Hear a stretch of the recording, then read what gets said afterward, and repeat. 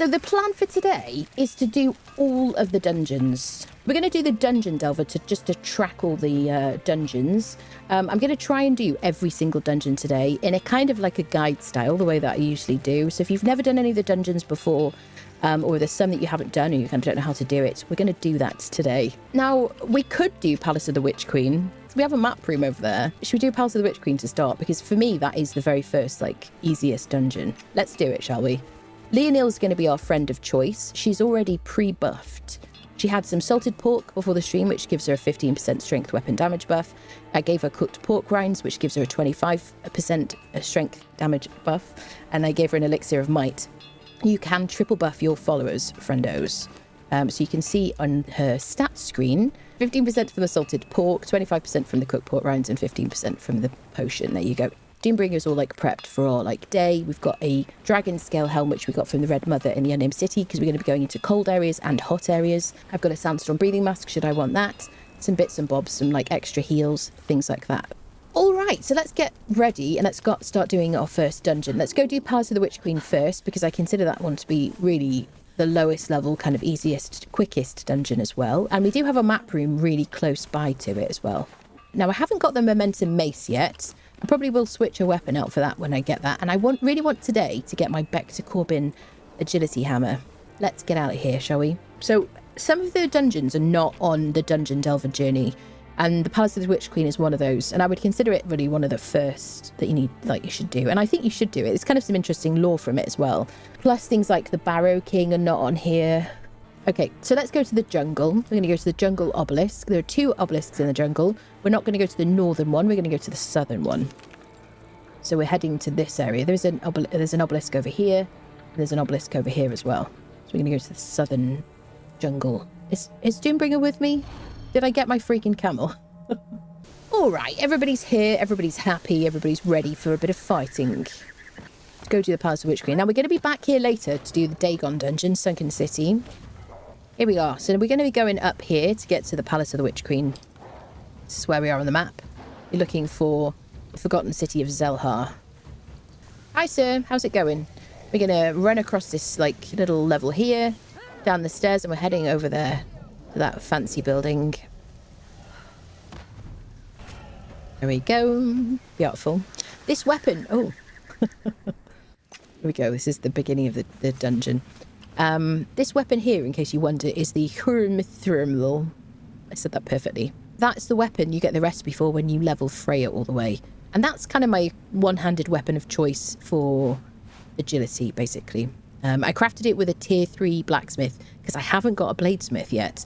When I get a bladesmith blacksmith, we'll be making all the weapons that we handcraft with that. Because we've got 66 damage and 30% armor pen. All right, let's go into the dungeon. Now, this is a very easy dungeon. If you're kind of like level 20 and you stumble in here, you could probably still manage to do this. It's perfectly fine. And I'll show you kind of like what to do, what to avoid and that kind of thing. We're obviously incredibly well buffed here. I haven't talked through my gear, so let's do that, shall we? So I've got the Perfected Heavy Armor full set here. This is a special armor set that you get the recipe for when you complete the Master Armorer journey. There are different kind of journey levels. Some of these journeys you won't see until you kind of do the earlier versions of them.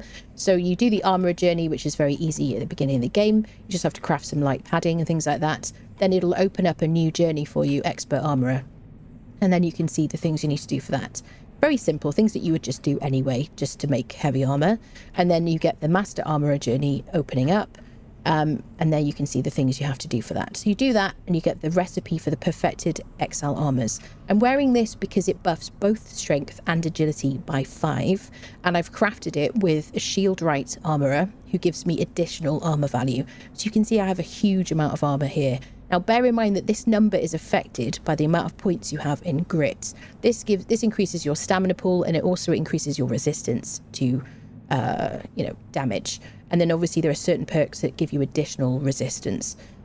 My first perk here increases my armor value by 40 and stamina by 20.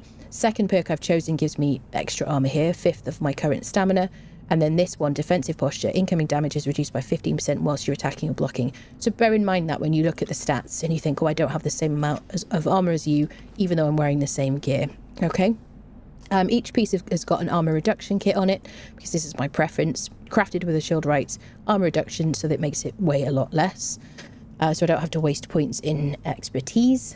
There you go. So that's that. I've got my venom-infused daggers here, which is a recipe you get from the Library of Esoteric Artifacts in the Unnamed City, which is over here. Fight bosses in the Unnamed City or in the Winecellar Dungeon over here. And then you go to this, the wall. I've gone through this before. I've got a video on it on my YouTube channel. Next to the Archivist, the dude, the ghost guy that's in there, there is a wall of scrolls. Click on the wall when you've got fragments of power in your inventory, and you'll be granted scrolls with recipes. Okay, then you can craft things like this, venom-infused daggers, okay? I've got my Baltier's Razor, which is a two-handed agility sword, which is just from legendary chests in dungeons for exchanging skeleton keys you get from fighting world bosses. This does 80 damage and 35% armor pen with a master weapon fitting on it. I'll talk about that in a second. I've got my Hurimith, which is from the Freya quest, completing that. I've got my Splinter Bow, which does a decent amount of damage and armor pen. Bear in mind, some of the legendary bows that you get will be strength-based bows. This isn't. This is an agility one. So if you're a strength build, but you want to use a bow as well, look out for things that say power draw on your weapons. And it'll say that it's a strength weapon, basically. Ignore this because we're not going to be using it now, but this is Seth's Truncheon from the Winecellar Dungeon for knocking out thralls. There you go. And then my perks, I've got max agility so that I get the most amount of strength points from agility weapons, and also I will be incredibly nimble and able to kind of react quickly after rolling, that kind of thing. I've got Deadshot as my second perk, and then I've got Rolling Thrust as my final perk. Then I've got max vitality with Glutton for Punishment as my choice, my final choice, which I really like, and then faster healer rather than resurgence, because I just prefer to heal faster from potions. 3 perks in Grit, as I've mentioned, and then just the first perk in Expertise, begrudgingly, because I hate putting points into that perk. There you go. Let's do it, shall we? Leonil is like super buffed. She's got the Hanneman's Gadder, which is just a legendary weapon from legendary chests. Quite easy to get, and does a huge amount of damage and armor pen.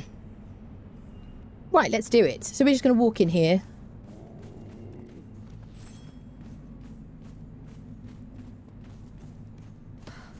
And trouble should start. There we go. Does it? Ooh. Okay. So we've got 2 statues.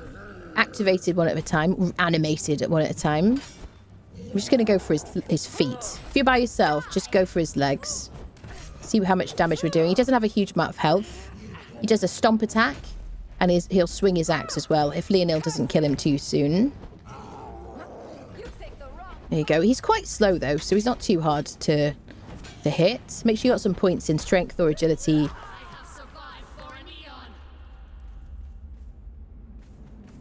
we go. Now, these are beams that damage you when they go solid. There you go. Not very much for me because I've got a lot of armor, but it isn't too bad. Bear in mind I have so this is my native armor from my Grit. There you go. So see, even if you have like just 200 armor, it's not going to hurt you too badly. Just kind of, you know, if you're already like almost dead, I guess, then you're in trouble. Okay, so the next one's going to animate. You want to fight these guys and just avoid the beams. It shouldn't hurt your thralls, though. No. You get a bit of a moment to avoid the beams. He's coming for me now. Poor Doombringer.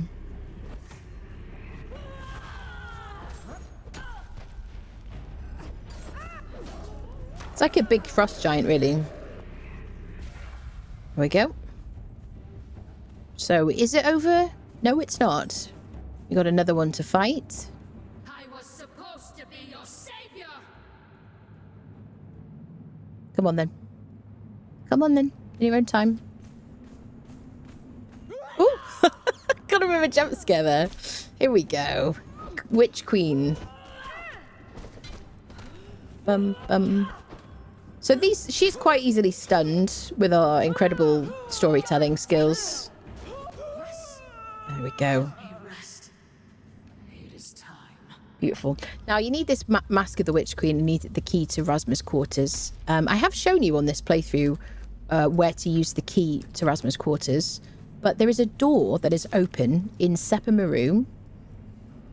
Scrolling very slowly. There's a door in Sepamaru which is slightly open, slightly ajar, and then if you have the key to Rasmus' quarters in your inventory, it'll let you open the door. It's the door that's got the recipe for the Relic Hunter armor just above it. It's that little building. There you go. I have shown you before. Next time we go to Sepamaru, someone remind me and I'll show you again if you haven't seen that.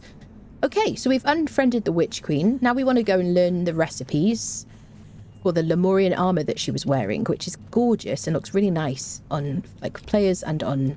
There you go. So I've already learned it. Let me show you.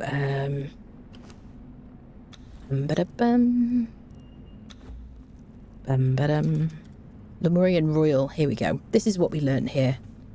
Gorgeous stuff. I really like that. Yeah.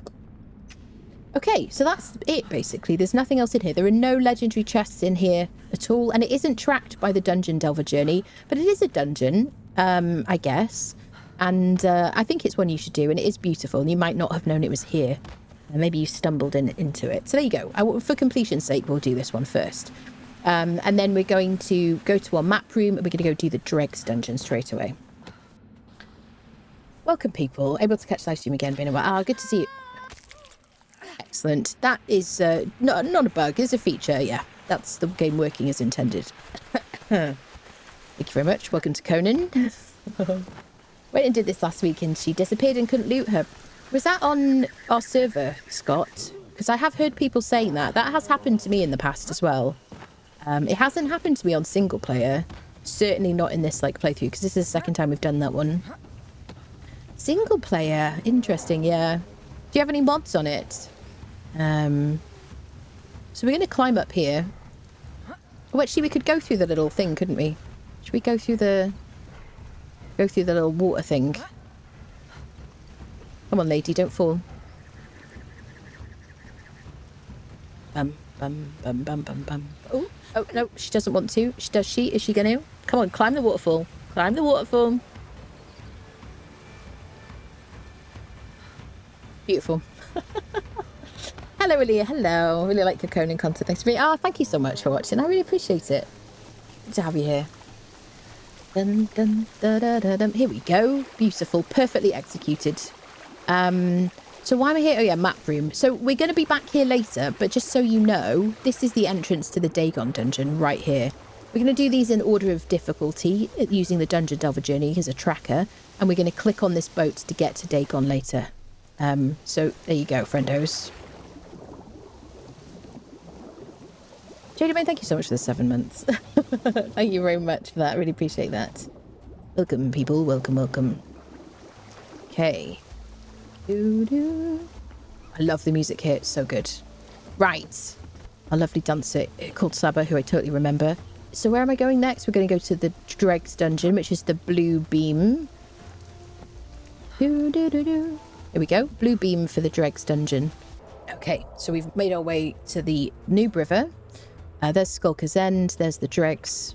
We can drop down, but I'm not going to do it this time. We'll just kind of go from the beginning. So you can if you want to. Somebody told me about this on a YouTube comment, and I never knew that there was a little gap here. You could just drop down, which is very cool. So for early game, that's quite useful. But we're just going to, because we're such badasses right now, we're going to just drop down. It's me, Siri. I'm here to fight. So here we are. So there's a fantastic Darfari NPC camp here. If you ever watched my Siri the Sorceress series, that was the thing that I built my Yamatai Tower build on. Hey, could you not fight everybody? Because we kind of need those. Can I put you on passive and withdraw? So this is the entrance to the Dreggs dungeon, which is the first dungeon we're going to be tracking on the Dungeon Delver journey.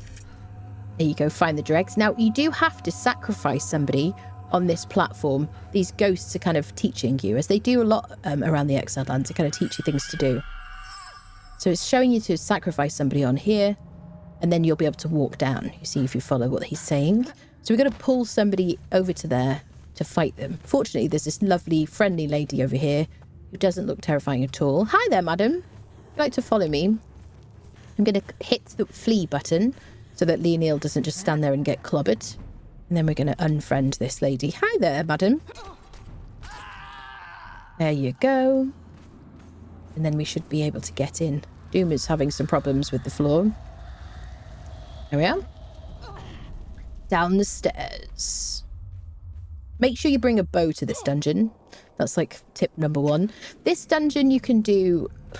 I mean, you can do it on day 1 if you're like, you know, experienced player. 20 to 30, like level 20 to 30 probably is perfectly fine for everybody. The toughest thing about this dungeon is probably the world bosses. You don't have to fight the world bosses. The spider that we're going to fight, I will show you, is like perfectly fine. You can do that on absolute day 1. The Komodo gives me a bit of grief, honestly, like if I'm very underleveled. He's kind of a bit of a pain because he's a bit like a crocodile. The crocodiles, I think, are just a bit of a pain generally. And make sure you click on this tablet. This will teach you the Dredger journey, the Dredger feat. There you go. So the Dredger feat will teach you the glowing sticks, the fantastic torches that allow you to kind of have a lit torch whilst you're swimming, which is really handy. And just like a different torch than the regular one, they look different. They also teach you breathing potions, which are really handy. Glowing essence, which you can use to make witch fire. Glowing standing torches and wall torches, and then cooked abyssal meat, which I never bother with. But yeah, really the best thing about this one is breathing potions and then the glowing sticks. And then you can craft the glowing sticks in your inventory when you have glowing goop and some bones. You can get glowing goop from waterways around the map using a sickle, and then you can get bone obviously from bodies. Using a pick is always like good for that. And then there's a bunch of that. Doom Friendo hasn't come in here yet. Doom Friendo! Come on, mate. Is he in the ceiling or something? Doomy! He's on strike again. Lazy camel. What is he doing? He's got my tools, you see. So you see there's like Komodos around here. If you fight those and unfriend them, they drop ichor when you harvest them with a hatchet. Here he is. There you go. Thank you, mate. So, from him I want my sickle. There we are. And I'll take my pickaxe as well. So, if you dive into this pond here, quite often you will get a potion of bestial memory or a potion of natural learning, or yellow lotus potion. So it isn't always, but potion of bestial memory will reset your attributes. Potion of natural learning will reset your feats. You get a sickle so that you can harvest this glowing goop. Let's just get our breath back. There we go. So if you dive down here from these ponds, you can use the sickle. You can just harvest it by hand, but you'll get a lot more if you use a sickle. There you go. Get some of that. Perfect. And then unfriend some Komodos. There you go. And then harvest them. And you can get bone, ichor, and feral flesh. Now, using the bone and the glowing goop, I can craft these torches. There you go. I already had some with me, but let's craft a couple because we're going to be running around a lot today. Beautiful. And the nice thing about them, as I said, is that you can use them in the water when you're swimming. I don't think there's any... We could show you here. It stays lit whilst you're swimming around. And I really like that if you're kind of playing with other people and you're following each other. It's hard to keep track of where the other person is at night time. The torches are great for that. There you go. And these are just a great source of ichor. All right. So I'm not going to harvest them, but you've seen the ichor you get from them. Okay, you can also use a skinning knife if you want to. So this is the beginning of the dungeon. You can dive through all these little pools, check for like loot and things like that. And in a kind of a recent update, reasonably recent update, they did add world bosses. So there's a world boss Komodo over there. And there's like a spider boss. There we go. Is there a dude in there? What are you doing down there, buddy? Are you glitching out? Do you need me to rescue you? It is bad at the crocs, so I did need to add such a... Yeah, I agree with you. Yeah, it gives me a bit of a tough time, really. So you don't have to fight him at all, because you can farm the spiders on the map, and then you can just skip him altogether. But if you want to fight him, then like certainly like level 20 or 30 is probably better. It all really depends on the gear that you've got. And I did make a video about the best gear on the Exiled Lands in my gear guide video. You can just find that on my YouTube channel. And I show you like how to loot and just craft like beginner stuff. It is a lot easier. Okay, tail whip, just like the crocodiles. It is a lot easier to fight this guy if you've got a thrall with like heavy armor and a good weapon, because they will kind of take aggro while you can stand behind them and apply your kind of debuffs or do damage from the back. Okay.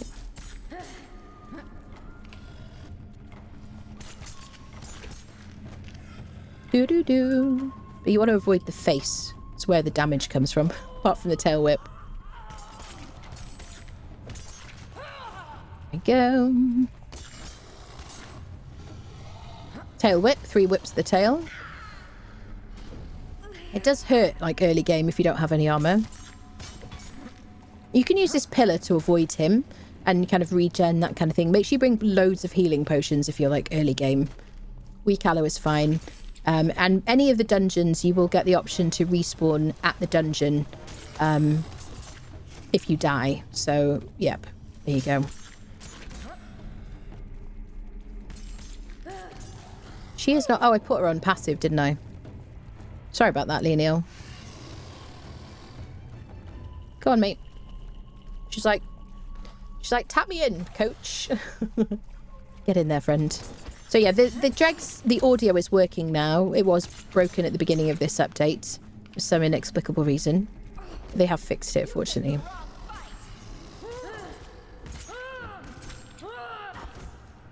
See, we can just tank him because we're in such high armor. There you go. So we're going to get a skeleton key from him, because he's a world boss. There you go, skeleton key. We'll leave the rest of it. He doesn't drop Ica for some reason. Okay. I'm going to drop the glowing goop, but I do suggest you take it home. You do need glowing goop for sorcery if you're going to level sorcery, so it's a good idea to keep it. There you go. So there are a bunch of Komodos you can fight, and there's boxes and things to loot and whatnot. I'm just going to run over here. We're going to go do the dungeon. Hello, mate. I'm going to put her on attack everything. Aggressive chase. Wonderful. Okay. Now we're just going to equip our bow, which is very important for this place. Even the crappiest bow, crappy arrows will be absolutely fine. If you're just like basic flint arrows. And then in we go to the dungeon. Alright. Will I remember to fight the spider people? I just got to say it out loud and then maybe I will. Hey. Dun, dun, dun, dun. Dun, dun, dun. You will find some like little arrows in here, helpfully, which you can equip if you don't want to use your good arrows. Just right-clicking on those, so they'll apply to the bow. And then you can click on this. So this is the main thing in the dungeon. Look out for these targets. Just shoot your bow at those. And then you're going to wait for water to rise to get you past places. You can't climb in dungeons, generally speaking, but you can rise out of water. So just hold down your jump or spacebar if you're on mouse and keyboard. Okay. There's a bunch of skeletons. The skeletons are actually reasonably, like, tough. Axes are very good against skeletons early game because of the crowd control. Two-handed swords are useful as well. There you go. And one of the best things about skeletons these days is they have really, really good loot. For early game in like any stage of the game, because they drop like really good alchemical items for crafting kind of alchemy stuff. You can use gold dust to craft alchemical base with Ica and silver in your fireball cauldron. So that's really, really handy to pick up. There we go. Continue onwards, friendos. Okay. We're going to shoot the target. Wait for the water to rise. Welcome, everybody. Welcome, welcome. Crawl is still on passive. I know. got it. I was on E there. There you go. Arise, madame.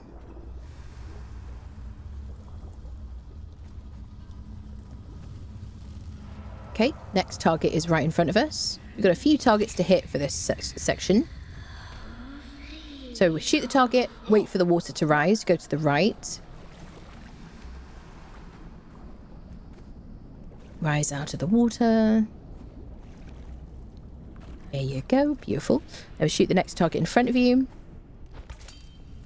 Okay, and then drop down and go to the left. And then you can't climb this, but you can kind of jump up this like section. Come on, lady.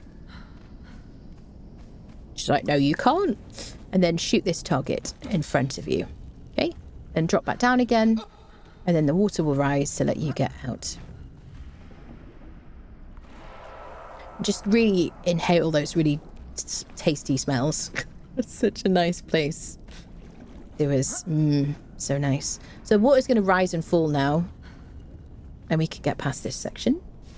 Hello, people joining us. Hello, hello. Conan can climb the snake tower, but we are not allowed to climb in dungeons. Yeah, that's true, yeah. So I forgot end boss was glitched as well. She wouldn't attack, had to kill with a bow and arrows. So many arrows. Really? Sorry to hear that. There you go. So now we can rise out of here. So now I remember the spider, because I remember I've got to look out for it around this time. So this was added a few patches ago. There's the Komodo boss and the spider boss in here. This was nothing before. And then we're going to continue. So let's go fight the spider. Now the spiders you can fight. This is a very easy spider. I hope they don't change that, because this is an early dungeon. You can fight this spider excuse me, any level, stone daggers. Just make sure you have like 3 stone daggers, naked, and just move backwards and forwards. If I get Leonil to stay here. So you're not being a player, like a team player here. Could you? We need to get him to reset. Hold on. I get him to reset.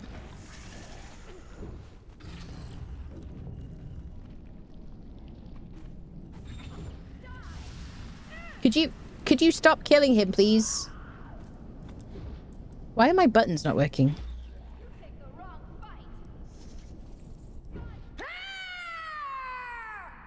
Why is she not returning to me?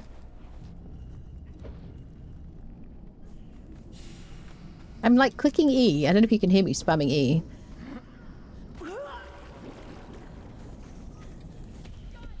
It's not working. Okay, well, Leonil just is too fight hungry, I'm afraid. I can't command my thrall at all. And she's unfriended him. That's really weird. So that's buggy, isn't it?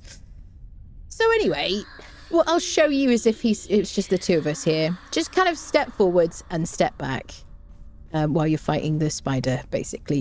Will just go forwards and backwards, this one. And he's quite easy to fight. And you can just do a slash and then just move back. Let him do his little stomp attack and then move forwards and backwards. There you go. It's a brand new game, people. Just give it a minute and they'll get it fixed. Okay, one of the best things about fighting the spider, because number 1, you can get skeleton key because it's a world boss. Don't step in the acid, will you? There you go, skeleton key, Ica, demon blood, fantastic loot. But also, he has a chance to drop Graceful Knight, which is a really good katana agility weapon. So if you're doing an agility weapon, it is quite difficult to get a good agility weapon early game if you want to use agility. So usually I kind of use strength points at the beginning of the game, and then I switch to agility. But this is a really good one, and very helpful for fighting the final boss in here. So there you go. So I do like to fight the spider. There you go. Alright, he also drops carcasses. You can put these in a fluid press and then you'll get regular blood and bone and like hide and things like that. So that's a good one to pick up. Very early in the game when you're wearing looted armor, these repair kits are very handy. Once I get to this stage of the game, I don't use them because they will make me lose durability on my gear, which I don't want to do. Alright, so spider down. Thank you, Leonil, for that stubborn fighting moment. We get him following us as well. Yeah, now I can click on the floor. She's not following me anymore. Oh, that's why, because I made her... That's... Okay, it's not broken. I made her stop following me. All right, people. It's an early day today. There you are. Hello, Deft. Hello, hello. Ooh.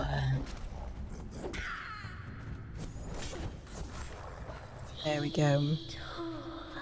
Do you use the same mods as your server? Yes, the server is like hand-picked mods that I've used for a long time. Bum ba dum ba dum bum. Bum ba dum ba dum bum. Okay, we'll fight some more skellies. All right. He's like staring at the wall, contemplating life right now. Here we go. Onwards, friendos.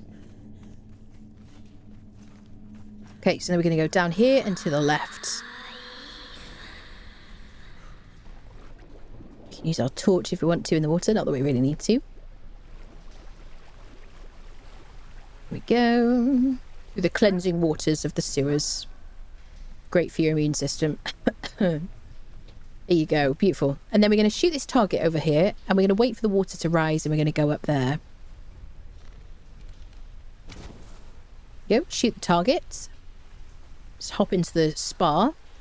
Just enjoy those, like, natural probiotics. Or whatever. Community server. Yes. Yeah, that's what yes. That's what I was talking about. I thought you killed the last boss already. On this, what, in this dungeon? No, we haven't got there yet. Okay, so there you go. So we did that. And now we're nearly at the boss here.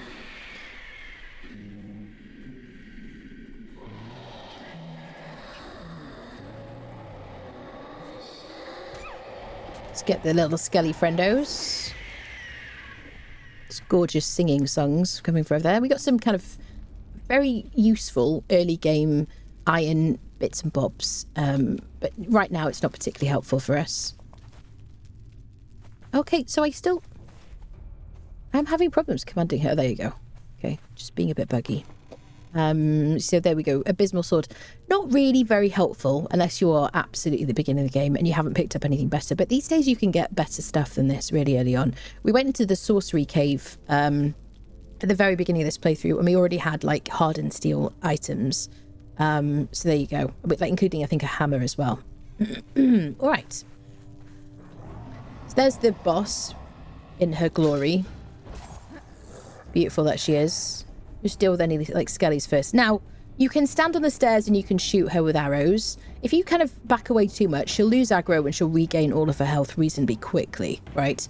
I'm going to equip my hardened steel arrows. So I kind of want to have a melee weapon and... See, she's forgotten about me already. What a bitch. Have a bow and arrows and a melee weapon. You can use a sword, you can use a shield and a short sword if you're doing agility, or you can just use a one-handed sword and a shield. That's quite helpful because she does spit acid. Or you can just stand back here on the edge in an aggro sort of area and just pepper her with arrows. There you go. And extra points that you put in agility will give you more damage with arrows. Hi there. We do have a thrall. She's going to go there and she's going to do some fighting. So there you go. She hasn't decided to hit me yet. Are you bugged? No. So the only thing about the bow is there is a little bit of a delay before the animation is over and I can actually do an attack. I can do a dodge. So bear that in mind. Every time she flops down, you want to hit her. I don't know what Leonille's doing in there. She's fighting an invisible foe. She's like one hit now. There you go. So if you've never done a dungeon before and you're at level 60, you know, fully geared up, you can do this dungeon very, very, very quickly. So the acid is going to come back. Now, before I did think, because somebody mentioned it to me, that every time when you click on this book, the acid would come back, but it seems to just be on a timer. So be aware of that. So harvest this attractive lady here. Get your staff of the Triumvirate, abysmal eye, abysmal flesh, and then a bunch of bone, fangs, and things like that. Okay, and we're going to loot these chests. Ooh, we got the unintelligible mace. I really want my back to Corbin. We've got the weird mace, and we got Jediah's great saber. Let's get out of here. Click on the book. It teaches you the abysmal weapons and whatevers. And then I'll show you the weapons that we got. Okay, so we got the unintelligible, which is a strength mace. I've got a lot to get through today. Strength mace, which does 63 damage and 29% armor pen. It's a good mace to put on your followers or on yourself if you want to. And then we've got the weird, which looks just like a bone club. It's kind of masquerading as just a bone club, but it's actually legendary. So that one's 63 damage and this one's 59. So the unintelligible is better. There you go. But this has a lot more durability. There you are. Okay. Am I going to keep these? We're going to get a lot of weapons today with all these dungeons. I'm going to drop the abysmal flesh because I don't care about it. I'm going to drop the bone. I'm going to drop the ichor. But they are valuable and I would suggest you keep them. Staff of the Triumvirate. Take to the Tower of Bats. Do you know what, people? Let's take the staff and let's go do the Staff of the Triumvirate because it's on our way, isn't it? Let's do it, people. So we're going to climb up there. We're going to take our Staff of the Triumvirate with us.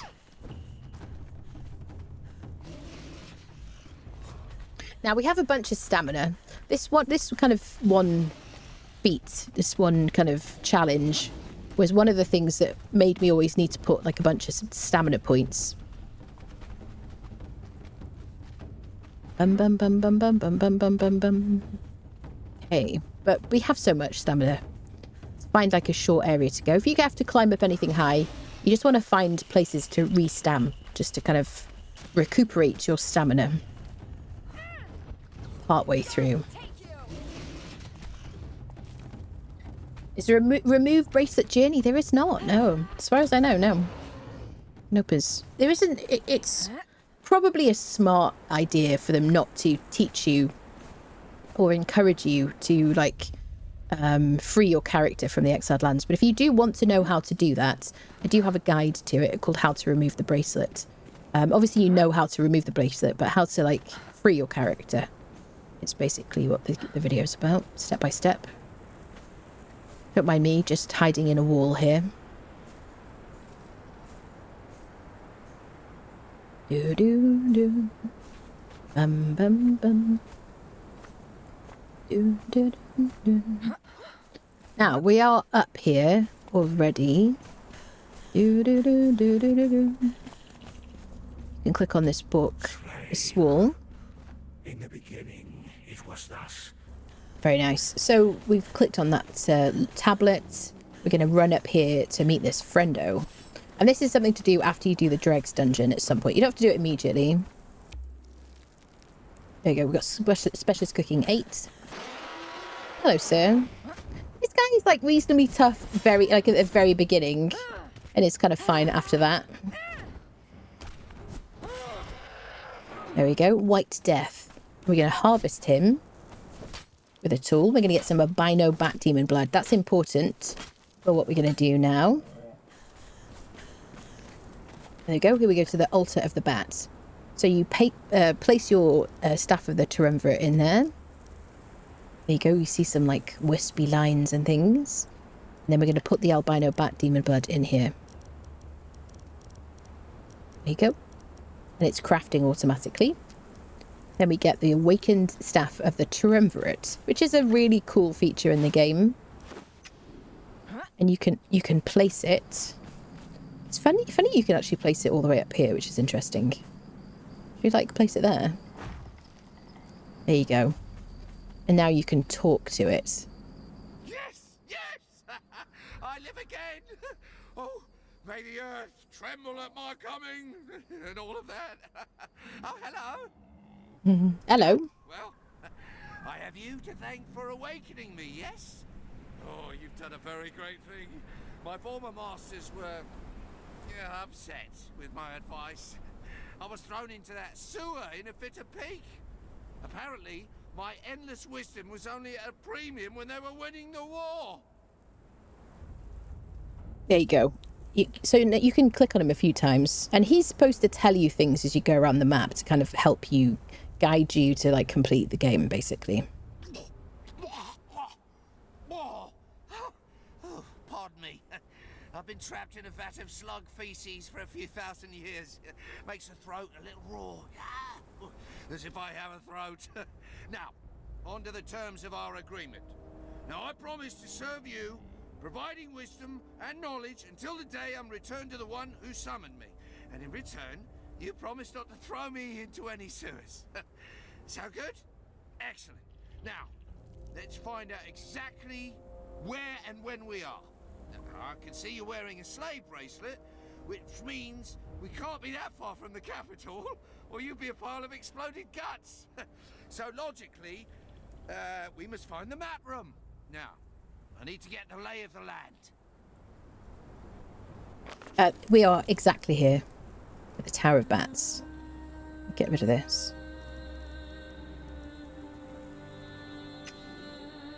I do not recognise this music.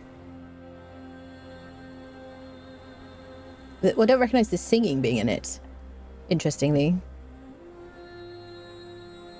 Anyone? Anyway, there you go. I think there's one more thing. Oh, look at this place. I haven't seen such a mess since the fall of Fallujah. And look, the Archivist. Oh, sorry-looking shade that he is. He can probably tell us something about the current situation. Besides, he used to be thick as thieves with my old master. Together, they created that bracelet you're wearing. He might be able to tell you how to get rid of it. Just don't believe anything he says about me. Beautiful.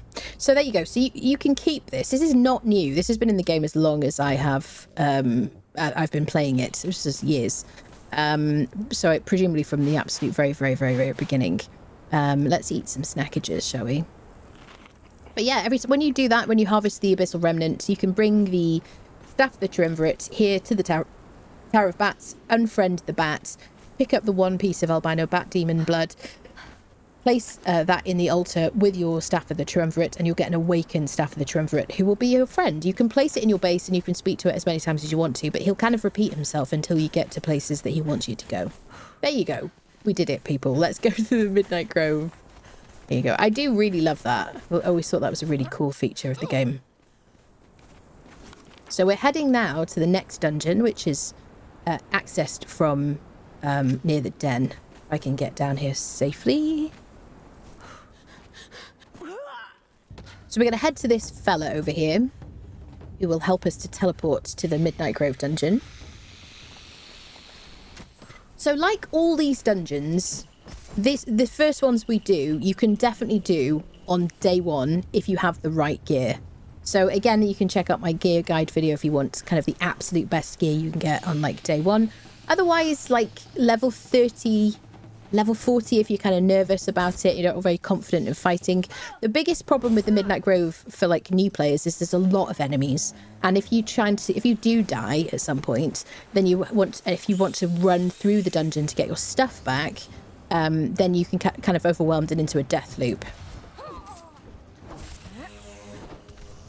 It doesn't scale though, so if you bring a bunch of friends, they can kind of help you. But you know, like level 30 should be fairly safe. Now, when we come into these places, like even if we did this on day one, we would probably have like a legendary already, and then we would really, you know, be kind of strong. And as long as you kind of take your time and chip away at the enemies, then you can do it at most levels, past 20 onwards, I would say. All right, so we want to speak to this guy. This guy will help us to teleport to the Midnight Grove dungeon. There's also an altar behind him. Is it still working? Yeah. For crafting the potions as well. We speak to him. Come to me. Hello, mate. You have nothing to fear of me, human. So now we're going to learn Midnight Alchemist, which is the potion for teleporting to the Midnight Grove. You can't make it at home anymore. You have to make it at this altar. I used to be able to make a bunch of them and kind of keep them. One of the nice things about that potion is it will teleport you to the Midnight Grove. And when you get into the Midnight Grove, you can teleport to Sepa Maru. So you could kind of like speed jump from this area, teleport to Sepa Maru if you wanted to, because it'll bring you out where the lone fisherman is, opposite the wine cellar. So what we need in order to buy that is just 5 feral flesh. Now, there always used to be a little scorpion behind this guy. Always there used to be. But he isn't there anymore because of the altar that they put there. So all we need to do is just harvest a snake or a scorpion or something like that. And there's obviously we killed this, unfriended this snake before. Go. So we'll get 5 feral flesh. Purchase Potion of Midnight. Now, this lasts for like 30 seconds, so drink it immediately. So we've learned the recipe for Midnight Alchemist. We can craft it at the altar, but the easiest thing to do is just to unfriend something, get the feral flesh, and then teleport here. Now, if you come in here and you don't want to be here, you can just click on this pool and it will teleport you to Sepa Maru, and you'll come out opposite the Winecellar Dungeon. So that, yeah, so you can just leave here, or you can just use that to teleport to Sepa Maru. All right, onwards. This is such a beautiful dungeon. I love it so much. It's very, very pretty. Arguably the prettiest, if not one of the prettiest dungeons in this game. It's very, very cool. This dungeon is like level 20 onwards, depending on your gear. If you have a legendary, you can do it straight away. Just take your time, manage your stamina, and don't get lost. Beautiful. These, you can pick up these little mushrooms, shroom amanita. I've never used these for anything. I guess there's probably some cooking recipes you need them for.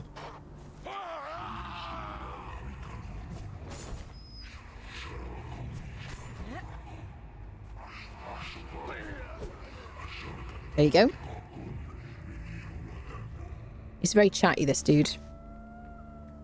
So, the best thing to do when you come here is bring your mount, and bring like a bearer or something like that, or spec for, if you're late game, spec for Beast of Burden, and then bring a skinning knife and skin absolutely everything, because then you can get a bunch of hides. You can tan the hides in your tannery, get a huge amount of tar, and then you can use that to make steel fire, to make steel and things like that. It's just very, very useful. It's also helpful because it's quite a good thing to do. I usually do this dungeon like level 50-ish, just before I get to like level 60, and then I need like a bunch of hides and things like that. But just skin absolutely everything, NPCs, everything, and take those away. It's also a decent place to bring like a religious tool, like harvesting tool, and harvest like the NPCs as well, just to kind of like get all the contributions to, or sacrifices or whatever. So there you go. So I will show you the direction I usually go. There are different paths you can take. I always go the boar way, this right sort of path over here. There you go. You can use a cleaver on these guys as well to get cooked to get pork for your buffs, for your followers. I never really bother with that. I just probably skin them, because you can get pork from the Highlands anyway. So yeah, usually I will challenge myself just to skin absolutely everything in here. I really recommend you do that. Okay, onwards, friendos. We're going to turn right over there.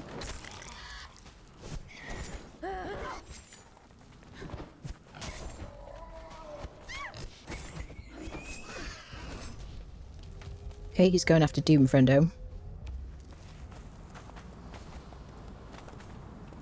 It is like nighttime, but it's also very bright, so you don't really need a torch for this dungeon, fortunately. Though it's like dark, but it's so beautiful. Look at it. Gorgeous. Very nice artwork. There's a bunch of chests dotted around with some decent loot. Yellow Lotus Potion buffs your stamina. Potion of Natural Learning changes your feet, resets your feet points. You can get yourself a sickle and some bits and bobs and whatever, so look out for chests.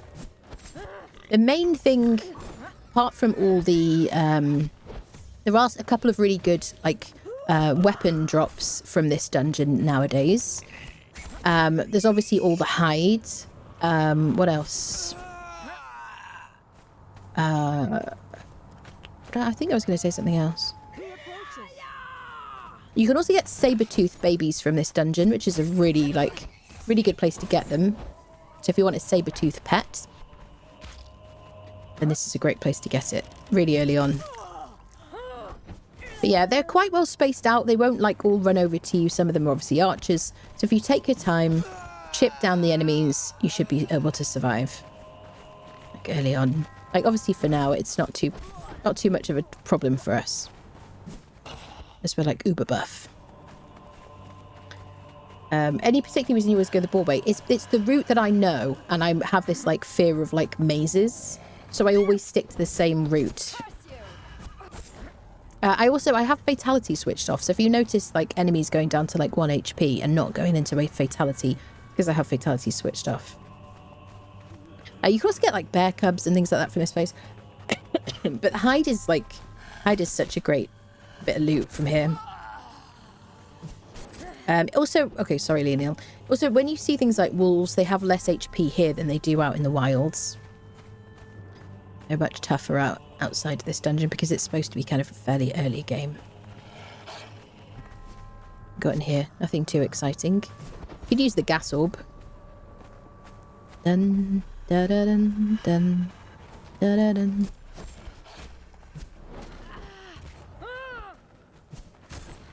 Beautiful. What are you doing? You're trying to creep around, mate. Why is he saying Yog takes everything when he's Dogs of the Desert? And he's got a Scottish accent, which is very Cimmerian. I don't know why they're going down to 1 HP. There we go. Now, we live right next to the savannah, so we have a huge amount of hide already. Nothing too exciting in there, just some early game tools. I run with a butcher tool, give you enough pork meat for a long time. Yeah.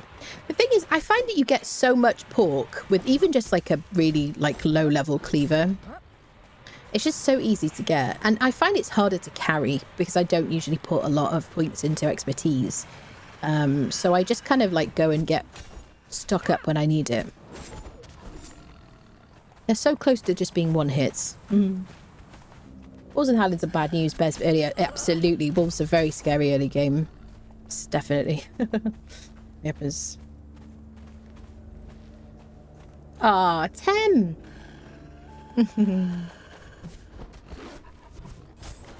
40 months. Thank you so much, Tem. Thank you, thank you. It's crazy. Hope you're doing well, friendo. What have you been playing recently, Tem? Oh. I think Conan Exiles has the best building system in any survival game. It's been made more streamlined and easy to use over time. I think it's very easy to use. I think it's very satisfying. I like it.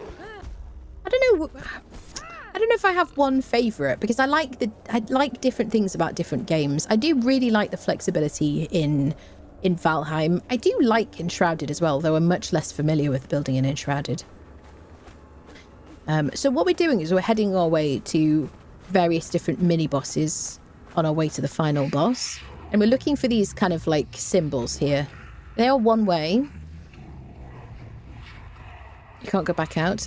I was doubting myself there for a second. I was like, wait, are they one way? They are. And then we're going to head out through that door. Can I go that way without fighting the boss? I assume I can't. I don't know why I've never yeah, you can't. It should be red, I think, if you can't go that way, personally. Now these guys, you can get Shade Bloom from, which is a good thing. And one of the other things I should have mentioned you can get from them, they drop these hardened steel weapons, all of these little mini bosses, which have variable debuffs. This is a strength kind of spear. And then when you harvest it, you should be able to get some Shade Bloom. Nope, not this time. Some of them will drop it. The final boss definitely drops it. There you go. Ba-da-dum, bum, ba-da-dum. Okay, onwards to the next one. We're going to take left, the bear way, which I always think of as a polar bear because it's a white symbol.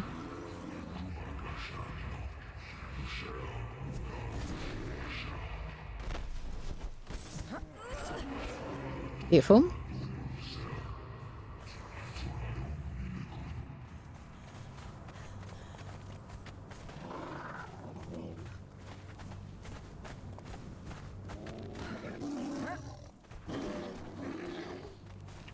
Watch out for those charge attacks.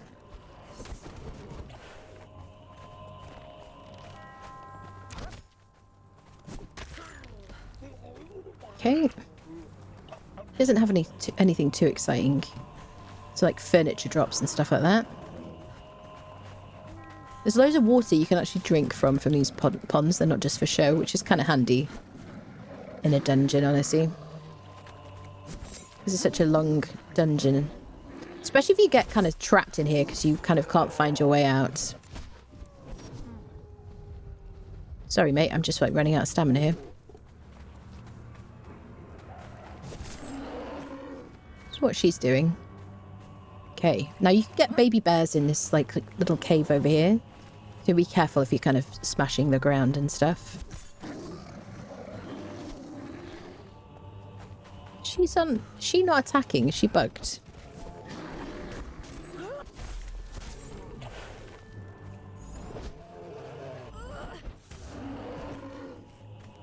She's on attack on enemies. Okay. Onwards, friendos. There you go, baby bears. Some glowing goop you can harvest with a sickle. Oi, cheeky monkey.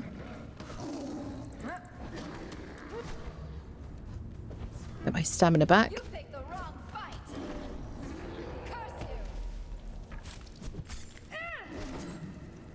I really hope we get the Bector Corbin today, because it's the only thing I'm really missing on this playthrough.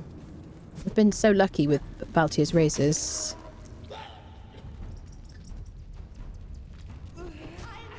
Standing around waiting for my stamina to regenerate seems to be part of the game now. So yeah, the little baby bears have run out of here. You can pick them up and take them home and befriend them with some honey.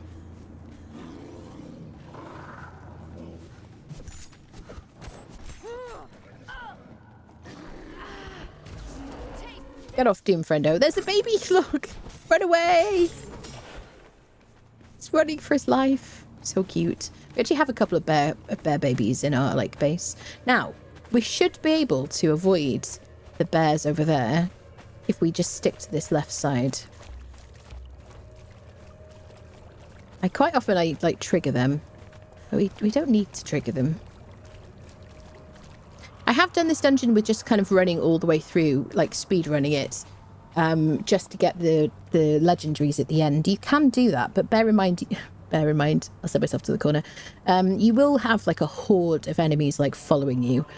So before you go into like each boss chamber, I strongly recommend that you fight them like outside each like boss section, because they'll follow you in, and you don't really want to be fighting the boss as well. I mean, you can do if you feel like the challenge. Here we go. Next mini boss is a gorilla. There we go.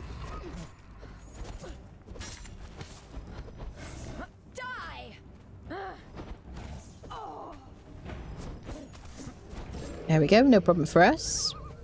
So he's dropped us two unique items. I have mentioned before, but I'll mention again, unique items can't be repaired. So they are quite handy to get, but you can't repair them at all with anything. And they're kind of sort of marked with this yellow kind of border around them.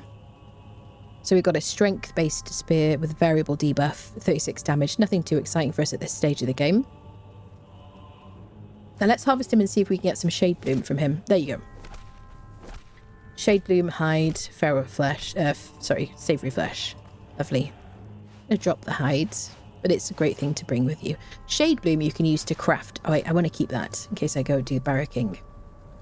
Shade Bloom you can use to make Shade Spice food, which you can use to feed your thralls, feed animals to have the best chance of getting greater variants of the pets. Here, onwards. So we're running out the exit and we're going to take a right here. So now we're getting into the saber-tooth area, and you can look out for baby saber-tooths, which you can pick up. They're quite hot, so you've got to kind of chase after them. It's a good idea to have a bit of extra like encumbrance, especially if you just want to pick up babies from here. There you go, see them over there. So as soon as I trigger the parents, they will run away.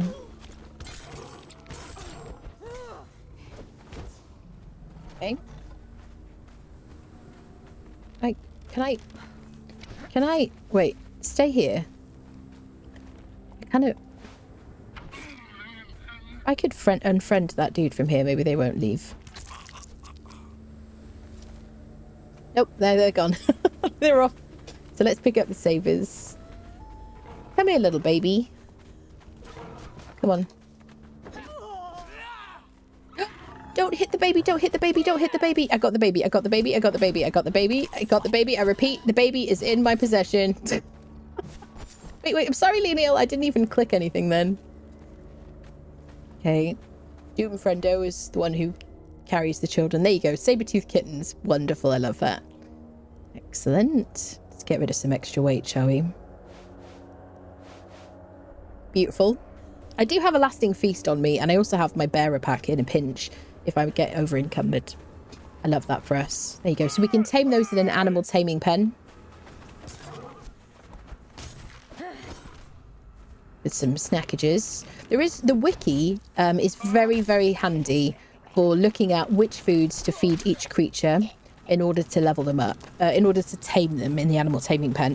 And it'll show you, generally speaking, you're looking for a shade spice variant of any food for the best chance of getting greater versions of the pets. And they'll have more HP, do more damage, just generally be better.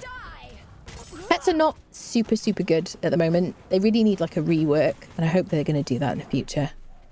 Okay, saber section done. Time for the next mini boss. Now you might want to bring a sandstorm breathing mask for this section here, as long as you don't go in this kind of smoke either side of us, which is poison. I failed to land on him this time. We're going to redo the entire playthrough. So yeah, he'll kick you into this if you're not careful, and you'll get poisoned. It's quite a fun, smart kind of little boss situation. Now this boss, I don't know about the other mini bosses. I don't think I've gotten it from any of the other ones. But this boss, I have gotten the coup de grace from fairly frequently.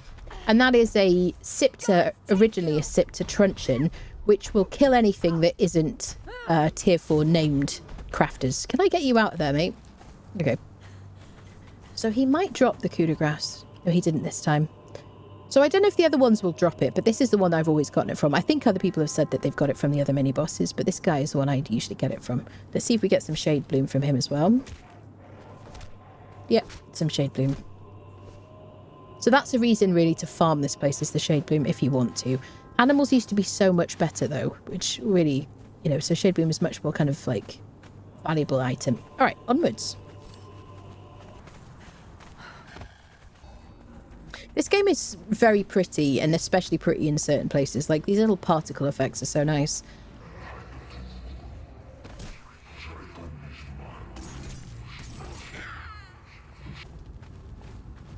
Okay, final boss now. This guy's a bit wacky. I don't know if he's going to be using a weapon. Are you going to use... Are you fixed?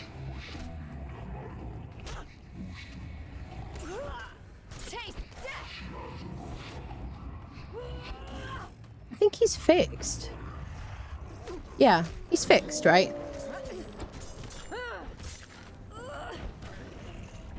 He's not trying to kick us anymore. There you go. Explore the Midnight Grove completes once you fight him. Hello, mate.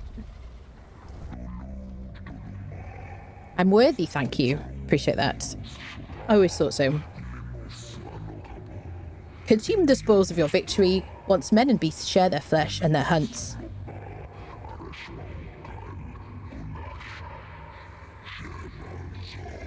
Double talk. Thank you, bud. Really appreciate you. Do you want to go back to sleep now? Yeah. He's like, I'm gonna leave now. Backs away. Puts his head down like a small toddler. Thinks we don't know he's still there. I can still see you. I can still see you, sir. Okay, we'll just play this game, shall we?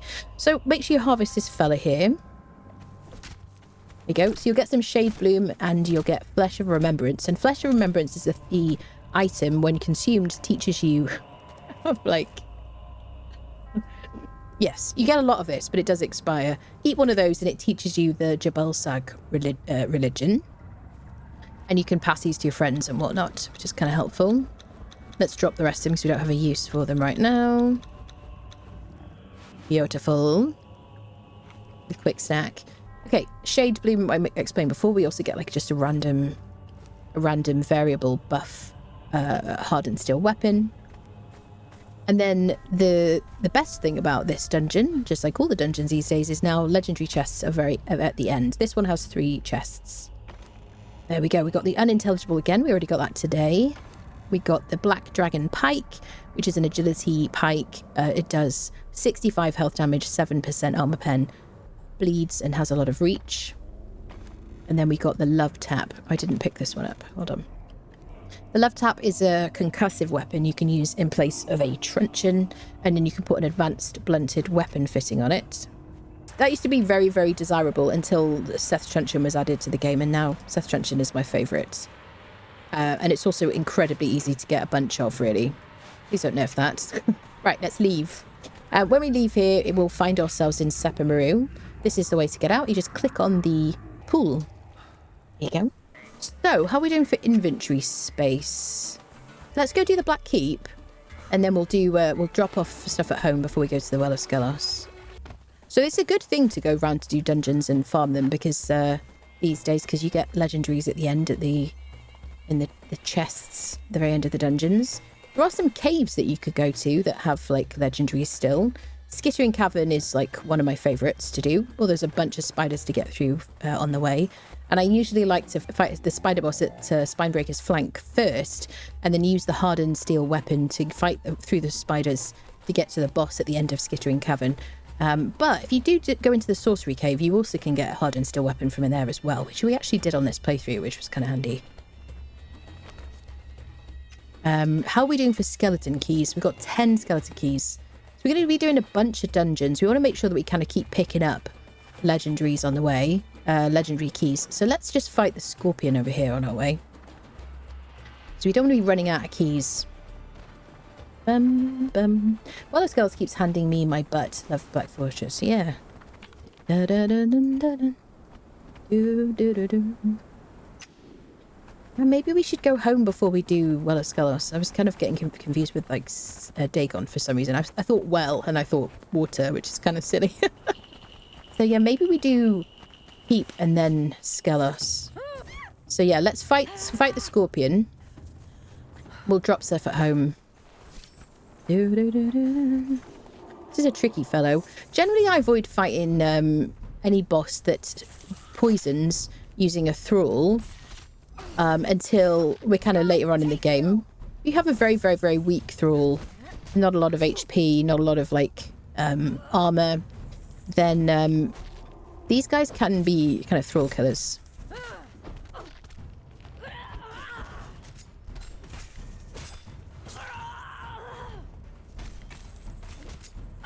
Just gonna be like support friendos and add some debuffs behind. Out for the tail whip. Sit.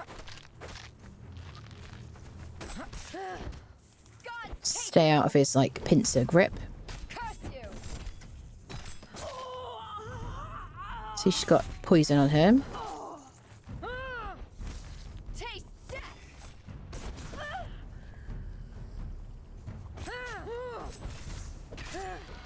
Nice. Okay. Stock up on keys. Yep, skeleton key sorted. Now, so we're going to head home. Are there any more bosses we can hit on the way? So we could do a couple of croc bosses on the way. So I don't want to be running out of keys at all. How was the music in Dune compared to the glorious surface of Conan? I think there's some very beautiful music, certainly in like the Dune like adverts and stuff. Conan is just always going to be special to me, though. Are we going to fight Rockslide with my precious Leonil? I don't know, people. I might leave her. I don't even want her to die once. That's how, like, I don't even want her to die and have to, like, resurrect her. Should we fight Rockslide? Come on, let's do it. We'll do it solo, I think. Because I don't want Leonil to get hit. Just, like, special. There's a problem when you the go-to method for fixing it is just using admin commands. I agree with you. There are some things, now they have been on a huge bug fixing kind of journey recently, and I'm very, very glad that they are, because, you know, it's embarrassing for them. It must be so frustrating for them that they're kind of bringing out new content, and the game's like whack-a-mole. They fix one thing, something breaks. I'm so glad they've been going through like a big list of things to fix. But there are certain things that I just don't get why they're still broken, and that includes like the boss in the Well of Skelos. In single player, he's fine on servers, but on single player you have to run up to him and then run away and then run back again, otherwise you just can't kill him, which is ridiculous. That has been that way as long as I've been streaming this game. I used to play on servers, so I just didn't even notice it before I started streaming in single player, although the first playthrough I did was on single player, but I didn't do with the dungeons and things like that. So I wouldn't have noticed, basically. So yeah, there's certain things I'm like, why is that not working already? Like, get it fixed. Come on now. Snake dudes are actually no problem with the humans. They're great and friendly. Yeah, I mean, the snake dudes have a lot of HP. The bow guys have been broken for a while. I'm going to leave my precious Leonil here. You better be on attack all enemies. Yeah. She's so precious to me, honestly. Doom Friendo is going to come and run defense, like, or distraction or whatever. He scares me. He scares everybody with Saraka, yeah. Right. Hi there. Please don't unfriend me. Now, we're going to see how this goes with our stamina changes. Trick is to go for, like, the limbs. Get the hell out of the way. Hi, mate. I probably want, like, full grit for you.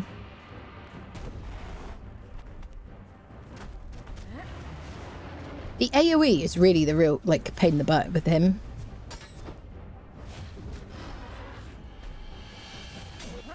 Gotta get into my swing here. Use my rolling. Poor Doom, he's such a player. Team player, I mean. Ow.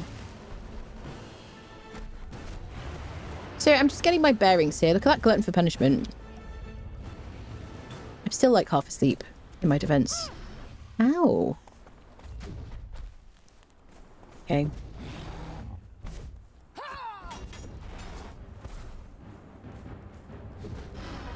I see you. Ooh, did you get stuck in the ground? What is happening? Oh, there we go. Big AoE. Okay.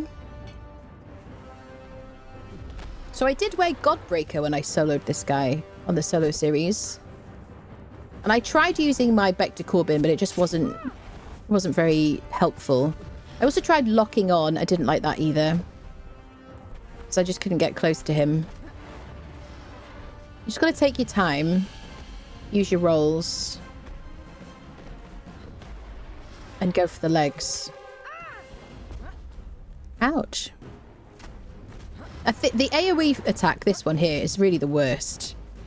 You have to have plenty of stamina to get out of it.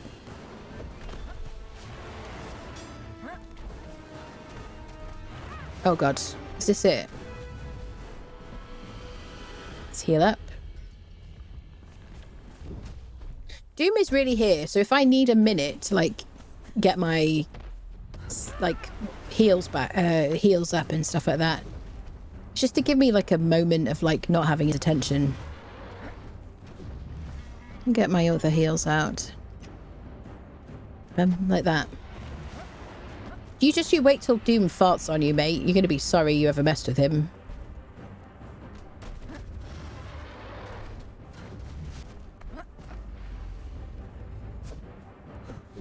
I would call this guy the real boss of the game, honestly. That and, you know, inventory management. Doom, go on. Get out of there, buddy. Come on, heal up. He's got some hops on him, so he's got good snackies.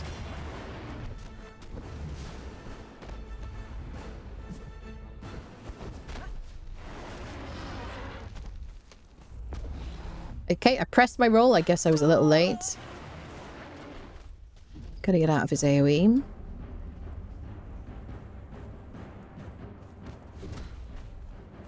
Wait for my stamina to come back up again.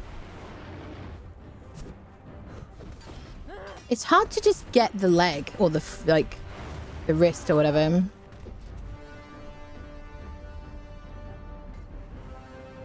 That freaking penalty for running out of stamina. Which we always used to have. Sit! Get away from me. Just give me 10 minutes to get my stamina back up again. I do have a lot of armor, obviously. I have like 1600 armor. Whoops. Heal.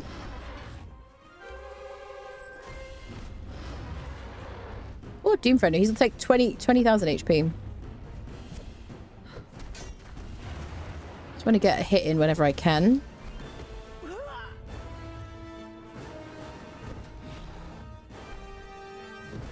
Just give me your leg, bud.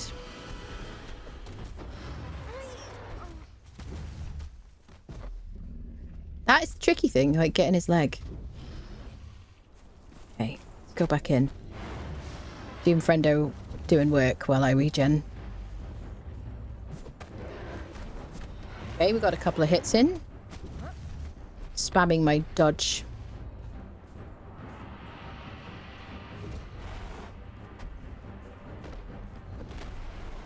Let's heal.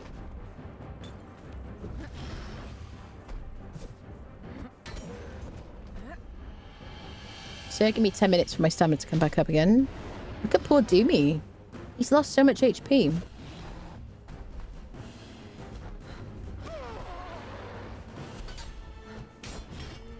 Okay, we got a couple of hits in. We don't want to go up the hill, so we don't want to trigger Leonel.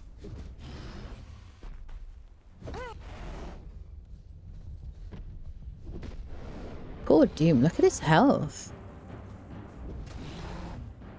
I don't want to. I don't want to like let him regen fully, so I don't want to lose aggro. We can use down button out on creatures, right? We should be able to. Run away, friendo.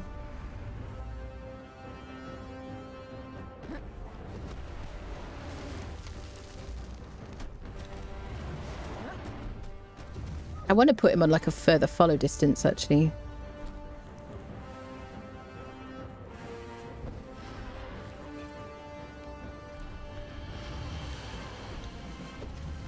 Let's get some heals crafting.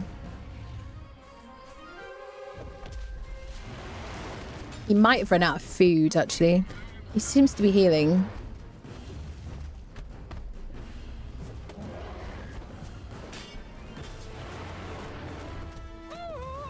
We just got to get through the night now. I have nighttime on super quick.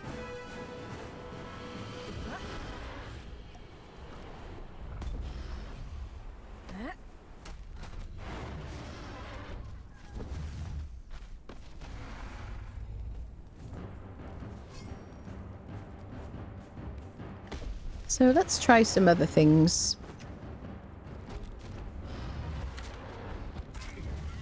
Flee, Jimmy.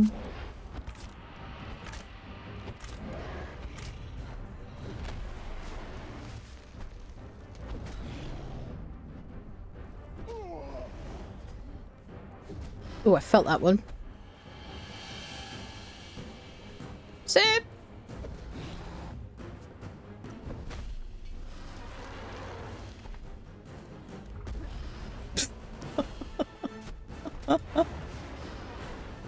Doom, run, for heaven's sake. Stay out of his path. Poor fella. I think he's run out of heals.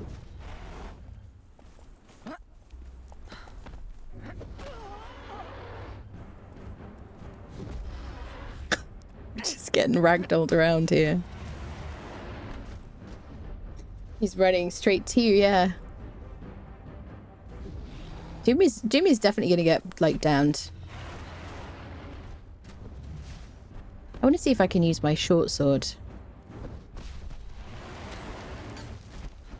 We can't... Yeah, short sword's no good. Yeah. We're just going to stick to Baltier's Razor. The flee command is only really useful against small enemies. Or you just have to keep pressing it. Because, like, he's following me. He's not really staying away from that guy. It's not sophisticated enough for that. We are chipping him down, but Doom is definitely going to die. Run away, Doom.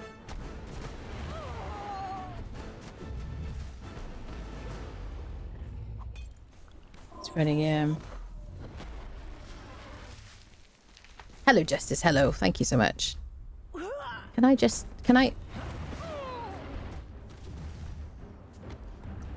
Poor Doomy. Please don't kill my friend.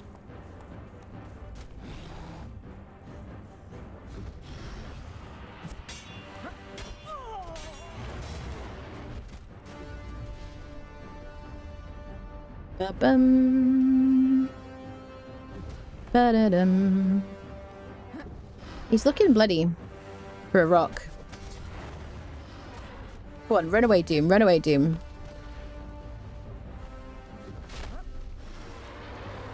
No, don't follow me. What is this command? What is it worth if you just come towards me? Oi, oi, oi, oi, oi. Let's heal. Doom is gonna die. He's dead. Yeah. Wait, don't He de-aggroed from us when Doom died.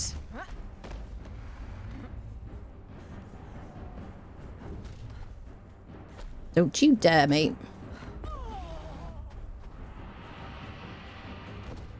Let me get my health up.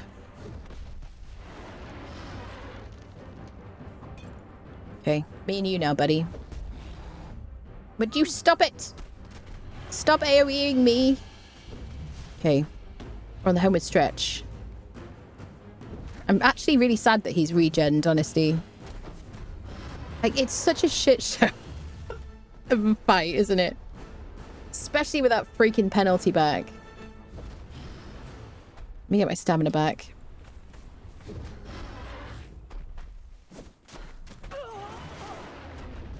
Stupid game. About that bedroll you didn't put down.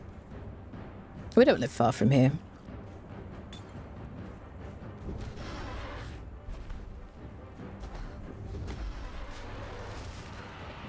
So we got a certain amount of time to revive Doom, or we lose our opportunity to do it. That's the only thing, really.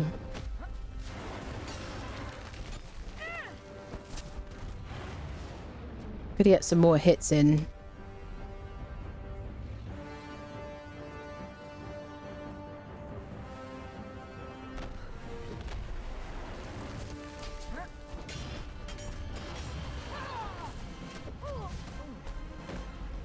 He's like one hit. I gotta go. Oh, shit. No!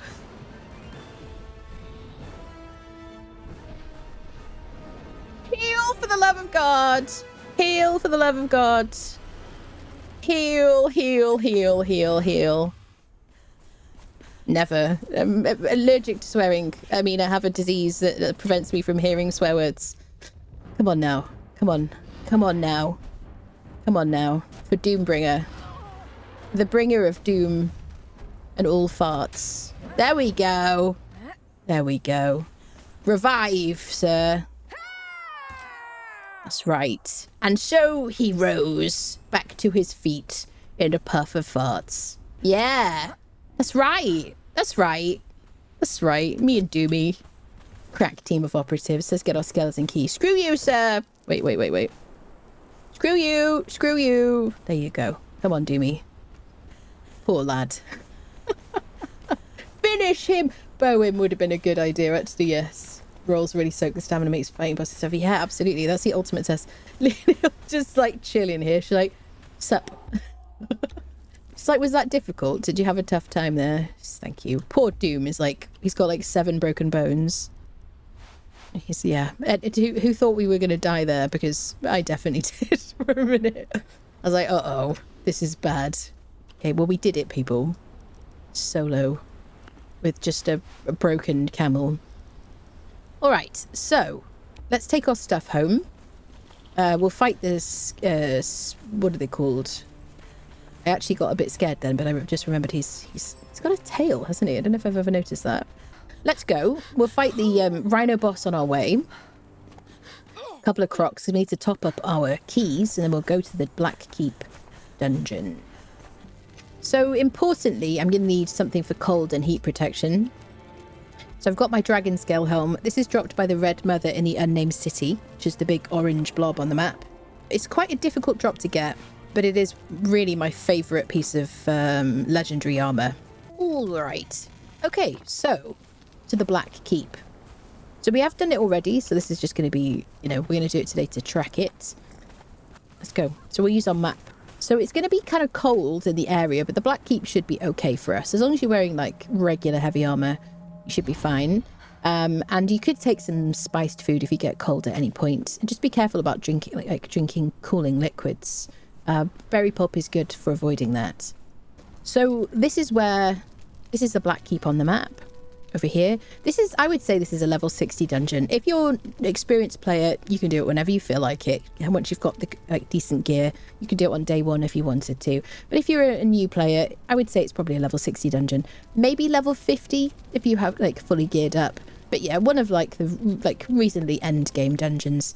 Mainly because it's kind of cold in the area. Even just the skeletons hit quite hard. I would say the final boss isn't like absurdly difficult, especially if you have like a good thrall, but the skeletons can be kind of overwhelming, and having epic gear is like quite helpful. If you've got the like really good gear from like my gear guide, with just like a full Silent Legion looted from bosses, things like that, or like full set of Sumerian steel from Mounds of the Dead, then this is fine really at like level 40 or whatever. If you have legendary weapon and really good gear, you can do it whenever you want really.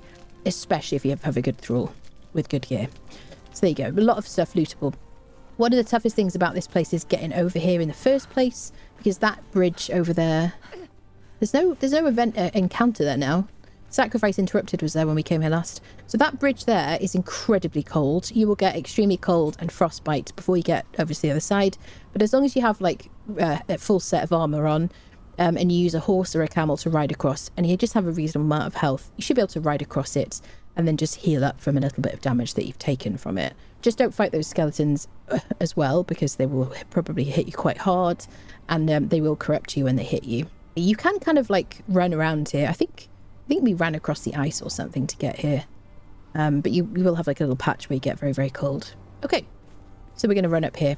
We are fully geared up, obviously, so we're going to be all good. So you are going to fight skeletons that will corrupt you. The skeletons that wear armor are corrupting skeletons. They will corrupt you when they hit you. You might want to bring a dancer with you. If you want to, you can respec for war party and bring 2 fighters and then have one of those be a dancer, or you can bring a heart of a hero, or you can bring cleansing brews, things like that. Alternatively, there are pieces of armor that will periodically cleanse corruption from your person. We've obviously, see he's corrupting me. We've obviously got a dancer with us, so we're kind of all good. There we go. Hello, Lone Star. I'm all right. How's it going? How are you doing? They don't stagger and they're hard to fight in groups. They are annoying, definitely. I'd say the skeletons kind of be quite tough, and I think like the skeletons in the dregs are what make the dregs difficult more than anything else. That and the Komodo. Oh, I'm stuck in his hitbox. But again, like, skellies have good loot if you want, like, alchemical stuff. Anything in the box? Oh, I'll take the coins, why not? We could take the ice, but whenever we do the volcano, I always want to show you where I would pick up ice if I haven't been anywhere before to collect it. So we'll leave that, but that is quite a useful thing to pick up if you're going to go do the volcano next. Because you can survive the heat of the volcano with just ice. There we go, we found the Black Keep.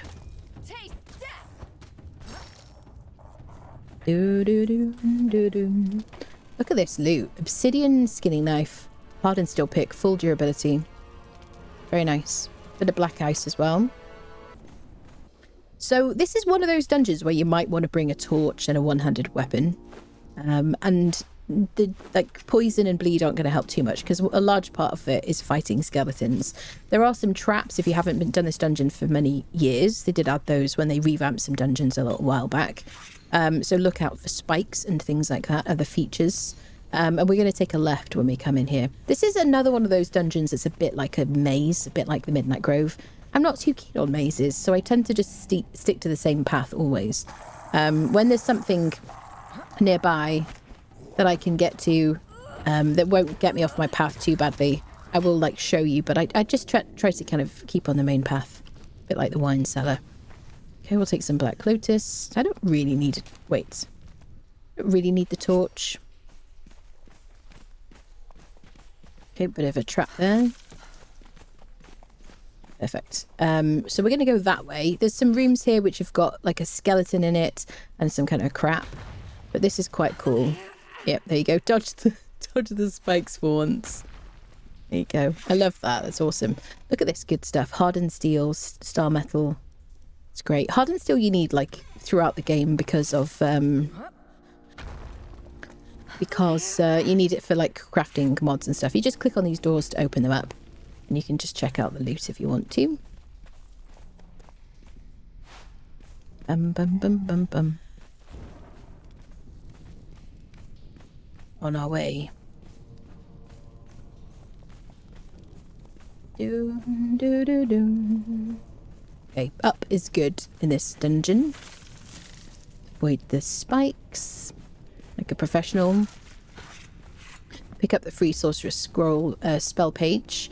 And then there's like some bits of loot here. Let's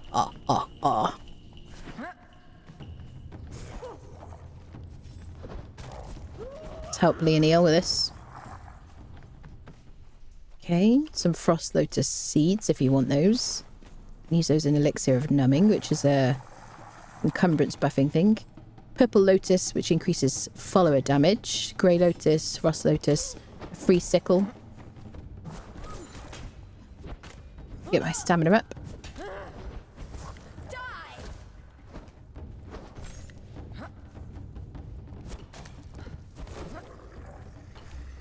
Beautiful.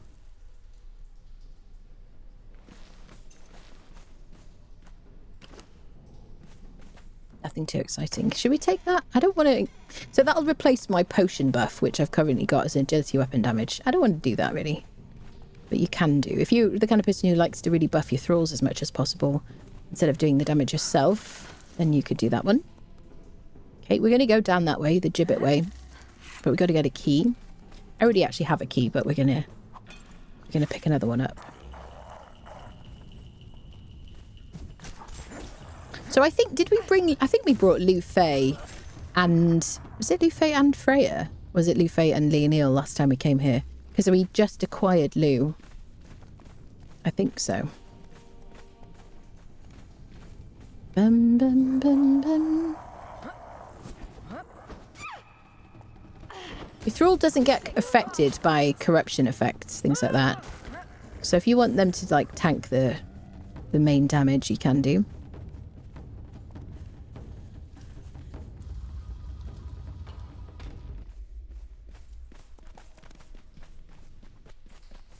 Dun, da, da, dun, dun, dun.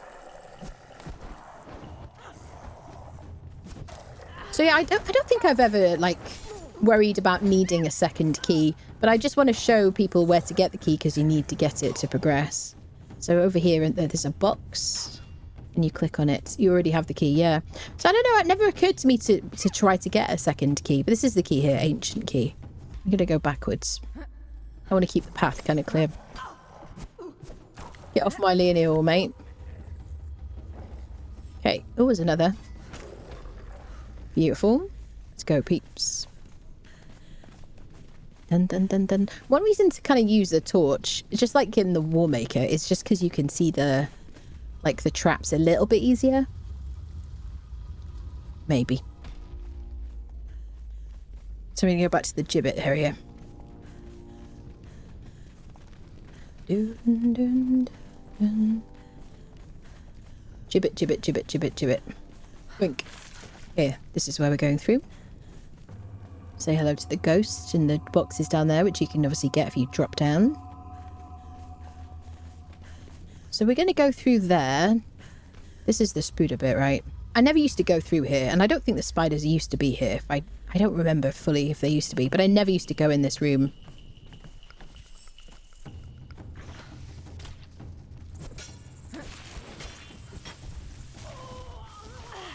Okay, we did that perfectly. There you go. Get him. Get them all. Get them all. She's been a bit hesitant to attack there. She's like... She's got to like psych herself up. Maybe she's got a bit of arachnophobia or something. Okay. Right. Bunch of boxes here. Which is why we bothered to come in. Composite obsidian is a good thing to pick up, especially if you want to use obsidian tools. some decent loot in these boxes. All that padding is very good. More composite obsidian. I don't use obsidian. I just use star metal tools, honestly. But if you want to kind of min-max, then obsidian tools or the black blood tools are the best for the yield, highest yield. Obsidian tools are repairable, but then you do have to kind of either use the forge or just dismantle stuff from Volcano followers, NPCs. There you go. The forge is a very dangerous place as well. Right, upwards and onwards and whatnot. Bum bum bum bum bum bum. To the boss. He was very cool. I think he's a very cool boss. Dun, dun, dun, dun, dun. Hello, mate. How's it going? He's so dramatic. Look at that. Real drama. I love this. Such a cool effect. I don't even think we got him to do it once last time we came in here because we fought him so quickly. Yeah, no bleed, no poison because he's like undead. I think you could probably use Spectre coating on him. But he does cripple and sunder.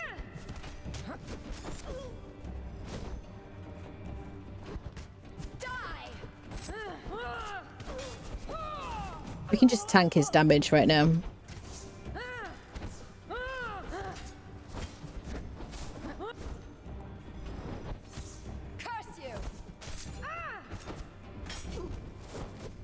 Ba-dum. Do-do-do. Beautiful. Doombringer finally comes in with a glory. Anybody else? So let's get his cash and his dragon powder. Excellent. Make sure when you come in here that you bring a harvesting tool. Don't be like me. I have been in here before, fought him all the way through here and then forgotten a harvesting tool. Quite often you can find them in boxes nowadays because you want to get the Tears of Two Races and the Heart of the Kinscourge. You can use the Heart of the Kinscourge to craft the weapons that you get the recipes from clicking on that stone over there, just behind us, or in front of us. And the Tears of Two Races you need for crafting the keystone to free your character from the exiled lands. If you want to see how to do that, you can watch my video on the YouTube channel. There you go. We've already possessed this knowledge, but this teaches you the Silent Legion armor and his weapons. Tellus Sorrow, Tellus Lament.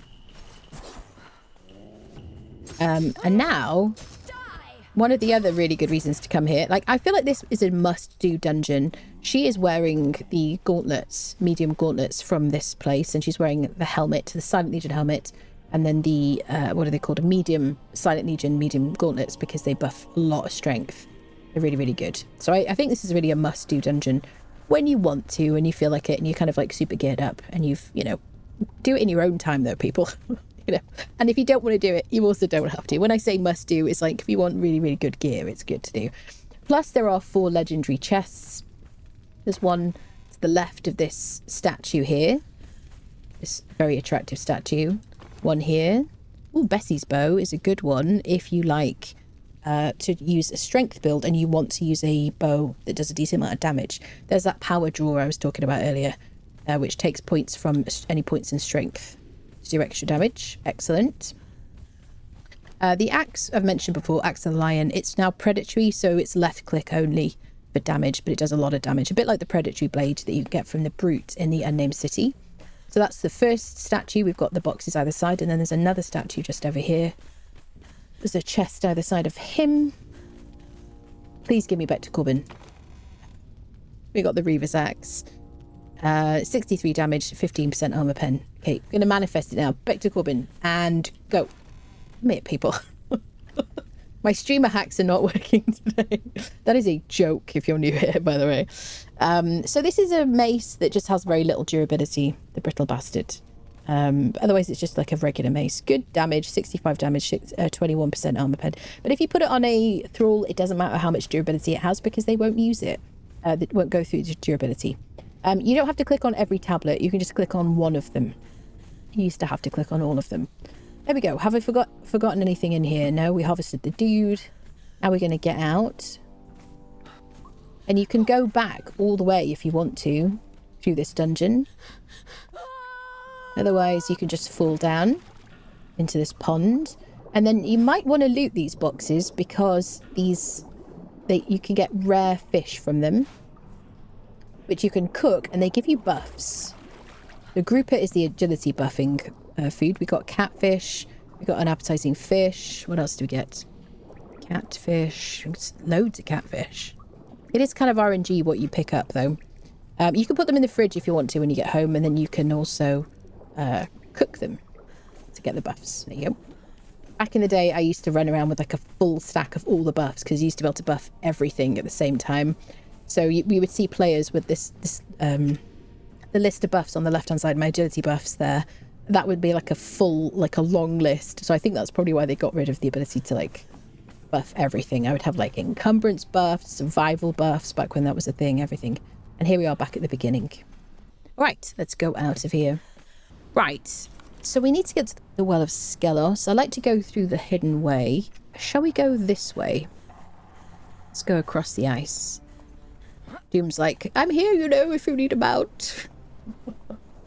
Okay, so we're heading to the volcano next for our next dungeon. So I shouldn't need cold protection here. So I can put back my perfected heavy helmet. Okay, so whenever I go into the volcano, now we do have, it's very hot in the volcano, spoiler alert. You need some kind of heat protection, either with armor or with ice. There are a bunch of different items that are much better than this. Godbreaker armor is particularly good. Chilled Godbreaker is the one that you want for the volcano. There's the Soulspiel shield, which is really good for cold places. Mistborn shield is very good for hot places, which is a legendary item you can get in chests from using skeleton keys.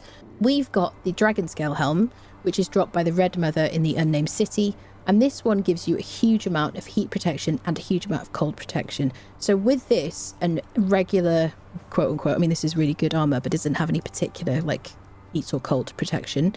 With any other armor, I can wear this and I will be fine in the volcano and in the coldest places in the map, including the Temple of Frost and the other patches in the map that are super, super cold, because there are some of those really, really cold. So we've got protection from it. Now, if I wasn't wearing the Dragon Scale helm, which I won't initially, just so I can show you, I would use some ice. And this is the path I always take into the volcano because there's ice just outside and it's a run up from like Mounds of the Dead, things like that. This is always the way that I come if it's the first time I go into the volcano. You could also probably do with a sandstorm breathing mask for the volcano as well, because the Terrace of the Tenders has some noxious gas as well. All right, we're kitted out. She is like buffed. I'm buffed. We're all buffed. Everybody's buffed. So let's go.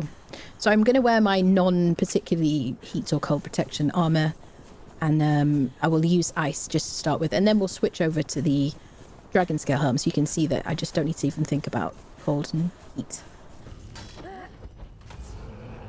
Okay, we are in the volcano. So we're just hot. When you're hot or very hot, you won't have any kind of negative effects that you need to worry about. You won't die, you won't take damage. Really, when you get to extremely hot, and then when you get to heat stroke is when you really start taking damage. So you've got to be careful about that. We're going to use our Star Metal Pick axe to harvest some obsidian. Now, I don't really keep the obsidian. All I want is ash. You can use ash to make white dye. You used to need it to make potions of bestial memory, but these days you don't need it. They took it out of the recipe. But you need obsidian if you want to use the forge in the center of the volcano. You get the recipe for forging obsidian, which is obsidian and steel, from completing the volcano dungeon. You don't really need to. You could just click on the tablet behind the boss if you want to. All right, let's go. So my thralls shouldn't take any damage from the lava. We should take damage from the lava, but kind of over time. So one little touch of the lava should be fine. But if I try to run across that, I should probably die in this kind of like phase of the game. So I'm very hot now. I'm going to get to extremely hot. When you see that effect around your HUD, eat an ice, and then you'll go down to very hot. There are different patches of the volcano that are different temperatures. It's not kind of consistent all the way around. I don't know if that's actually intentional, to be honest.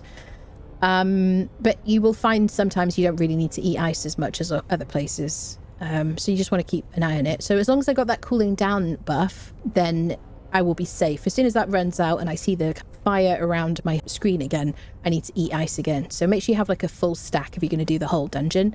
Consider having some at home in case you die and have to come back. Now, I have been around here. We're not doing all the NPC camps today. We're doing all the dungeons. So you can run around the NPC camp, look for fighters and crafters. It's a good place to get both of those. But now everyone is like insta aggro, it is reasonably tough. All right. Before you attempt the Well of Skelos dungeon, I highly recommend you click on the obelisk here. We already have clicked on it, so we could have just teleported here. And then the main thing is so that you can die, return home, spawn at your base, get some ice, and then teleport here. Because otherwise, you're not going to survive in time to get your body back, unless you die right next to the obelisk. If you die in the Well of Skelos, near the fighters in the Well of Skelos, like the human NPCs, then it's very tough to get your stuff back. So bear that in mind. Now, there is obviously summon corpse using sorcery, if you want to use that. This is the Headhunter Caravan event. This is just a temporary event. It cycles round. It'll be back again. I think I'm going to go for armor and just eat the ice on cooldown. Just because I want the armor, and I don't want to ruin my dragon scale helm. I don't know why. It's got a decent amount of durability. All right, onwards. So I would say this is definitely level 60 dungeon for anybody new to the game, just because the fighters are very, very tough. The heat's tough. There's a lot of you could get swarmed by people very easily. Maybe level 50 if you're really geared up and inexperienced. Otherwise, if you're an experienced player, you know the game, do whatever you want. Play it whenever you want to. You can do everything on day one if you get good gear. And I do have a gear guide about that. Sort of how to prepare for dungeons, that kind of thing. There you go. So we're going to run through here. Now, lava, when you stand on it, it shouldn't be insta-death currently, but isn't as forgiving as it was a few patches ago. So you will die from running across lava at the bottom of here to get across, which is what I used to always do. So I do have some bricks down so I can run across a path safely, because you can build on lava. There we go. So we're going to run down to the lava, get across there and get to the dungeon. No, we're not in the dungeon yet. This is just on the way. It's very cool place though, the volcano. So we're only very hot here. Okay, so now we're extremely hot. So we'll eat some ice and we'll just keep doing that. Now, this is, while we're not in the dungeon, this is out in the world and it is affected by the day-night cycle. The dungeon itself should not be affected by the day-night cycle. So it will be dingy, but it should never be like super dark. But here, you might want to use a torch, perhaps, in the actual volcano. I'm going to run across here. Hopefully do quite well. If I didn't have a torch, I probably would still make it, but I'd be a bit more nervous about it. All right, let's go. I have nighttime on super quick, which is why it's over already. There's our little row of bricks that we placed last time over here. You can jump on those sliding things. I have never done it because I don't want to risk that shizzle. Shall we just test the lava? Because somebody said they had insta-death. Okay, no. So it isn't insta-death, but you can see it did take a chunk of my health. I'm obviously healing from Glutton for Punishment here. Bedroll probably isn't a good idea here, right? Spawning naked in this place feels like a bad idea. I mean, if I die right here, right there, I'm fine to spawn right here. Because I only have to go there to get my stuff back. Otherwise, generally, yes. Bedroll and trying to respawn in the volcano. I mean, depending on where it is. If you're going to die right next to it, it's perfectly fine and probably ideal. And you could always choose to respawn at home. Okay, here we are. Dangerous friendos everywhere. Love me a punching dagger for this place. Oh, yeah. Couldn't even get a hit in. They are very, very tough. They hit very hard. Come on, friendos. Where are you? Get him, Leonio. There we go. Okay, so we're going to do this properly. I'm not going to bother about unfriending every single person here, but we are going to climb the well because we want to get the recipes. I don't want to Leroy Jenkins too much because that's a great way to get unfriended.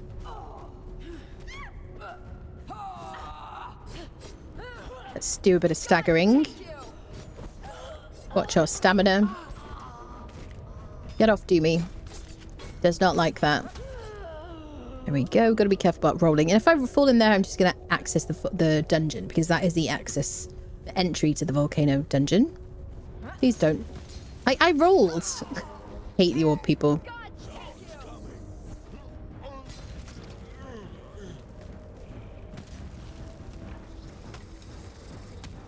Let's get the orb guy first. There we go. So the bow people, the bow serpent men, are currently bugged. He's just not fighting back. Seems kind of sad. And usually I kind of leave them, to be honest. So we want to go up there. We're going to ignore most of these people. If we don't have to fight them, we don't need to. We're not going to do it. There you go. Obsidian hammer. That's a good drop. 42 damage. 41 damage, 42. I mean, it's no better than anything else. But it does bleed, which is very cool. That's very nice for a hammer. Dun, dun, dun, dun.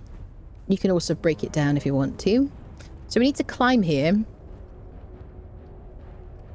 I want to make sure no arrow people, like bow people, are going to attack me. Okay, we're climbing to get a recipe. There's like a missing bit of stairs. So we're very carefully re-stamming between climbing sections. The only real problem is if you are like running a sorcery build or something and you have like 50% grit. Okay, now we're up here. We'll fight these people. Look how much HP he's got. That's a lot of HP. Get him, mate.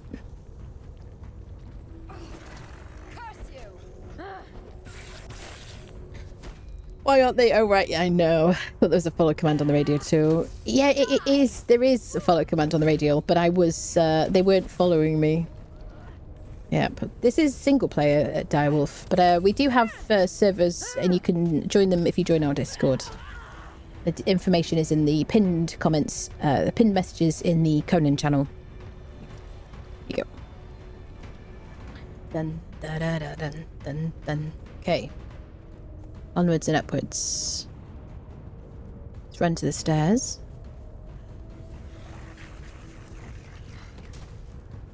Just gotta make sure we deal with everybody as they come up, really.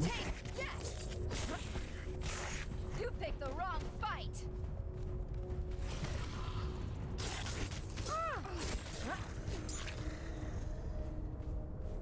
Bum bum ba da da dum bum bum bum.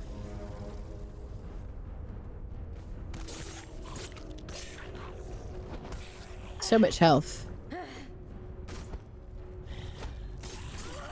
But I'd still rather fight them than the humans. Lovely. Okay, upstairs.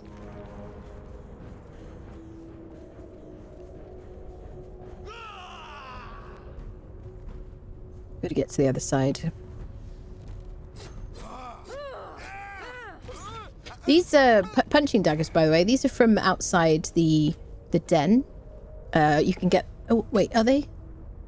Is it these? No. Are these the ones I got from the Blood Beast? Let me just double check so I'm correct. Hold on. I think they might be from the Warmaker, actually. 1 second. They're called Berserker's Fist Blades. Yep, I think I got that the wrong way around. Berserker Fist Blade.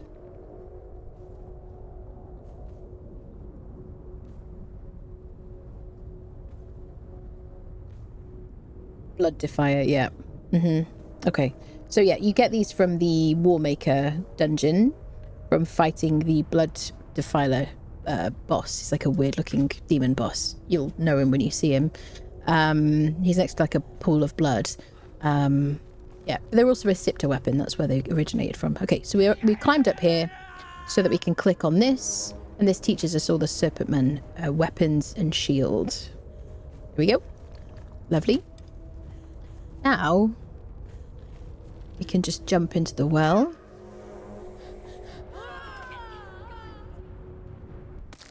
There we go. Gorgeous. All right, into the Well of Skelos. Now we are officially in the dungeon. Okay, let's go. So yeah, all these people are going to insta aggro to us. Let's use our sword as well. What are you doing, lady? You think you're Tarzan? Curse you!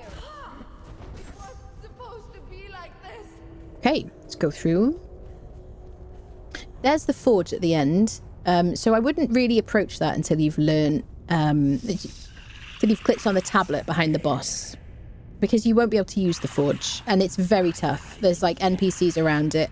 Are very, very tough. You get swarmed very easily. One of the reasons why I think this is probably better for level 60s if you're new to the game. Make sure you're like fully geared, epic, like as best armor as you can wear. And a good strong weapon. These guys are not going to attack me. Because currently the bow guys just bugged. I don't know why. See all those people down there? They hit very hard. So we're going to take a left.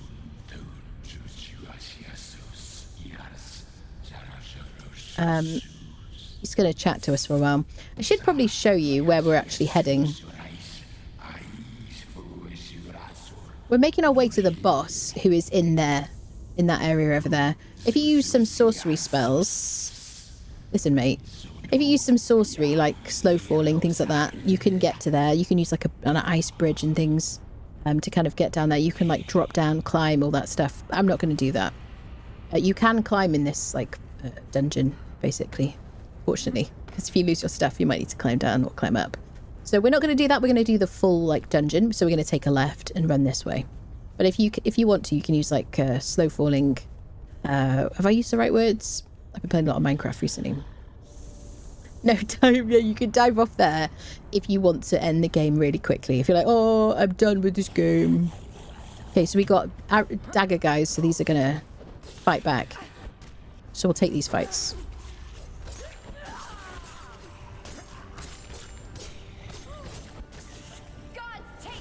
I love these. These weapons are so good. So I haven't gotten the champion, like, short sword for a while. Which I've gotten from over here before. These guys don't have a huge amount of HP. 78. Very easy to unfriend.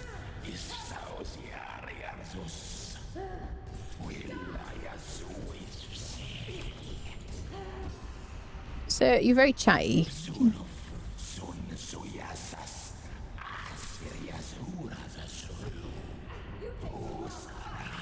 Okay, just eating ice every time we see that effect. Oh, cool sword. We got some warming foods. Excellent, just what you want at the volcano. Beautiful. But it is quite nice when you go outside. It's just Velusian, yeah. Dictionary, you can learn that if you want to. The only benefit to the language dictionaries, correct me if I'm wrong by the way, chat, is that you can write notes to other players who've learned that recipe. That's it. Otherwise, there's no other use for it. Cool, nice loot, but not going to collect it.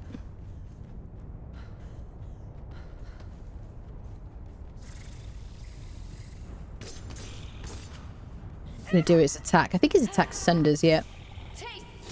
It's like special attack.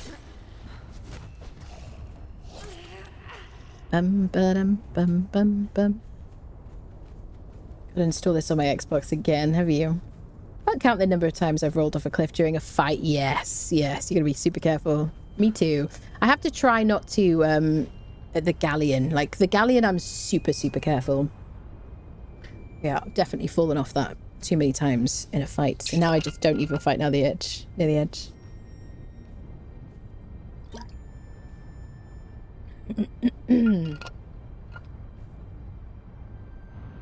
Oh, completion, that's what you use it for. You gotta learn all languages. Fair? That's fair. So he's a bow guy. He's not gonna do anything. So I'm just not gonna fight him. You can fight him for XP if you want to, but I've just hit the flee key.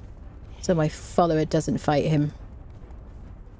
Which is a really nice feature of that, actually, because any more commands we can get are always good. Now, this is a place I'm not going to read chat, because this is, you know, a great way to get unfriended. Look at this. Beautiful dungeon. So always take a moment and look around.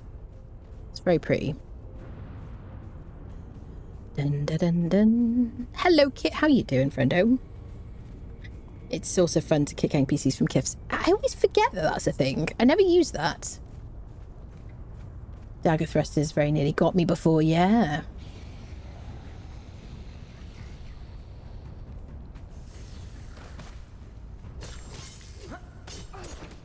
You take the wrong fight.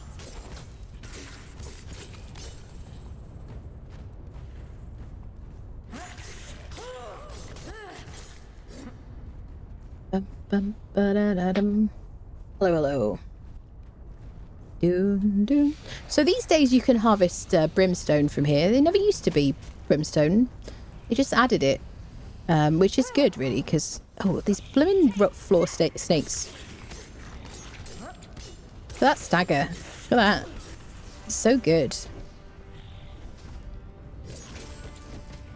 They always have to find a balance between things that feel fun. Don't fight the dude with the bow. He's not going to hit you back. It's not cool. Leave him alone. But like, it is fun to feel powerful. It is fun when like weapons are really good, isn't it? Go check out the memorial.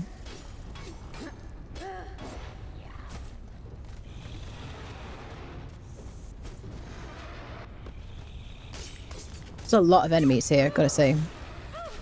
There's a lot of mini bosses. Bum, ba-dum, bum, bum, bum. Time to heal for the first time in ages.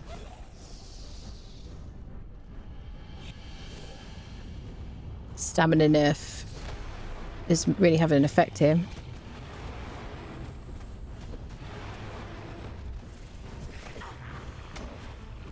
Bit of AoE damage.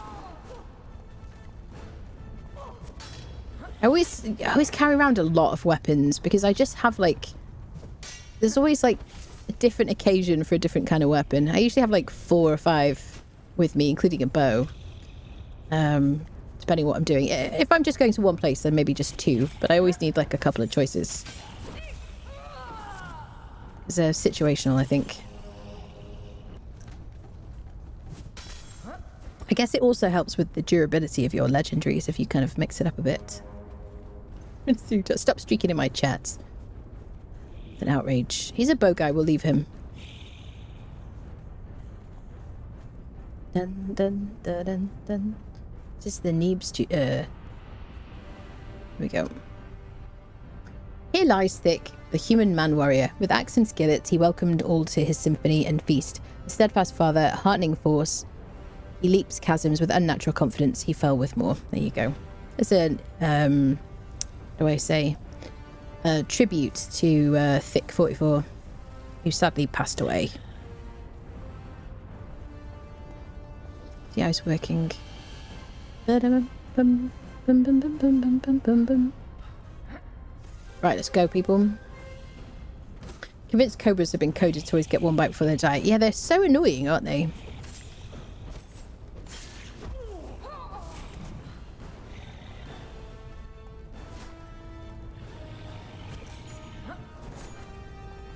Here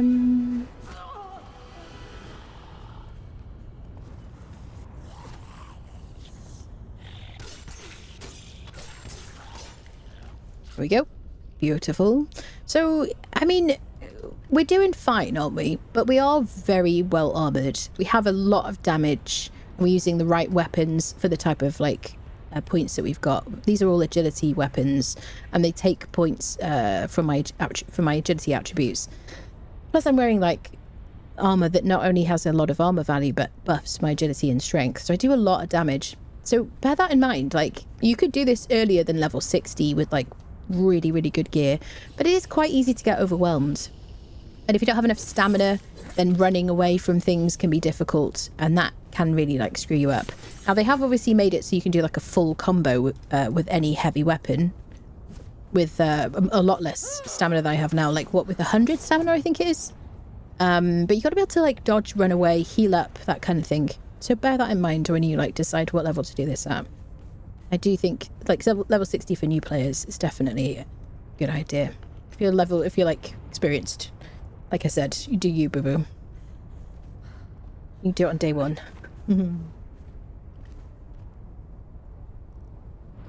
Found a 3-skull snake. He was terrified because I don't like snakes IRL. Not too bad to kill. Can't kill 3-skull scorpion and 3-skull rock side. Sent me on Naked Run of Shame plenty of times. Yeah, the snakes are tough because of the poison. But if you kill them really quickly, then it's not too bad to really. The biggest problem is, I think, if they kill your follower. These are both bow guys, I think. So let's just get her to flee, because I don't want her to, like, fight them. Okay, onwards. We could avoid fighting those people over there. Don't jump in the lava pools, people. Just a life hack. And we got to fight this guy to get through these double gates over here. He's like the keeper of snacks or something. Kitchen dude. What is your name again, sir? Sorry, I forget. The chef. Master chef. No? Something about slicing and dicing? No. Leonil, are you going to fight him? What are you doing? Didn't put her on attack, nothing. She's kind of dipping out a bit, isn't she, a few times? She's like, I wouldn't just tap me in. Keeper of the larder. There you go. That's what it was. He's not a cook. He just keeps the supplies. So this is really good salted pork that just tops up our pork.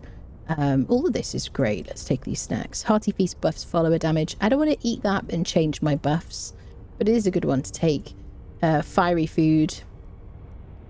Good for like a bit of cold resistance if you like need to run out of the volcano into the cold, which you do at some point. Unless you live here forever. So now we're heading over there. And there's a bunch of enemies to fight.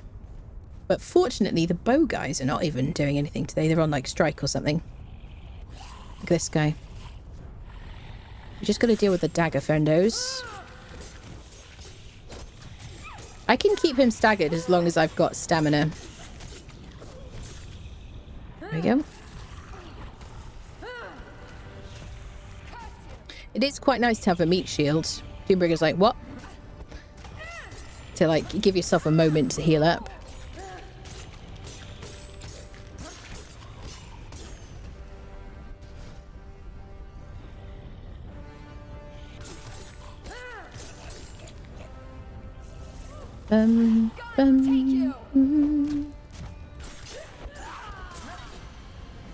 Cobra poison is like 10 tick or so.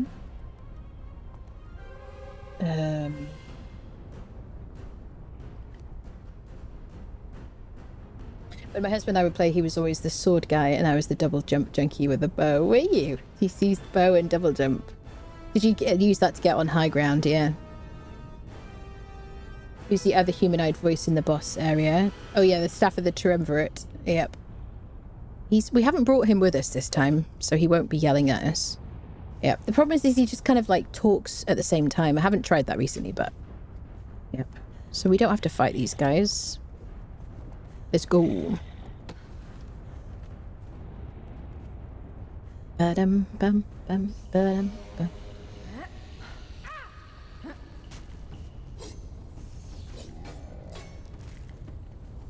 Pesky little snakes. They're the same like as the ones outside, like in the desert and in the citadel of the Triumvirate, I think it's called, is it?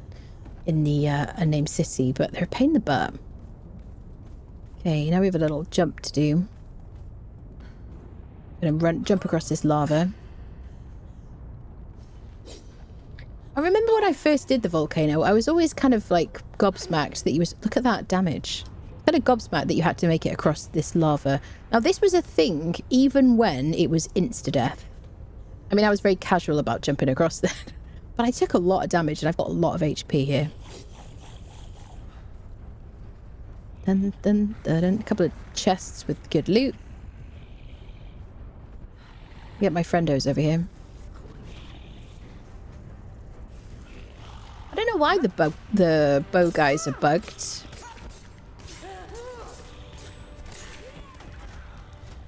And why they haven't been fixed yet. Interesting.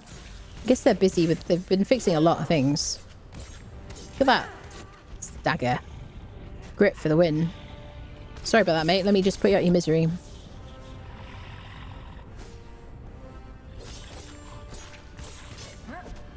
I never use my heavy attack with these. Strangely. I prefer the speed and the stagger more than anything else. There we go. Right, I'm assuming the boss is going to be broken, which means, so on single player, we have to run up to where the boss is and then run back over here again, so that he kind of spawns in properly and activates or whatever. I don't know why it's a problem. It isn't a problem on servers, but it has been a problem on single player for a really long time, and I don't know why it's not been fixed. Because I have mentioned it. They're definitely aware of it. Here we go. Dun, dun, dun, dun, dun, dun, dun, dun. Maybe it's one of those like spaghetti code bugs that just isn't fixable. I don't know. It's kind of crazy. The bow guys are pacifists. Yeah. Pain in the ass. Oh my god. Halamir to the corner, please. Halamir to the corner. No cookies, thank you. Outrageous. She still held a weapon. Had Dylan see that decided she wanted to barehand the boss. Did she?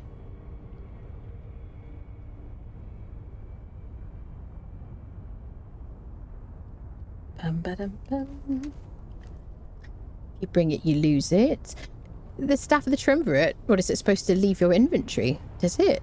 I don't think I ever noticed it leaving your inventory. Bum, ba-dum. So let's run up. I'm assuming the boss isn't going to be here like usual. Oh yeah, he's still talking to us. Right, we're going to run away. Yeah. It's so silly that he speaks at the same time as the big dude.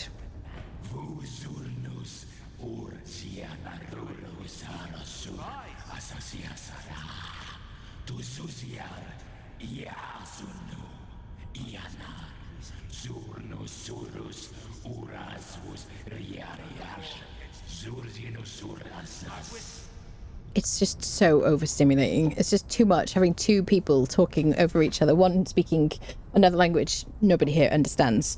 And then one just like, you know, chatting away very, very quietly as well. It's just too much.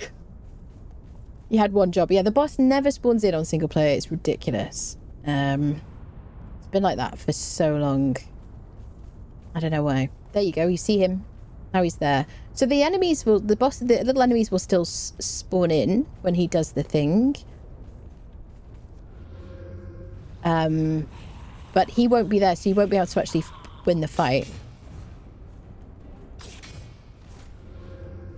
And you need the shining trapezohedron from him.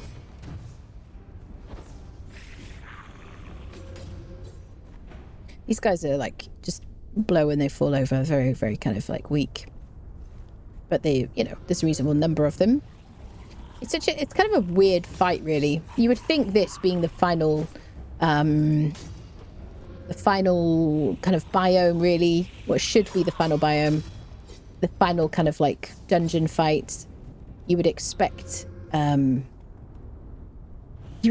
to be really tough, but it's not. He doesn't require any fighting at all. He just kind of unfriends himself. These guys have very little HP. There's just a lot of them. It looks very cool. I think it's a really nice looking like fight. It's like ghosty people. And just get rid of my stamina loss, buddy. But yeah, I would really like the Volcano reworked. Just in general, NPC camp particularly.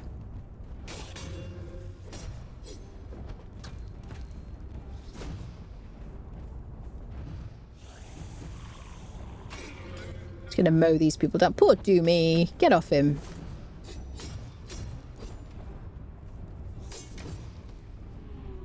Ba-dum-ba-dum-bum.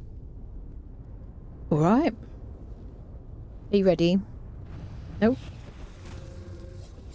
So we could also use our two-handed sword to AoE these mofos.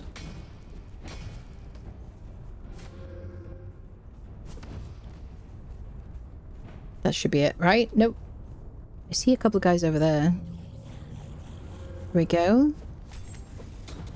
Can we actually unfriend him ourselves? He's just going to keel over. Yeah, he just keels over. I don't know. Anyway, we got the Shining Trapezohedron, which you need to craft the keystone to free your character from the exiled lands. It's an important fight, which is why I would think it would be fixed. Please, Funcom. Come on now. There you go. We've already learnt Volusion. Let's eat some ice and let's move on to our next dungeon, people. Okay, I just had imagined that she was sitting there. So now we want to click on this lore stone at the back, because this teaches us how to use the obsidian forge. So even if you don't fight the boss, you can just run over here and you can click on that and it'll teach you how to use the obsidian forge. There you go. We'll take dragon powder every time. And there's a couple of legendary chests. We'll get the arquebus and blades. Right, please be back to Corbin. Nope. Okay, great. Thank you for that. Appreciate that. Watchblade is a light source weapon these days, which is really, really helpful. Just like Jedi's Great Saber, but without the shoo, shoo kind of sounds. 74 damage, 22% armor pen, legendary, light source, and cripples. Loads of durability. Absurd amount of durability.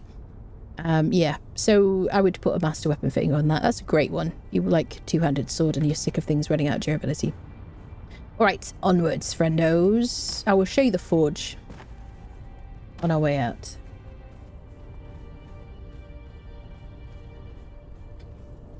Ooh, final biome like in Valheim. No, it's just like the highest level biome, isn't it? It isn't like Ashlands or anything like that. I mean, Valheim is very much like linear. I mean, you don't have to do everything in a specific order, but it is set up to do specific biomes in a specific order. Whereas Conan, you can go anywhere you want. But I would say like the volcano should be like the toughest place on the map, right? It's a very a very hostile environment, extremely hot, you know, and whatnot. Just like some of the very coldest places, I guess. The enemies hit very hard. The fighters are the best. So, you know, there you go. Max agility build, max vitality. You can use slow falling here if you want to. Dun, dun, dun, dun, dun. Right, let's go to the forge. It is very tough. We're going to make sure she's still buffed. I'm still buffed. Got 11 minutes left. She's good. I'm going to use my punching daggers. This is arguably one of the toughest places on the map, really, around this forge. These guys are very tough, and there's a bunch of them that will swarm you. But when you do the Freya quest, you won't need to worry about these guys. I won't say any more than that. Just going to pick up any stragglers who are coming for us. And then stay out the fight, get behind everybody and AoE them.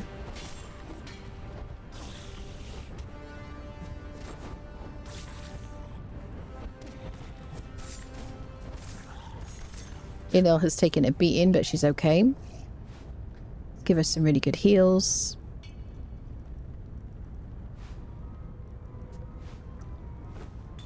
There we go. So she can heal up. Now this is the Obsidian Forge. There's a bunch of different places to interact. Now, something that's different from what it used to be. I always used to tell people, when you stand here, you will not get attacked. Now, enemies will follow you in here. It never used to happen like that. I always used to be able to stand here and use the Obsidian Forge. It doesn't seem to be true anymore, and I've been killed standing here. So there you go. Now we have the recipe because we clicked on the tablet behind the boss in the Volcano Dungeon. And you just place obsidian in here and some steel. 10 obsidian to 1 steel bar. You can leave it here, set it to kind of craft. You can go away and you can come back and collect it. There are a bunch of different instances of this on like servers usually. But bear in mind, anybody who clicks on this can take the obsidian that you've forged. Sometimes very sweet people like on servers will just forge them and leave it and say, hey, there's a bunch of obsidian in the forge if you wanted to go take it. But there you go. You can use this to craft arguably the best tools because they are repairable. Obsidian tools do the best yield, have the best yield. Just like Blackblood tools, it's the same yield as Blackblood tools, but obviously Blackblood tools are legendary and not repairable. But you can just loot those if you want to. Put advanced tool upgrade kits on those. You can loot them from Bityak and Seal up here. And the boss here, he drops 1 or 2 every time you kill him. And then, you know, you can just replace them if you want to. Do whatever you want. If you don't want to forge obsidian, though, it is worth saying that a dismantling bench and putting in obsidian tools that you get from the enemies here is a very good thing to do if you want to use obsidian tools. This chest has been broken for a long time. But you can still access it. Do you see that? I was able to, like... It's like a specific pixel. If I click on the... Look, if I look at the edge, it works. There you go. Or you could just break it and everything comes out. There you go. Done. Let's move on to the Sunken City. Bug some time ago made humans fight the Superman, made it easier to fight and easier to kill survivors there. Really? I don't remember that one. Then Spinus is a good thrall, yeah, absolutely. Spinus is the same, though, as Eri the Ravager, Kisses Flesh Terror. All the fighters, all the named fighters, have the same stats as each other now. All the tier 3s have the same stats. All the, as each other, not as, like, the tier 4s. All the named archers have the same stats as each other. Right, we've got to get out of here now. So we're cooling down for a minute. So if I leave here and I go outside, I don't really want to eat any, like, cooling foods. Or if I do... There you go. This guy is your marker for how to get out, really. This is the path I usually take to get out. I want to make sure I don't eat any healing foods. I don't want to eat any cooling ice or drink any cooling liquids just before going outside. So if you have one, just kind of like stand by the door and don't leave, because you'll become really, really cold. Unless you've got like cold protection, in which case you do you. So we like took a bit of damage from just barely grazing the edge of that lava, or like just the hot bits, so be careful. I'm gonna run out here. Is it possible to break legendary chests? You can break them. They will disappear when you pick up. You can't break into them. Well, how do I say this? You can... how do I say this? The ones in the silver mine, when you loot them, they do disappear, basically. Yep. Dun, dun, dun, dun. Dun, dun, dun. Okay. We're leaving now across the lava thingy. One thing I always do whenever I teleport through these doors, I always forget which direction I went through, and I'm always like, wait a minute. Careful about the lava. This looks very cool, but it's painful. So if anything else, it's just a good way to exfoliate, but, you know. So I've lost my cooling down buff now. So now we've got the Sunken City. Got a map room at Mounds. Let's use that to TP. I think I have everything. So I have an underwater breathing mask on Doom Friendo. I've got my Riptide Spear, which is what I'm going to use. You can use underwater breathing potions. I'm not going to use those. We don't need truncheons, but we're going to take those anyway. Don't need my Sandstorm breathing mask. Couldn't take it anyway. Let's go. Right. So to the Southern Jungle Obelisk. Hey, here we go, people. So we're teleported to the jungle. We're going to make our way over to the Dagon dungeon. I showed you the boat earlier when we went to do Palace of the Witch Queen. Bum, bum, bum, bum. Taking a bit of damage whenever we dive. I died earlier doing this. There's my glutton for punishment kicking in. So I'm alright using weak aloe. I don't mind too much using weak aloe for this dungeon. We've got plenty of that on us. Jump over here. See how little damage we take from leaping compared to like jumping on our heads. It's ridiculous. It's so unfair. There you go. Stop, drop and roll. So here we are on the map. This is how you access Sunken City right here. I'm going to click on it so we can just get through here. So I wanted to get in here so we could kind of talk about prep for this dungeon. So the Sunken City is a level 60 dungeon. If you want to do it earlier than that, feel free. But I would definitely suggest you wait till you're level 60 to do it. One of the main things about it is if you kind of die, you have to make sure you can get back to get your stuff. So make sure you have some like underwater breathing potions. You can craft those in an alchemist bench. You can pick them up from like enemies like pirates and things like that. We are going to be going underwater for this dungeon. We need to dive between buildings, so you need some kind of like plan for how to deal with the cold. I saw the ice, I said cold. Plan for how to deal with being underwater. You got a food choices. You can drink underwater breathing potions, as I mentioned. You can also use an underwater breathing mask. We're going to use that as well as the Riptide, so I can show you the difference. This will extend your breath timer, whereas this will completely stop it. You won't have any breath timer when you use this. This works the same as underwater breathing potions, basically meaning you just don't have to worry. The only difference being this lasts and works infinitely as long as you don't accidentally throw it. That's happened to most people at some point, I think, who are experienced players of the game. Underwater breathing potions, you just have to make sure you keep drinking them, otherwise eventually they will run out. Whereas with this, if you have it in your hand, you will just have that water breathing buff on the left side of the screen that you can see here. So there you go. Just be careful to unequip it in between uses. So there you go. So we're going to continue. So I'm wearing very heavy armor, as I mentioned. There you go. Very heavy armor. I've got legendary weapons. I'm buffed for agility and strength. My items are all agility weapons. And I have all maximum agility points. Max vitality, 3 perks in grit, first perk in expertise. So I'm like well placed. I have actually never died in this dungeon. It might be the only dungeon I've never died in. But I'm very careful because it's, you know, it's a toughie to get your stuff back. So let's make sure we keep it that way, shall we? Callo's in my hotbar. She's going to have this one here. There we go. Everybody's buffed. This is a Leonil. She is incredibly buffed in the best armor possible for her heaviest strength buffing armor. This is medium, but we sacrificed a bit of armor in order to get the extra strength weapon damage. There you go. She's got Hanneman's Scado weapon, which does a huge amount of damage, and you just loot that from legendary chests. Okay, here we go. Sunken City. The Watcher above. It's our first enemy to fight. Make sure you bring some kind of harvesting tool when you do this dungeon, because apart from the human NPCs that you find, you're going to want to harvest everybody. Oh, his skirt isn't bugged out. That's nice. So you want to take the pearls from him. This guy and the human that we find beneath here, they drop these pearls, and you can use those, trade them for a very garishly gold weapon and shield at Buccaneer Bay. Alright, we did the thing. So make sure you click on the axe there. You can learn the recipe to craft that now. And if you craft it with a bladesmith, you'll get more damage out of it. If you craft it with an edgesmith, you'll get more armor pen. Okay, so any weapon like that you can craft yourself, if it already does like a decent amount of damage, it's going to be really OP when you can make it yourself with the right thralls. Okay. Alright, are we ready to do a bit of swimming? Let's deal with this worshipper. Okay. Now, we're going to dive in. I'm going to start off with the Riptide Spear. I'm not going to because I'm going to dive. I don't want to lose it. And then we're going to switch between the underwater breathing mask and the Riptide so I can show you the difference. This is an underwater dungeon. An underwater dungeon.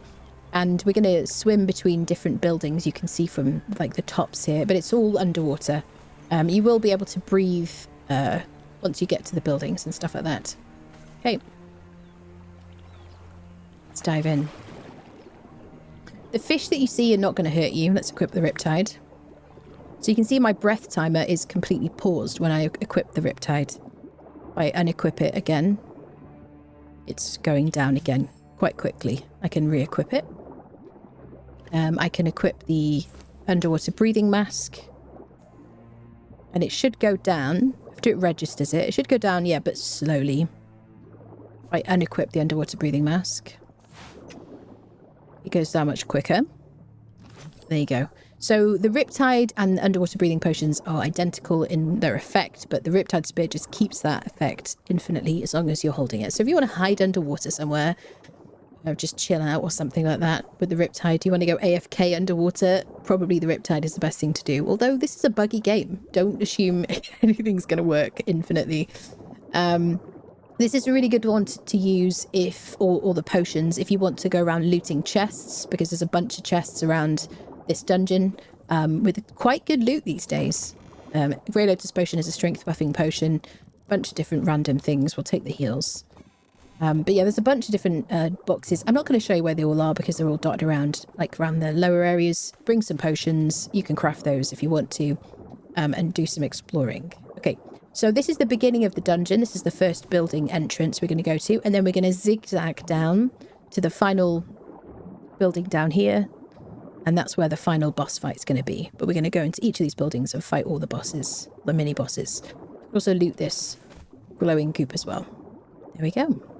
Like I said before, it's a really good idea to have some backup underwater breathing situation at home. So if you die, you can get your stuff back because you'll have to swim to get to it.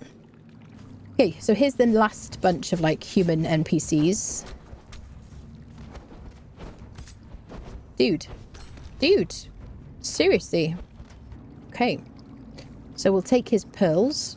So we got 23 from him, which is quite good loot. They used to drop really stingy amounts of pearls. These are just like regular humans. So now we want to click on this tablet. Most of the rooms there is a tablet to click on to learn recipes. So you might want to make sure you look for those. I'll show you the place. I'll tell you the places where there are no recipes to click on. Here we go.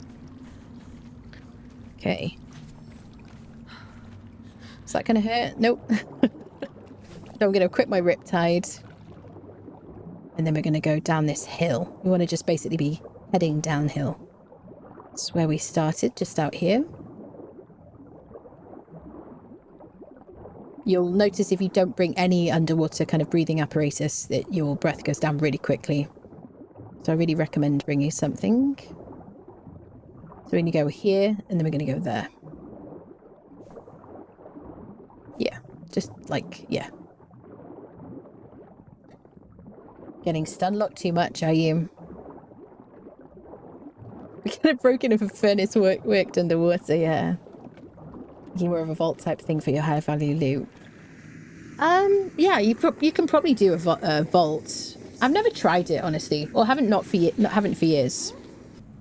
Okay, so now we're at the point where we're going to see these fish creatures. Every time you see a fish creature, you want to harvest them after you've unfriended them. You only need to hit them once to get a scale, but you're going to need the scales to craft the recipes that you get from these from this dungeon. This guy's a bit wild. Attacks very quickly and kind of like chaotically. As do we.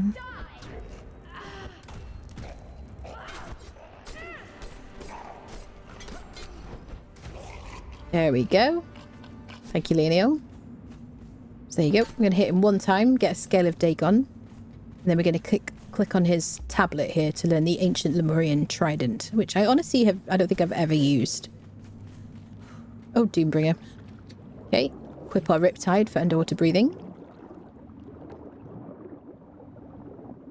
I don't know if I've mentioned this, but this Riptide is dropped by Winged Death, who's the bat in the Unnamed City. I might have mentioned it earlier, but I don't know if I'm going to cut this up into different pieces, this video.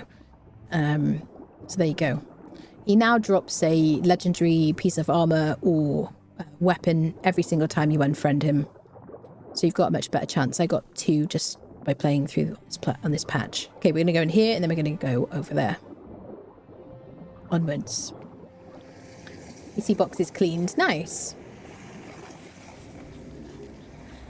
Okay. Bunch of enemies in here.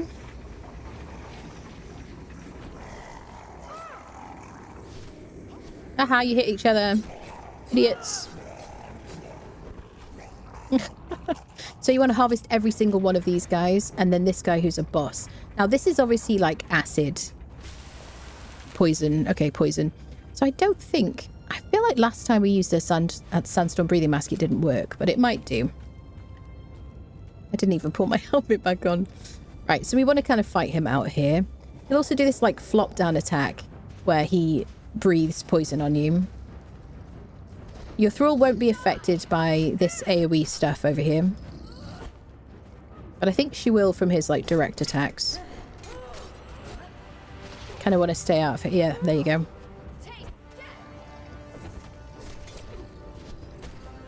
The crowd control from his hits is annoying, so gotta watch out for that. Okay, now to harvest everybody. So hit him once. This guy once. This guy once. And this guy once. There we go. And then we want to click on this tablet at the back. And it'll teach us Dagon's Breath, which is an underwater breathing potion that you use the scales of Dagon to craft. I'm going to drop this putrid flesh because I don't care for it. You can use it in your compost heap if you want to. Or you can use it with a Nemedian helmet to take damage if you want to repair your stuff karmically. Although, obviously, that won't work with legendaries or unique items. But it is something you can use it for. It's what I used to use it for. Boxes and vaults cannot be placed underwater. There you go. Thank you, Kevin, for confirming that. Been a long time since I even tried anything like that. Yeah, you can build underwater because you can build like foundations and stuff underwater, but you can't live underwater in this game, really.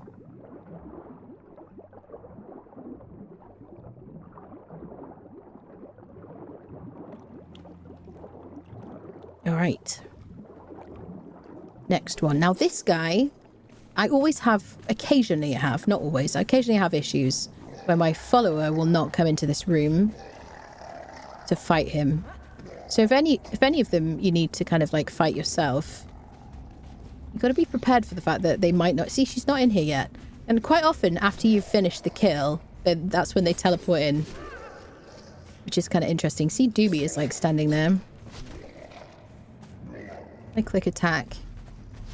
I don't know where she is right now. So be prepared, friendos, to do some fighting. I had to completely solo this dungeon like many times, just because there used to be a bug where your followers never came to you in any of these places, any of these, like, there you go, see, she's there now. Yep. Welcome to Conan. There you go, extra scale. Now there's no recipe in this room, but there's a bunch of what do you call it? Bunch of gold and silver.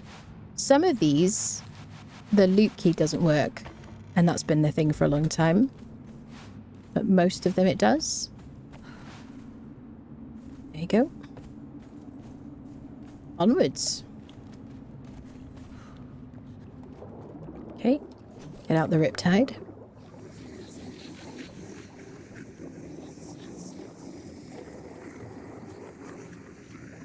Okay. So I don't think we haven't done this one. Wait. We're going this way. She's lost. We got lost, people. Dun, dun, dun, dun, dun, dun. So we're going to go through here. And then over there. Good night, Bainin. Good night. Have a good rest.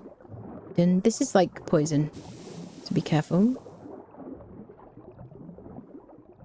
There's a fish. I was like, what is up there?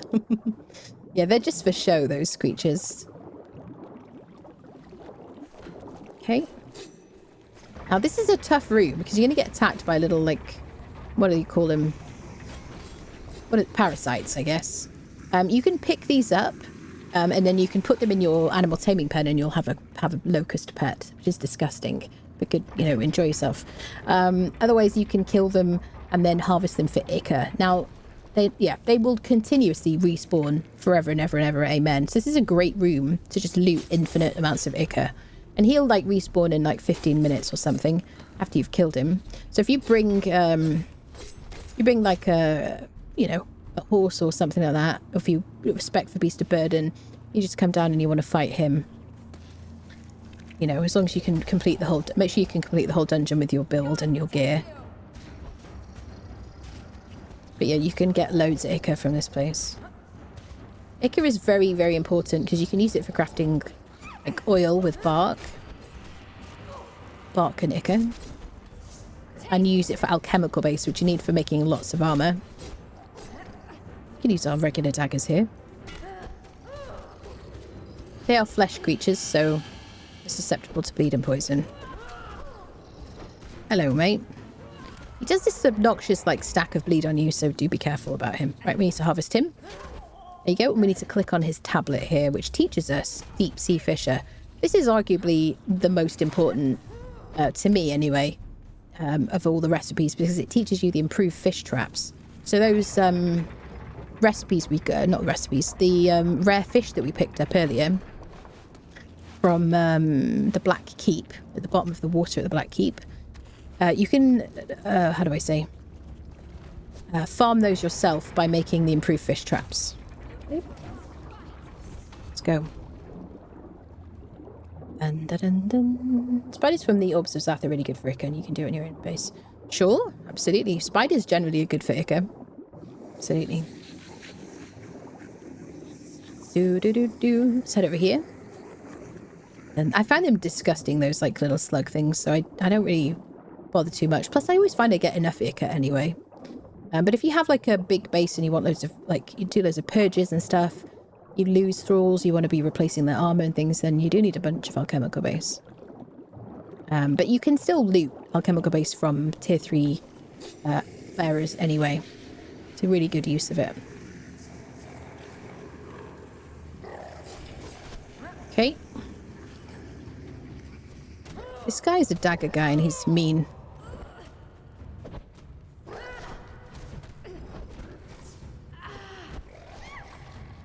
Mix it up a bit. There we go. The scholar. It's kind of funny that he drops these, like, trophies, isn't it? We'll click on this and we'll learn the ancient Lemurian extract, aloe extract. And again, another recipe that requires the scales from this place, which I never bothered to make.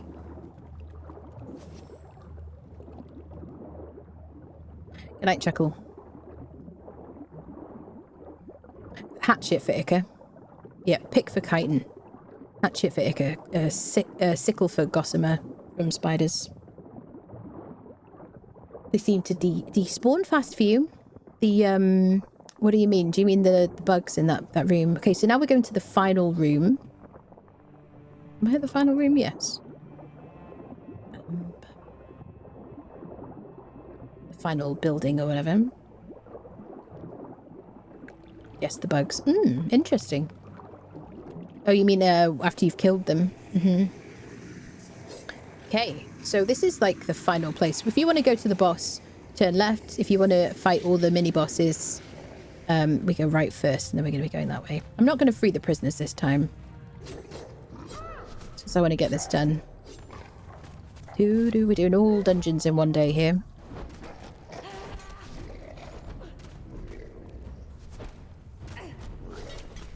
This guy's in it. They're so chaotic, these bosses.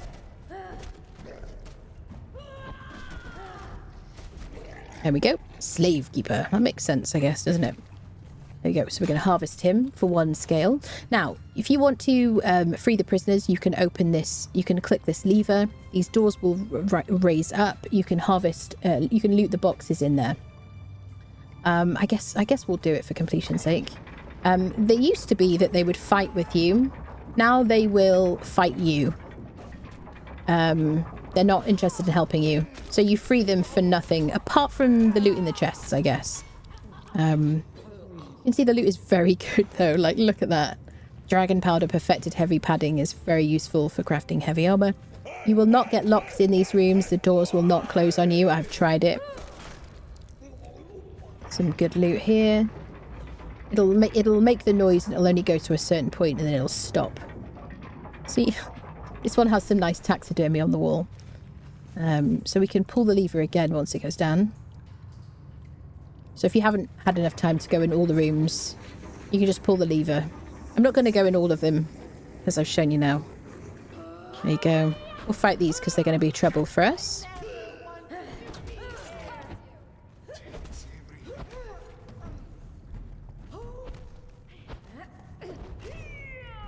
Nice saw. We're like triple crippled there. Check these rooms. Bits and bobs. Okay. Alright, onwards. Next boss. Or next enemy, I suppose. Did I harvest the dude on the ground? I think I did, right? But I might miss somebody today. I apologise if I do. So I'm kind of being quick. Okay, so we harvest him. There's no one to our left. Okay, this guy's been unfriended already by the prisoners when I open the door. That's the thing sometimes that happens. Get this guy as well. I suppose that's one benefit, really. You free those prisoners, they'll deal with these guys for you, but, you know. What do you gain? What's the net gain of that? I'm not sure.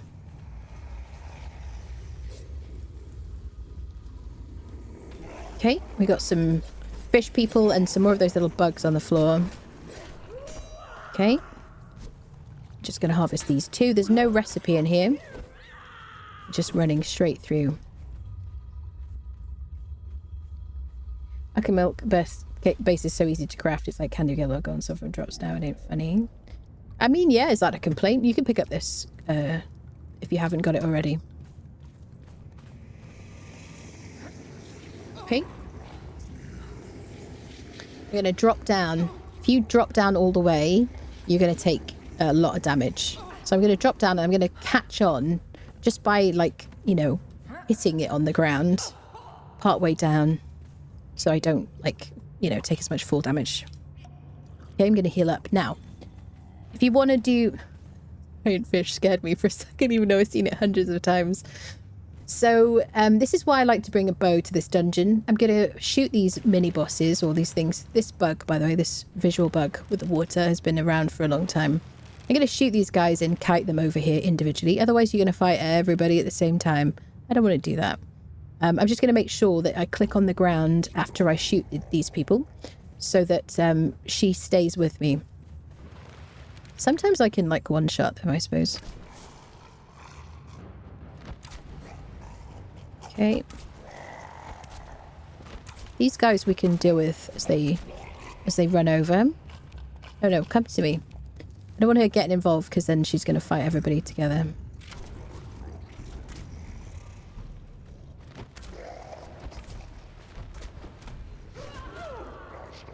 The water is so annoying. I don't know why it's still a thing. It's so bizarre. Okay. Where is she? She's not fighting the other people now. I have fight for everybody at once, like, together. It is doable. But I think it's worth showing how to do, you know, do it more manageably. So we're going to have to harvest all of these fish friendos. But let's fight everybody first.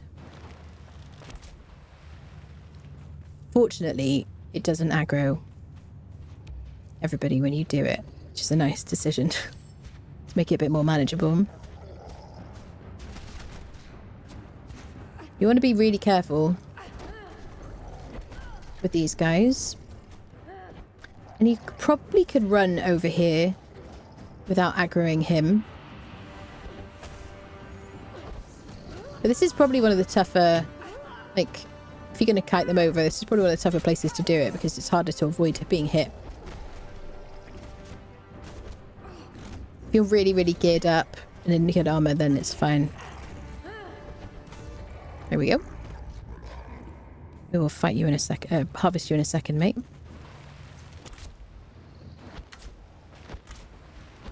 Just get some damage in while he's on his way.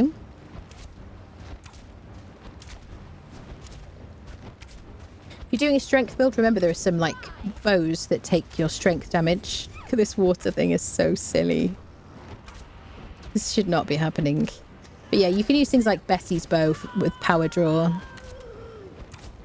It's remarkable that I can see anybody. Okay, so let's harvest the fish creatures before we fight the lady, because sometimes the doors which are open on the sides to let you out, sometimes they shut. This is a tablet of Decetto. You can click on that to learn it. We've already learnt it. I'm kind of clicking extra because I'm not sure how many of these people I've, like, harvested already because they're grouped up. There we go. Human flesh you can put in the fluid press to get... there you go, I missed one. To get blood. Really good source of blood for, like, sorcery and stuff. There we go. So we got 20 that time. And we're going to fight this person.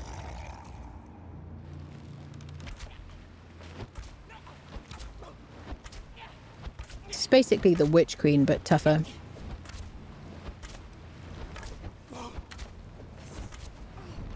The water thing is so weird. She's easily staggerable, but she does a lot of damage with her daggers. Okay. She's dropped the Eye of Set. You can click on those to learn the recipe. There's a couple more people here, and then we'll loot the chests and get the final recipe. Then we can leave this place.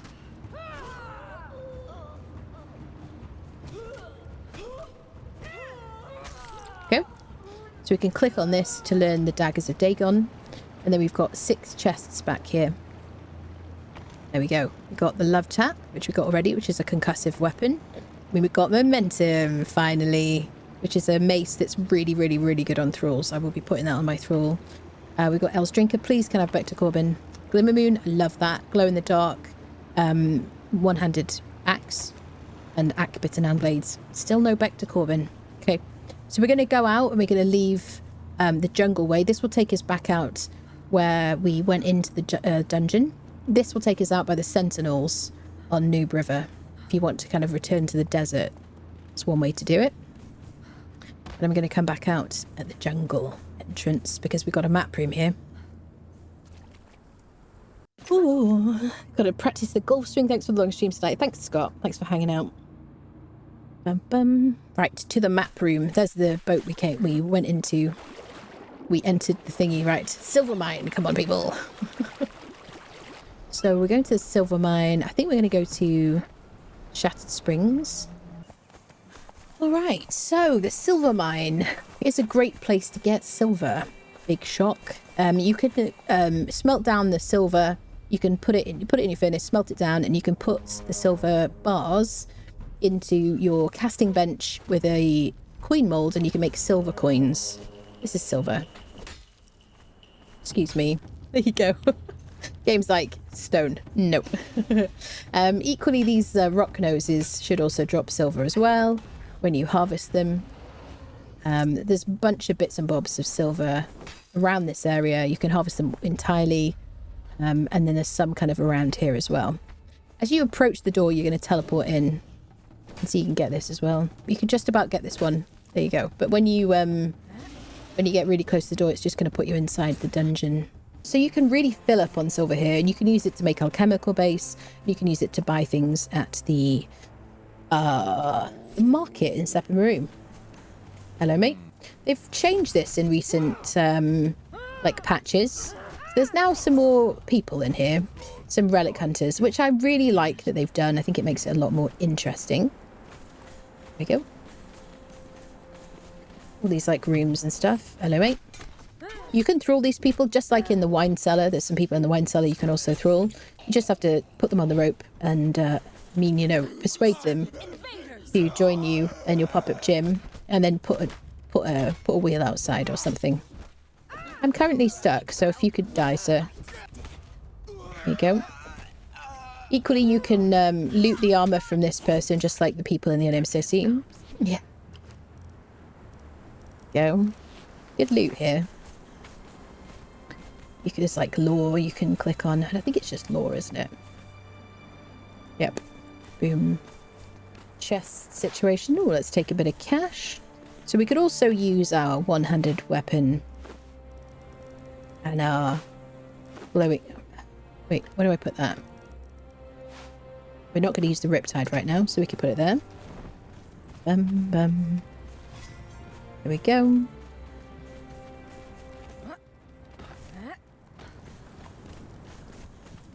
Regular Relic Hunter Treasure Seeker loot, nothing too exciting. Silver dotted around. You'll see it's just a bit shinier than the iron. Okay, super stealthy. Yeah, unfriended. There you go. Beautiful. You can harvest the scorpions for Ica using a hatchet. If you want to. You can do like your sorcery cull resources around here and get a bunch of loot. But here you go, a bunch more silver. Stone, iron. There's also a bunch of iron as well. So here we have a 3-skill boss. This was added when they added the treasure seekers, when they kind of updated some of the dungeons. This guy is a bit like the brute from the Unnamed City. His loot is different, I think, if I remember correctly. I don't think it's the brute, is it? Oh, we'll know when we kill him. He'll say his name. Most of these people, most of these bosses that they kind of added to dungeons were Scepter bosses. And there's a Scepter variant of this creature. See? No, prey remain. Okay, so it's not, what do you call it? It's not the, it's not the brute. There you go. So he does drop this bow. You don't need any arrows. It works for an hour, basically. I forgot it corrupts. He says demonic. There you go. Well, Linnea will clear my corruption, thankfully. That's a good drop, though. Feel like a sorcery type person. Okay. Deal with these skeletons. Now, because we're kind of doing every single dungeon today, I'm not going to climb around all these boxes and show you. So I'm just going to fly and show you by the power invested me by Conan himself, who hates sorcery. I know that's like sacrilege. Sorry, Lord Friendos. So yeah, there's a bunch of boxes. If you want to, you can climb around these, like, what do you want to call them, catwalks, and you can loot all these boxes, all these places around here. Bit of cash. Bit of cash. Very nice and exciting.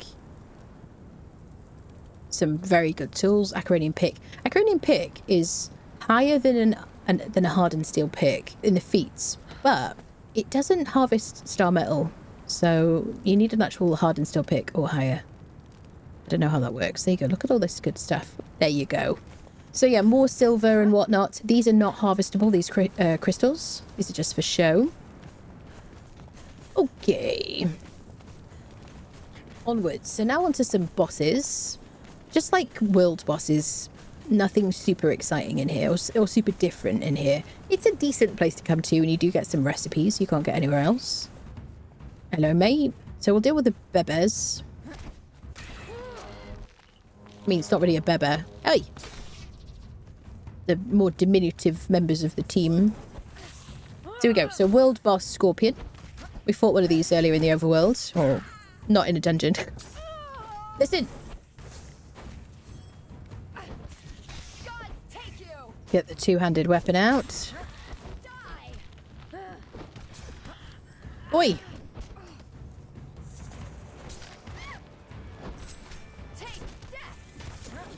There we go.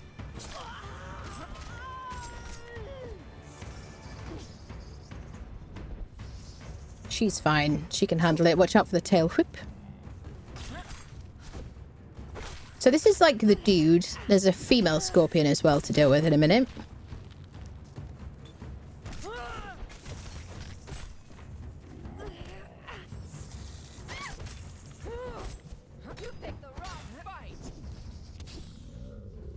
I usually would use my hammer on these guys, the world bosses, because of the armor pen, but I haven't got my Bector Corbin yet. Alright, maybe today. Maybe from this place, who knows? Okay, let's get our skeleton key from this person. More silver around here. Some little scorpions. This is not poisonous gas, this is just decorative, by the way. Okay, we'll leave the boss till last. We got another scorpion. Hello. Perfect. And now the final evil danger, doom. This lady here has a lot of HP. Yeah, look at that, 12,000 HP. Wait, cut it out. Cut it out. Get your kids in order, lady. Okay, tail whip. Okay, let's start whittling her down.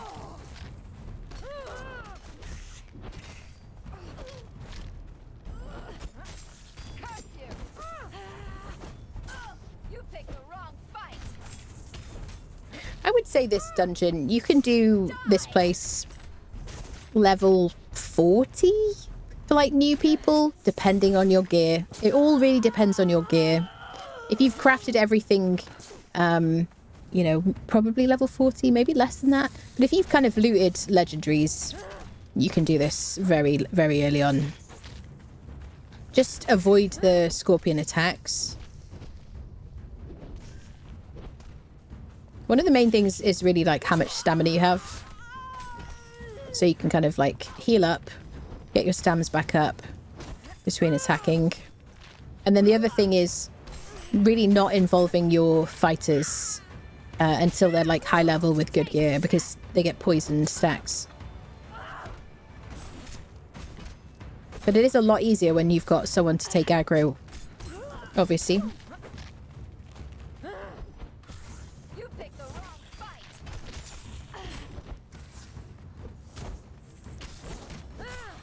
There we go. Silver mine completed. So we got scorpion eggs, scorpion ward, skeleton key, and a radium guardian head. You can use that to craft golems. Let me get my harvesting tool. Oh, poor Doomy. He's hiding behind a light fixture. Where's my pick? There it is. Right in front of me.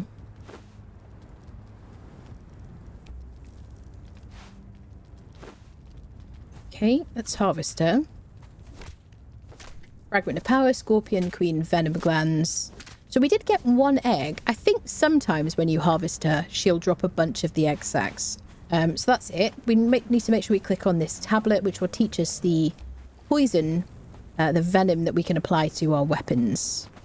And then let's leave. There we go. Oh, I forgot the freaking box, didn't I? There are legendary chests just behind me that I completely forgot to loot. Damn it, people. Okay, let's move on. Warmaker Sanctuary. Bit long stream. So this is like one of the best dungeons to do because of the weapon buffs that you get from it. Like the master weapon fitting, which is my favourite. Every single weapon on my hotbar that's a weapon, not my tools, has master weapon fitting applied to it. And it increases your damage and your armour pen for everything. And I'll show you where to learn that. So let's head in here. This is where it is on the map. Yep, Clail's Stronghold. You can fight all those skellies if you want to. So something you need to be aware of in this dungeon. We need to fight some mini-bosses to get through to fight the higher level sections of this dungeon. If you die in here, you need a spare set of keys to get your stuff back. Or you need to use the Summon Corpse spell from Sorcery.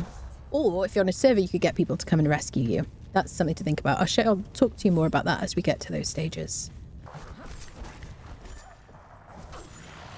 So this is our first boss in here. He's basically just like the white boss, W-I-G-H-T boss from the Unnamed City, but he has different drops. One of his drops is the Axe of the Gate Guardian, which is really good because it sunders. Very similar to another legendary in the game, but better damage stats. He will corrupt you when he hits you, so well, you know I don't like him. I like to fight him, generally speaking. You heard that. Sorry about that, sir. Apologise. But obviously I have a dancer with me, so we don't have to worry about corruption. There we go. Oh, we got it. Axe of the Gate Guardian.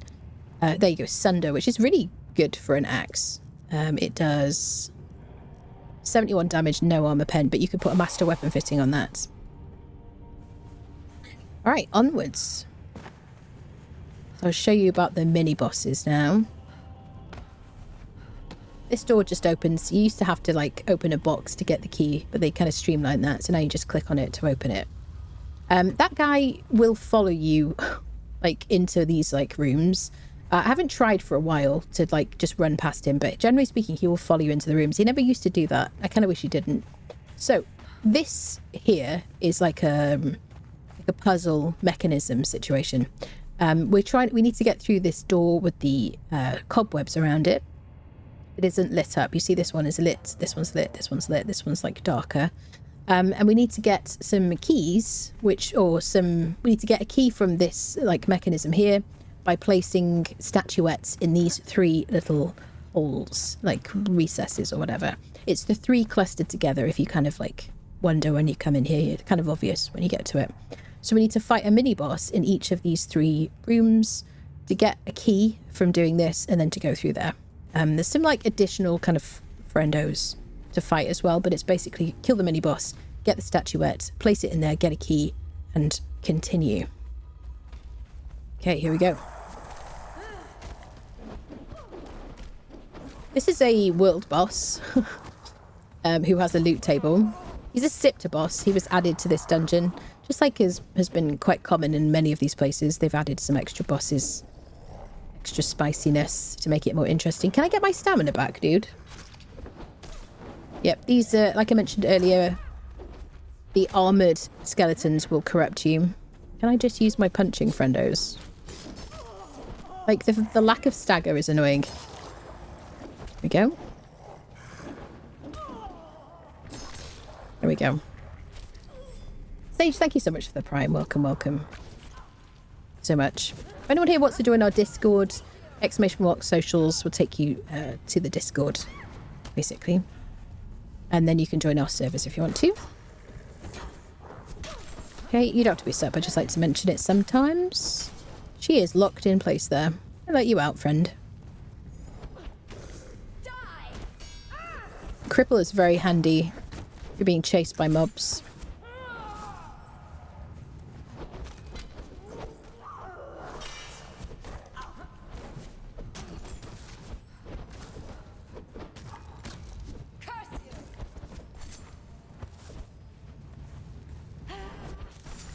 We go. Undead Commander.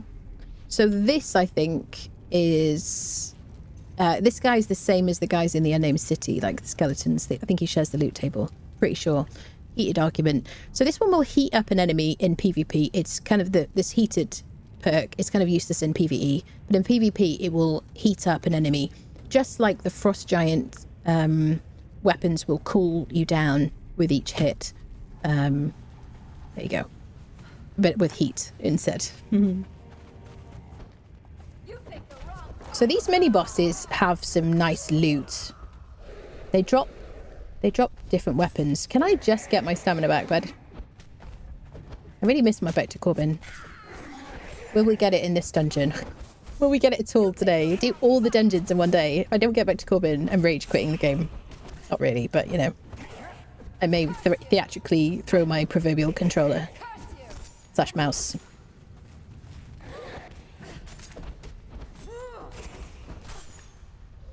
Okay, get him, Leonil. There you go. So here's our first. What is this? Ranison. Ranison. There you go. So this is Corrupted. Corrupted will affect enemies. Cursed will affect you, or Demonic will affect you, as the bow we got, which I've put on Doombringer, will like demonstrated. So it's hammer, 79 damage, 45% armor pen. Obviously it sunders. Hammers basically generally all sunder. We got our first statuette. We need to save that. We need 3 of these to get our way through to the next kind of stage of the game, of this dungeon. We got some dollars in here.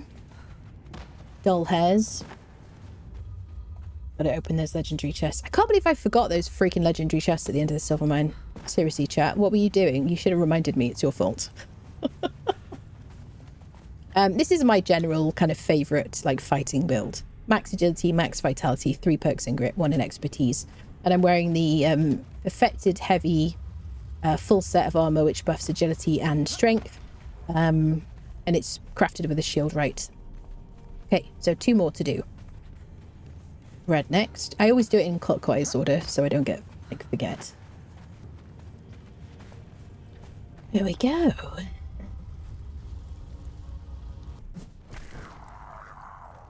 I don't think we really need to fight all these guys. Grey Lotus, nice drop for sorcery, really, more than anything else. There's more chests along there. Let's go. Bum, bum, bum, bum, bum, bum, bum. Hello there. So everybody seems to have weapons.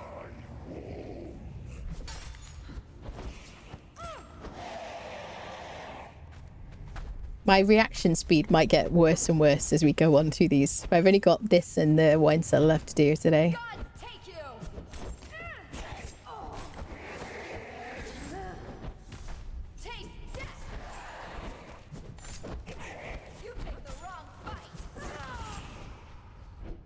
Get him, Leonil.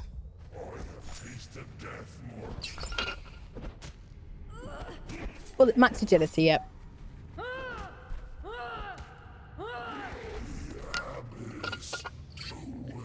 Lovely. Okay, second statuette.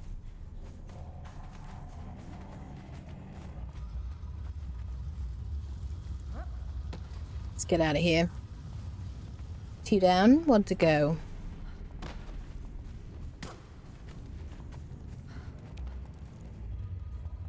Bum bum bum bum bum bum. Do do do do do do. Dun dun dun dun dun. It's a very good, like, creepy dungeon. Ominous. Okay. So here's the Blood Defiler. He's the guy that I got these daggers, punching daggers from. The fact that these guys don't stagger. He staggers a lot. But those, like, skellies just don't stagger. And they corrupt. Get him, Lino. Sort him out, sort him out.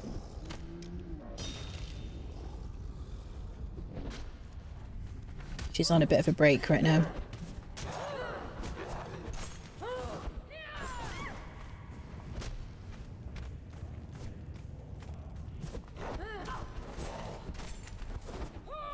That stagger. Infinite. You kind of tag team him. You just can't even get a hit in. Here we go. Do I get my weapons? Nope. Got the disease spike though. Okay. This Eye of the Watcher gives you a tiny bit of cold resistance, but it's, you know, such a minimal amount. Yep. Yep. Well, another punching dagger, I guess. An actual proper punching dagger rather than a chakram. Okay, onwards. Enjoyed going with the thrall buffing stat, just watching 2 thralls wail and everything. Oh, the war party with 2, or you could do, what is it called? Well trained. To have 1 super buffed. That is fun.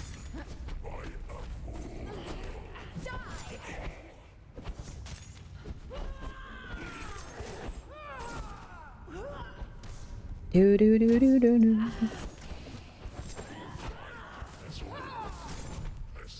What are you going to drop us, buddy? Here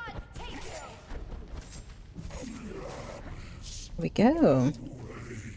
We got Yogg's Touch. This used to be very, very valuable. 60 damage and 28% armor pen, and it's corrupted. They cycle in and out of like OP. I don't want to finish that word. How OP they are. There you go. Sounds right. Yeah, for reasons. There you go. Grey Lotus. Let's go, people. So now we've got our 3 statuettes. Here we go. Archivist, Priest King, Warmaker. Let's head to the little puzzle thing.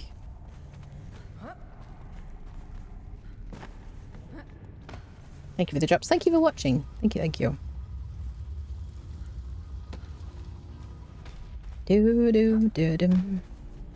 Okay, so we're heading to these like 3 clustered together. Gonna click on them and automatically place the statuettes. Which, if you get extras, you can place these in your base, but they aren't shiny like that for some reason. So now I've been granted a key, and I can click on the door.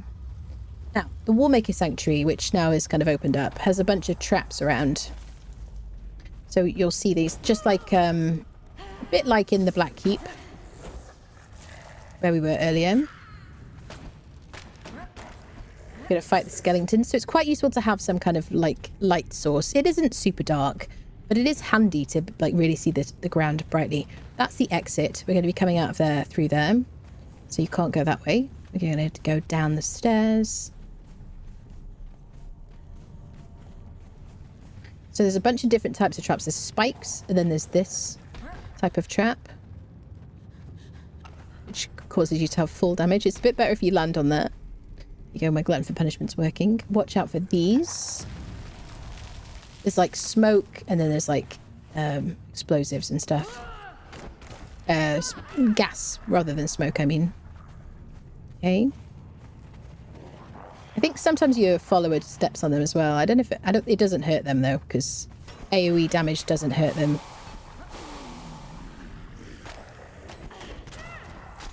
Okay.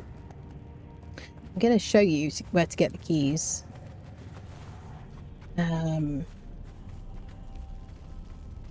here. Oh, shining poops. Wait. Oh, yeah, there it is. Can you do the thing? Thank you. Damn it. I missed. Hold on. Let's get ourselves situated. There you go. There you go. All right. Loot. What we're after is just the keys. Rusted key. Let's go. If I land on that, I should take less damage. There we go. Dun, dun, dun, dun, dun. So that's 1 key. I think there's like 5 to get. So we're going to go down there. We've got to fight that blue guy to get through that door. Let's go up these stairs and look for the chests to get the rusted key. Take the lotus potion. There's some scraps there I'm not going to take. The scraps are used to craft the recipes for this place. I feel like that sound is new, honestly. Remember it last time we came in here?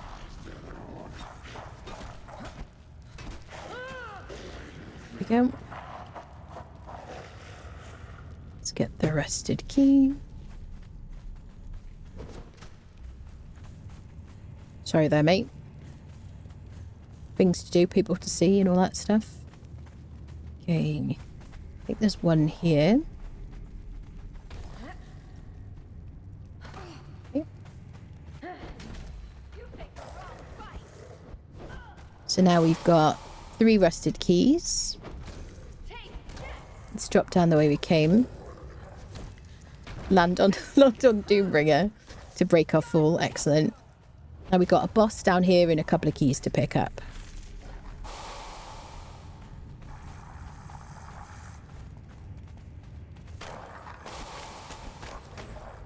Okay, let's deal with this guy first. So it's the stairs we need to go up.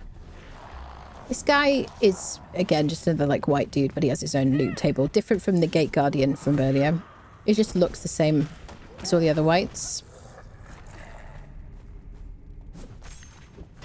Corrupts you again like the others.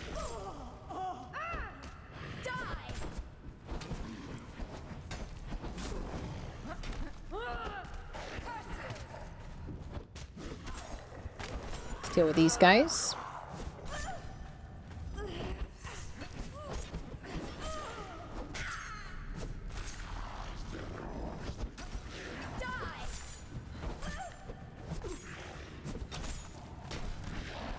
There you go. He who walks below. So we got the world breaker from him. We need the key to the arena, which we just picked up. Look at this. 67 armor pen. 68 health damage, 67 armor pen. So let's go up the stairs to get our keys. On both sides. Bum, bum, bum. There's the key. And we'll go to the one on the other side as well.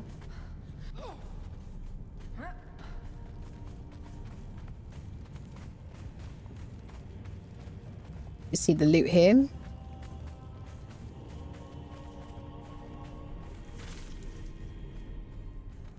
Disappointed there wasn't a boulder to roll down the stairs. That would be cool, wouldn't it?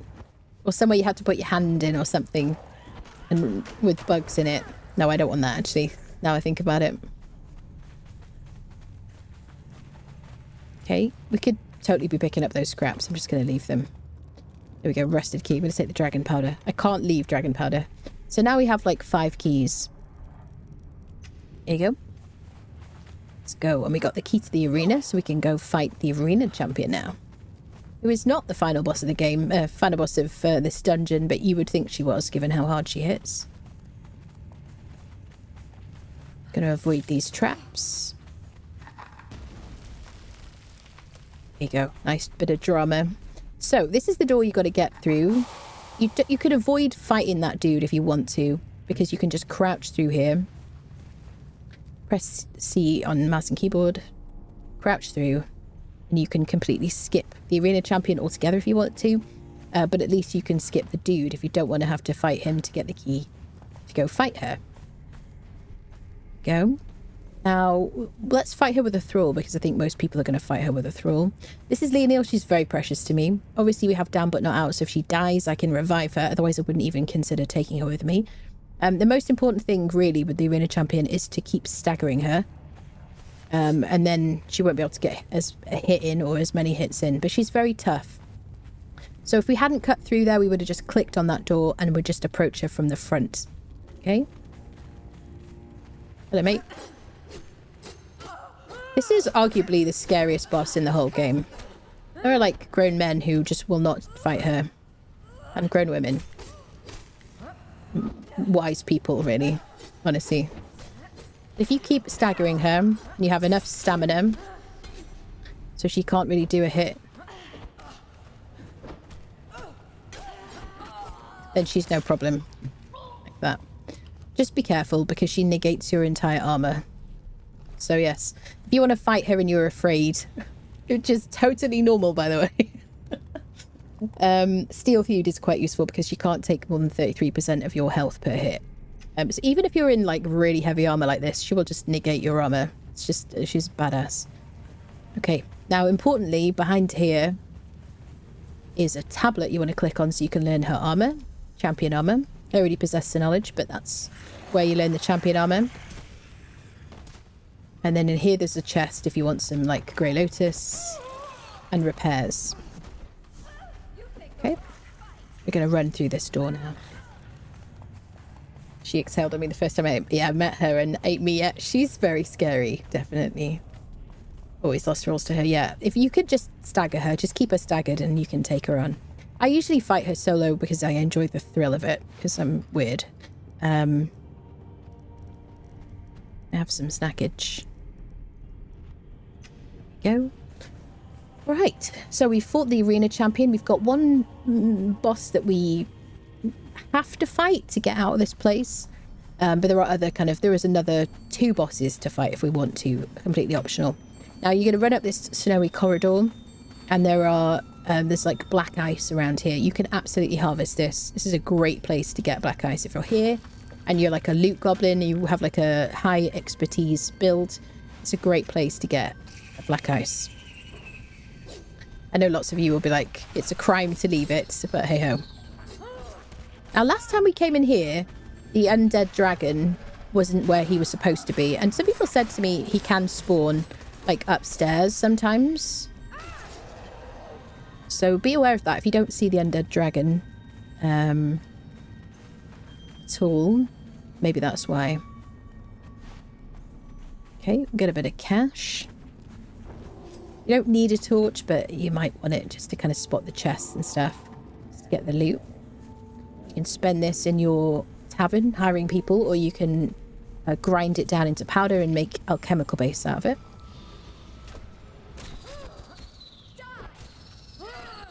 This is absolutely a level 60 dungeon, like 100% level 60 dungeon.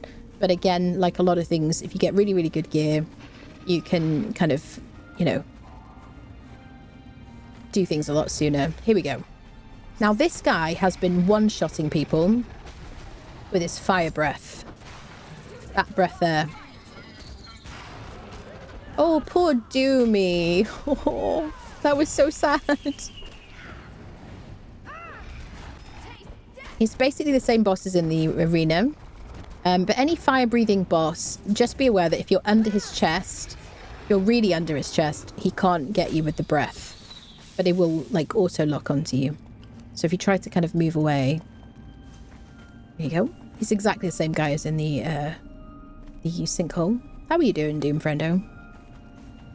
Oh, let me loot the chest. There is an extra legendary chest here, which will consume one of your skeleton keys. We got the Grim Daggers, which I really like. Because they have this escalating damage attack, which increases with every hit. And they also do bleed. Escalating is not like a bleed attack, so it works on everybody.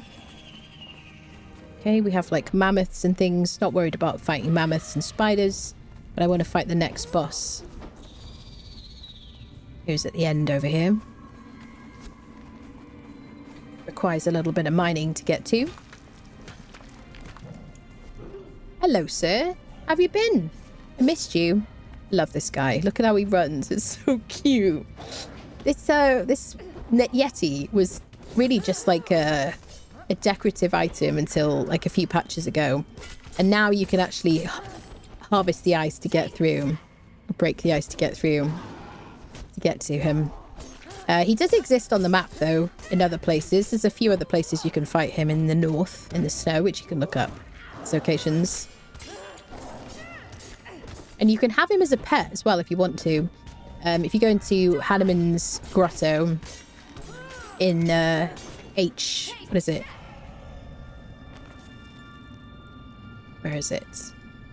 In H2, you can turn in some hearts to get him. I've done it on a... Where did I do it on my gear guide? I forget. Demon blood, lots of demon blood. We're going to drop that just for now because we've got so much stuff. Probably should have gone home after the jungle. And now we're going to go to the Warmaker himself, who's the final boss. Go. Now, I always do this the same way. You can completely avoid that boss if once you've done this dungeon. One of the reasons I recommend this for level 60 players to get legendary weapons to farm them is because once you've got all the keys and you've been through all of here, you can just run to the end of the dungeon, loot these 6 chests. There's 3 on this side and there's 3 this side. And you can just come back here every like 15 minutes and loot these chests. I think it's 15 minutes. To be astonished, it's 30 for chests. It might be 30 minutes. Anyway, I forget. But you can just loot these chests. Make sure you click on these tablets. And then the boss fight is optional. He does drop armor scraps, quite a few armor scraps, and you need those for crafting. The armor that he wears, like Godbreaker, is very, very, very good armor. And the chilled armor gives you a really, really good cold, heat protection from the Volcano, and the regular Godbreaker gives you a huge amount of like cold protection. There you go. And it looks exactly like that. Although you won't become a giant magically. So he's worth killing for the scraps, but he's got so much HP. 24,500 is ridiculous, isn't it? He doesn't hit ridiculously hard. He's not particularly scary. He's just a grind to fight. So yeah, pick whatever weapon you want. I like to use like a hammer on him. I think, do I remember?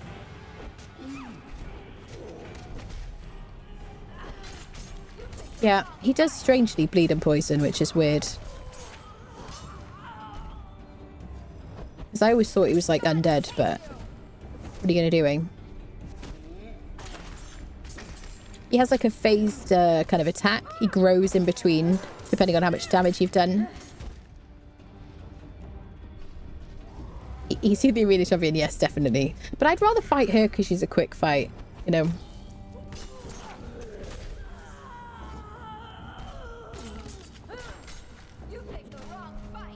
Suspect the people who said they had thralls getting one shot with breath attack probably don't have an epic armor. It was themselves getting killed and they had very heavy armor. Apparently. Max health and very heavy armor. I've seen a few people say that, and it's not thralls. Yeah.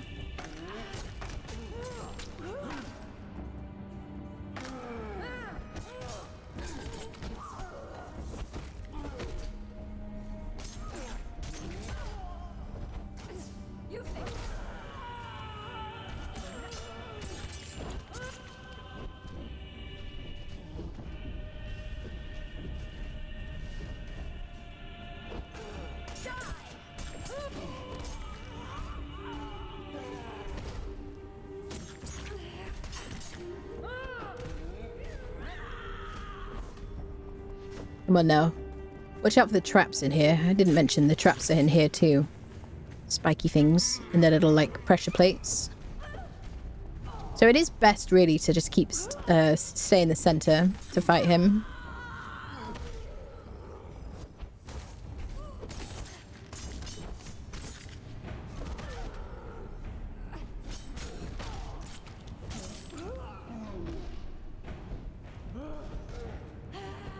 Nearly done. This kind of boss is the very reason why I'm like greedy for damage for myself and my thrall. There we go. Nice. So we'll take his scraps. 20 scraps. And he also drops various different weapons. One of them is the destroyer. Now this is what you want to look for. If it says cursed, when you swing it, it's going to give you a lot of corruption. Because I have Leonil with me, I can do that. But I pick it up and it's fine, but I swing it. There you go. How much? 40% was it? I think. Yeah. 30? 40?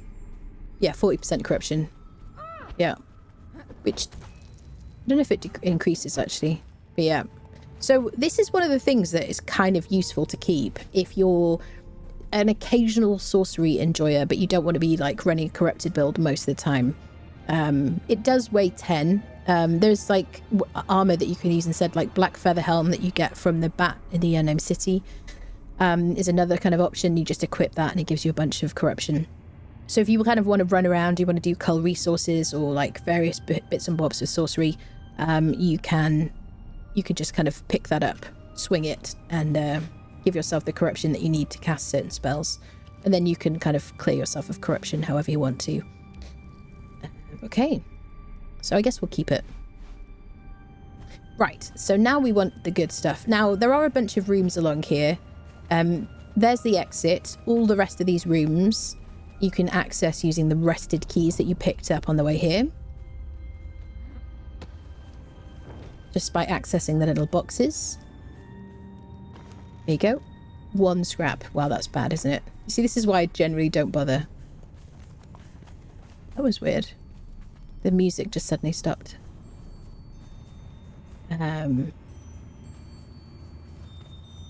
So you will also run up to the exit. There you go. There are 1 use only items, so they'll be taken from you. Some of them are much better. Okay. I'm not going to open all of them, but you get the idea. Each of the rooms. Excuse me. Sorry about that. Yeah, each of the rooms has one of those little boxes. So, now we want to loot the chest. Back to Corbin, please. Oh, Glimmer Moon. Love tap. Mistmorn. That gives you a huge amount of heat protection, which is good for the Volcano. Huntress, which is an agility bow. Another Huntress. Friggin' vaulting pole. Damn it, people. Can't catch a break. There you go. Don't care about pikes. Don't care about the love tap. Don't really care about the heated argument. I'll keep Yogg's touch. I've got an Axe of the Gate Guardian. I know this is like a crime to some people. I've already got the Huntress. I kind of want to keep those because I like an agility bow. Now we want to click on these tablets here and here, and they will teach you the ability to craft master weapon fittings, various armor buffs, and weapon buffs. There you go. And the master weapon fitting is my weapon mod of choice. You craft that in the Tinkerer's Bench and it increases the armor pen and damage of all your weapons. Okay, let's eat and drink. Go. Hello, Tar. Hello.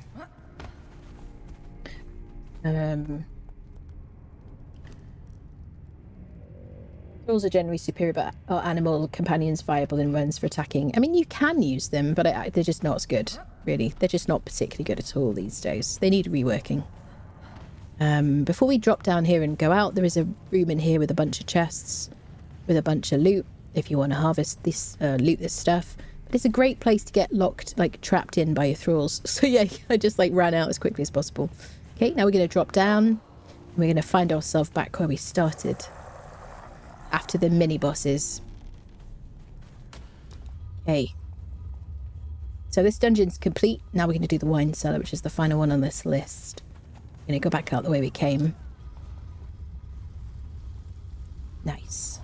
Thank you.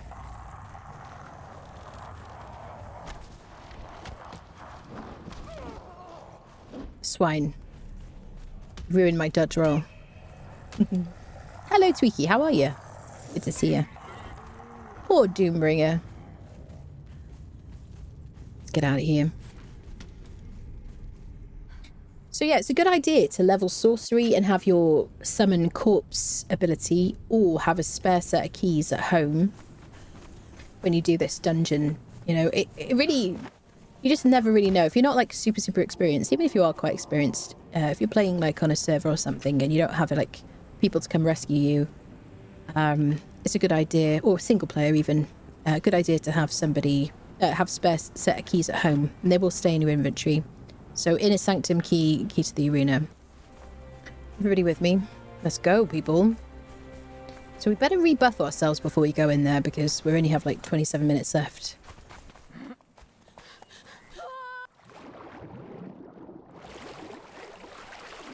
Okay, so we're going to go into the Winecellar Dungeon. This is where the Winecellar Dungeon is. So yeah, this is the entrance to the wine cellar. What are you doing, buddy? He just passed right through me. That's an outrage. Okay, let's go in. Warmaker wine cellar. Yeah, the Warmaker's wine cellar. This is where he comes to drink after a tough day of fighting. Let's put some good heals on her. So let's rebuff her with pork, salted pork, and with like cooked pork rinds, and then elixir of might. There you go. So she's triple buffed now. And then I'm going to buff myself with desert grog so that Seth thinks I'm one of his people. And then I'm going to have some elixir of grace, which also buffs my agility. There we go. Beautiful. Now, I really want to make sure I have a one-handed sword with me for this dungeon, because it's kind of dingy. Hello, mate. There you go. Seth, fortunately, you can take advantage of his inebriation. Unfriend him quickly. So we've been in here a bunch of times because he drops Seth's truncheon, which is the truncheon I've been carrying around, which is on my follower at the moment. He also can drop bits of desert grog, jungle grog as well, and you can get those from these boxes as well. I don't like these ones particularly, but yeah, if it's desert grog or jungle grog, those are my agility buffing foods of choice for my playthroughs. Let me get her on aggressive chase. And so this is as far as we've been, I think, on this playthrough. Have we done the wine cellar? Maybe we have done it, actually. I think we have done it. So I won't get the discovery. It's so difficult to, like, show people when it's so dark. You can thrall these people. You can persuade them with your truncheon to join your crew and take them to your pop-up gym, also known as a Wheel of Pain. There you go. Oh, a bit of grog. Beautiful. Okay, and then we're in the dungeon. So normally you'll get like a pop-up saying wine cellar discovered, but we've already been in here. We just didn't track the journey for it, so we're going to do that today. So there's a bunch of human NPCs at the beginning of this dungeon, relic hunter treasure seekers, and a mini-boss. Once you've unfriended them, everybody else is like undead. So these guys are susceptible to the usual damage, bleed, poison, all the things, acid, everything. And are all thrallable. Okay. There's a bunch of boxes and... Kari steel. Kari steel you need to craft the weapons and armor for the recipes you learn from this place. There's a bunch of lore books you can read if you want to. Oh, glitchy people. Okay. But yeah, it's a good idea to bring like a one-handed weapon and a torch to this place, or bring a glowing weapon. Like a forge light, or a glimmer moon, or a not Balthus razor. Jedi's great saber. There you go, a bit more Kari steel. These things are dotted around in the side spaces, which I'm not going to go through. I'm going to stay on the beaten track. But if you kind of want to explore more, there's lots of side areas where you can look for gold and silver chests and Kari steel.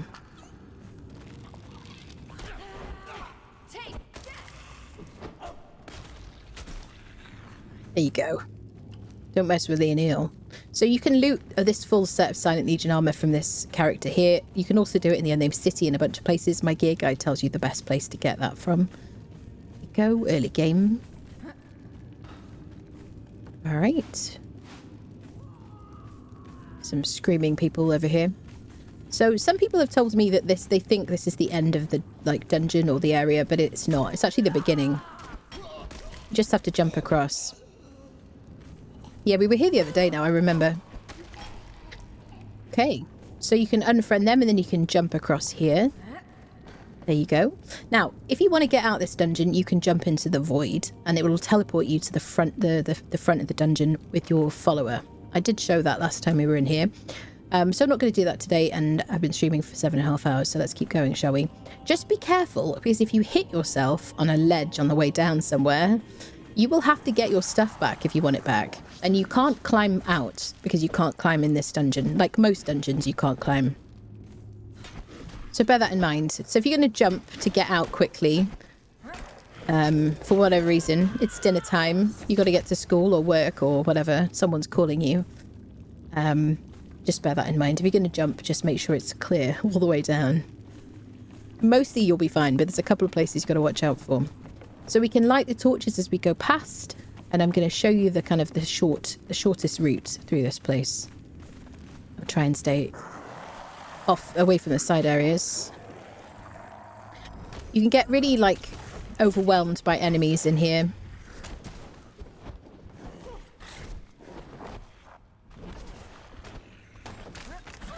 So be careful. Bring good thralls in heavy armor with good weapons and some healing foods. And ideally you want to stay behind them. Just add some damage.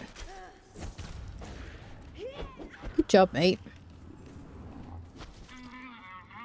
Just a dancer, by the way. Okay, Lediel's like, just a dancer? Do you know who I am? Can I get you, sir?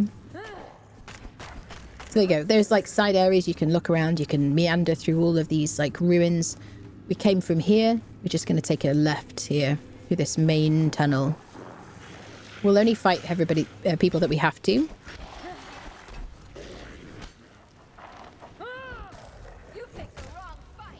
And light the torches. That might help you to find your way back if you get killed. There's chests here. Just leave that. There's another one over there. I'm going to leave it for now.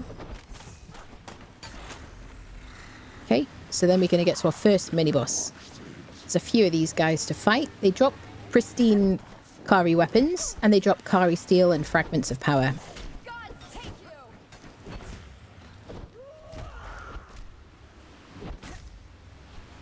They don't hit nearly as hard as they used to. So if you used to do this place and you got really unfriended by these guys, they aren't quite the terrifying creatures they used to be. Been kind of rebalanced. Which is good and bad, I guess. But they were really like thrall killers as well.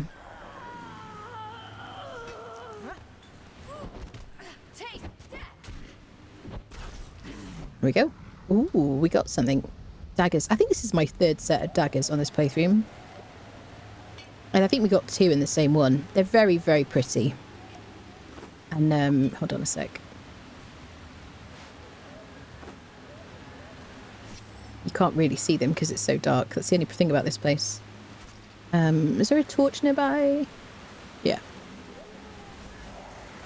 There you go. You can just about see them there. They're really beautiful.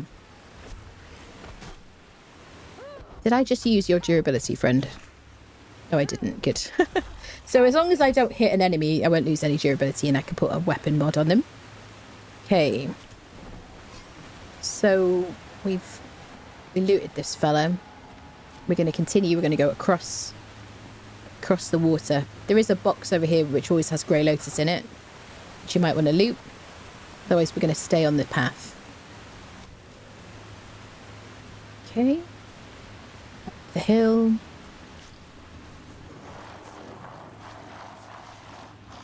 I'm going to use my two-handed sword for these friendos because of the AoE.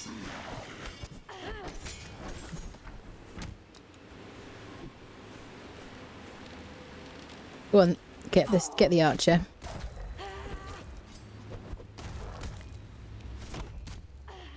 Okay. So this is the path we're going to take. We came up here, we're going to go that way.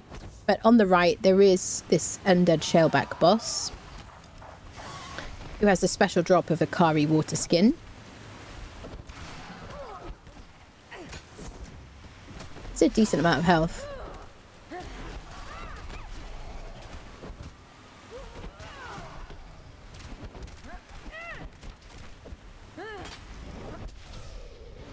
Let's get our stems back up.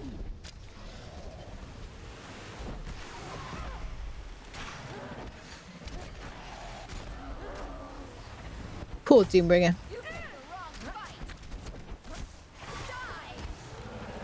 Beautiful. There you go. Kari water skin, which comes full already. There we go. And has more drinks out of it than the usual ones. Get his cash, his little loot, and let's go. There is also a little box here as well. There you go. Okay, so this is the slope we came up. We took a right there. We're going to continue this way.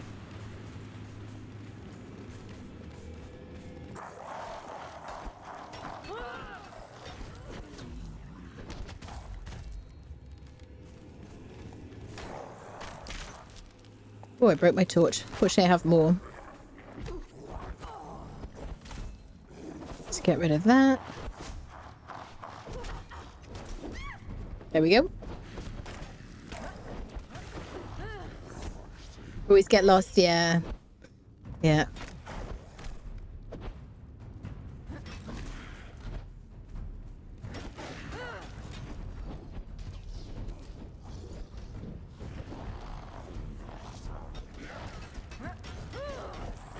Just doing right click and then spamming left click to do the combo for this weapon. Which I haven't mentioned before, actually. Ooh. Lasting Feast. Oh, favourite. Because it lasts a long time. Also, the heals are really good from these guys. Nice. Okay. Alrighty. So... we are going to take a left here. Now, normally I turn sooner than this.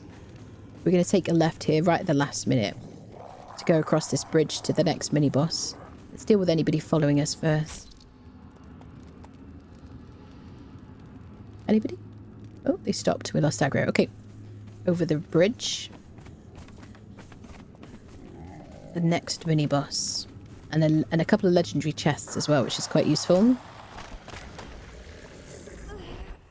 You still scare me. You still scare me even though you don't hit as hard.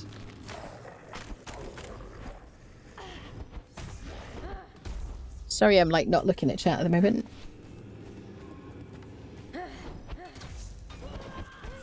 Follow fighting a stick. Kill the Outlander. I know. I know. Oh, that was a lot of damage, wasn't it? You picked the wrong fight. Take that. This water skin holds so many charges.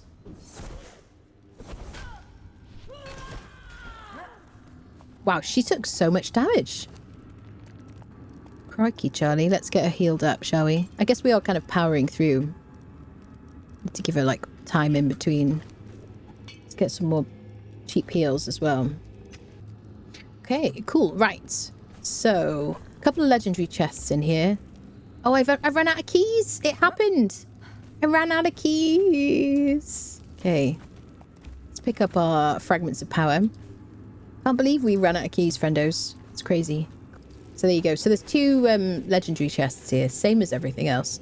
Complete RNG, what you get in them. And you can light this torch as well. There you go. Fragments of power in front of this altar. Definitely worth a visit. There's a great place to farm fragments like late game. Go. Onwards.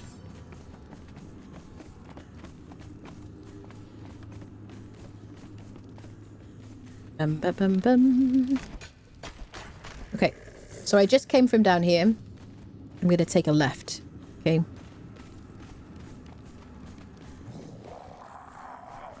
Next mini-boss. Penultimate, I guess, of these types of enemies. We deal with these dudes.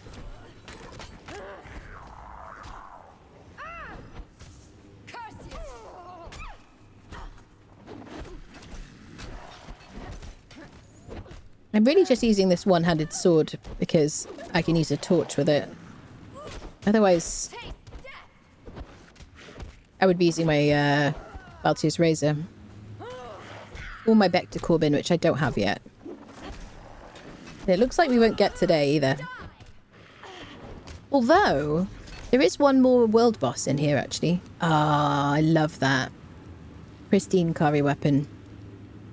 I love the bow. It's beautiful.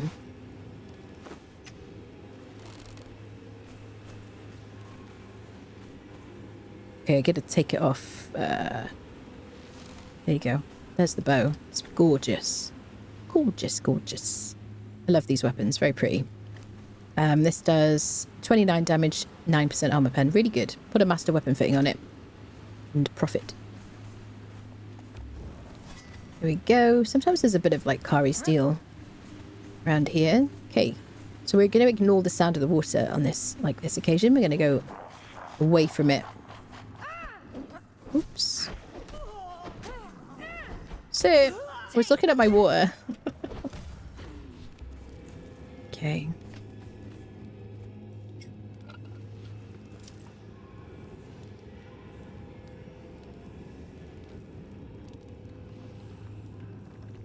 was in the chest. Oh, I see. It was in that chest. Now we have to work through the RNG again. It is completely random. It's just every single time you open a chest, it's completely random. But yeah, it's kind of funny to think that it would be in there. Okay. So yeah, every time we go to a chest, we have an equal chance of getting it. I'll get about 5 in a row. That's usually what happens. It's like the Balti's Razor.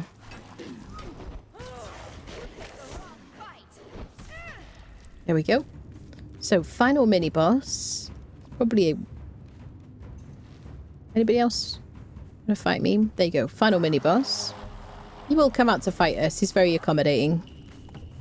Look at that. Only 72 damage. I know I've got loads of armor, but seriously, they used to do so much. I think it was armor negation, honestly. Back in the day.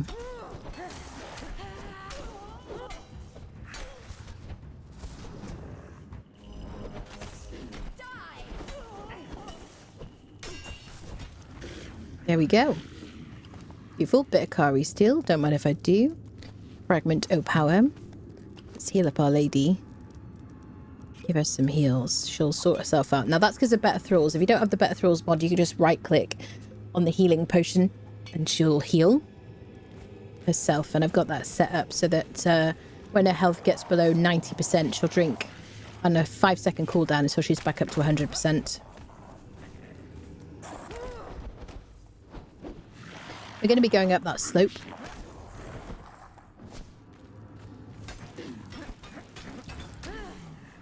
All right. So now we got a world boss to fight, so we can actually get a key. So maybe we have one more chance of getting the Bector Corbin before the end of the stream. Let's see. Is it the only agility hammer? It is, yes. So that's the way we're going to go to get to like the final boss fight and stuff. We're going to go this way to fight a world boss demon spider. Or Leonel's going to do most of the fighting. I'm going to use my two-handed sword for these guys. That's right, you can throw me down. That's fine. Let me just get my stamina up. There we go. So dingy in this dungeon. If I don't bring a torch... So, look how dingy it is. Okay, so I'll show you. There's a bunch of gossamer around here. You can't stab it. You can pick it up with your hand, or you can harvest it with the sickle to get way more. And really like this load. So that's where we're going. That's where the boss fight is. Look at this really good loot. This is fantastic. Black Lotus potion is one of the potions that I usually craft for my follower to buff their strength. And then we've got Night Eye potions. Quite handy for a dark place like this. It's a bit late on in the dungeon for it. You don't really need it after this. I mean, maybe for the final boss fight, perhaps. It's all really good. Let's give Doom a free snack. He likes his purple. There you go. Gives a nice bit of extra like healing per second. 10 heals per second from the Purple Lotus. Okay, let's deal with all these friendos. So I don't like to fight this demon spider by myself. He's perfectly killable. It's just he has this corruption AoE attack, which I absolutely despise, and it kind of drags you in. Obviously I have a dancer with me, so it's not such a big problem. But this is the same spider as you get in the Zath religion cave, not too far from where we live. And there's a world boss chest in there, which is quite handy for getting legendaries when you don't want to go through a whole dungeon.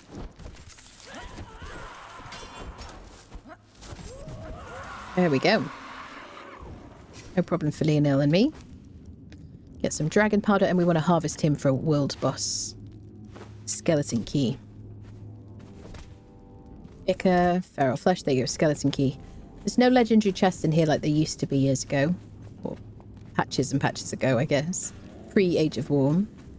There's like good loot in these chests worth harvesting. There we go. And now onto the final boss area. Ooh. Thank you, Jock. Thank you, thank you. Bum bum bum bum. Bum bum bum. Okay. Up we go.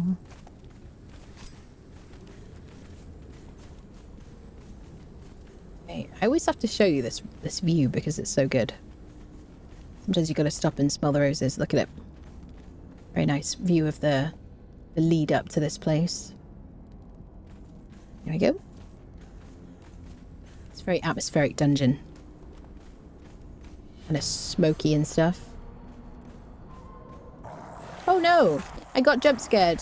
I had no idea you were there. This is my first time in this dungeon.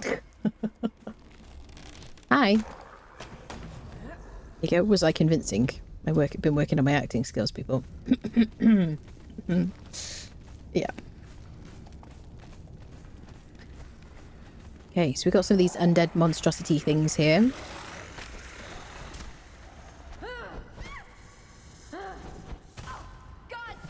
Like the guys in the unnamed city. I always call them undead monstrosities because I think that was the name of the reanimation of the creature that you could make back in the day when we could do like necromancy. Well, we can do necromancy now, I guess, but different kind of necromancy. This is, yeah, that's where I jumped off and I hit myself on the ledge and had to redo this place. Okay. So she's buffed.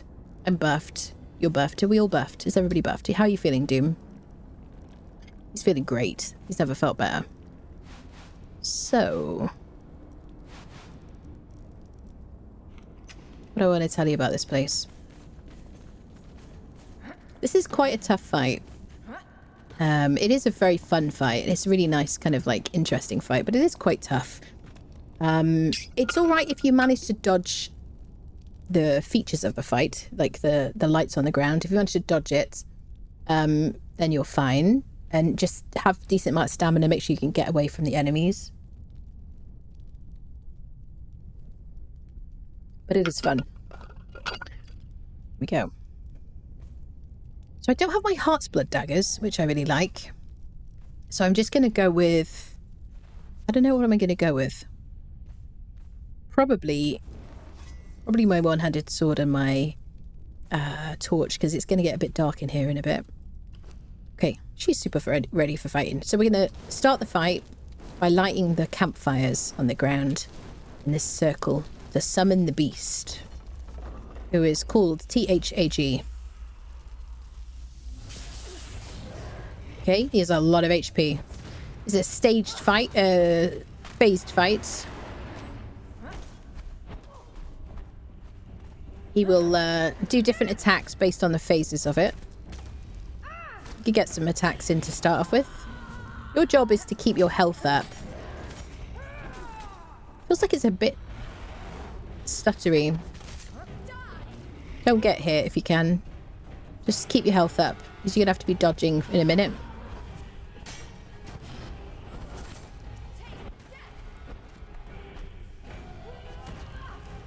Any berserker or Delincia or like a Leon, someone like that, you'll be fine in here. Make sure they've got heavy armor, make sure they've got healing food, make sure they've got a really good legendary weapon. The healing is important. Okay, next phase. So now we got to dodge these lights on the ground. They hurt, they throw you up. My favourite way to deal with them is just to keep running around in a circle, so I'm already moving. I don't have to, like, start moving in response. I don't know how you guys deal with it. You've already done it before, but that's just always worked for me really well. And we're locked in here until this fight is over. And then we can get through there. That gate will open. So if you're here with your friend and one of you dies, you are stuck in here, basically. Till either you die or he like dies. And on servers, he was only spawning like once an hour. I don't know if they've changed that. It was quite a while. On single player, you should just be here next time you visit. Okay, next phase gets slightly tougher. I'm already moving around. So now we've got these guys here. We kind of want to take their attention.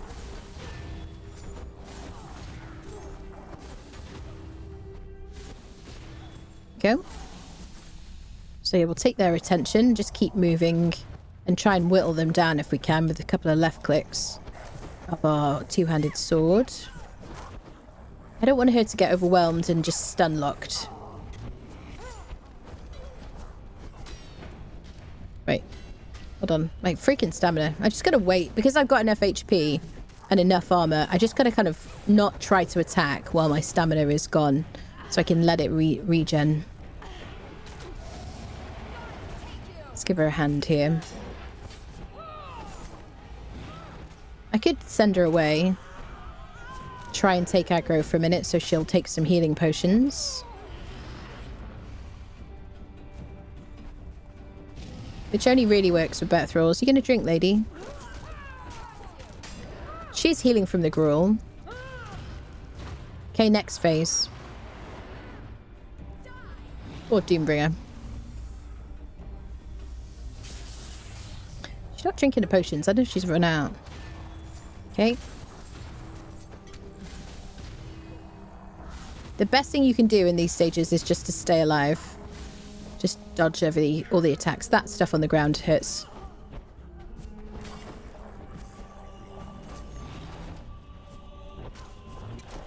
You can do War Party and bring 2 thralls with you, and that's not a bad idea to avoid the crowd control, because they will get stunned by all these enemies. And if you do this fight all by yourself, then ignore Thag, T-H-A-G, while you deal with these skeletons, and then attack him again, because they won't just keep spawning. She's down to 1,000 HP.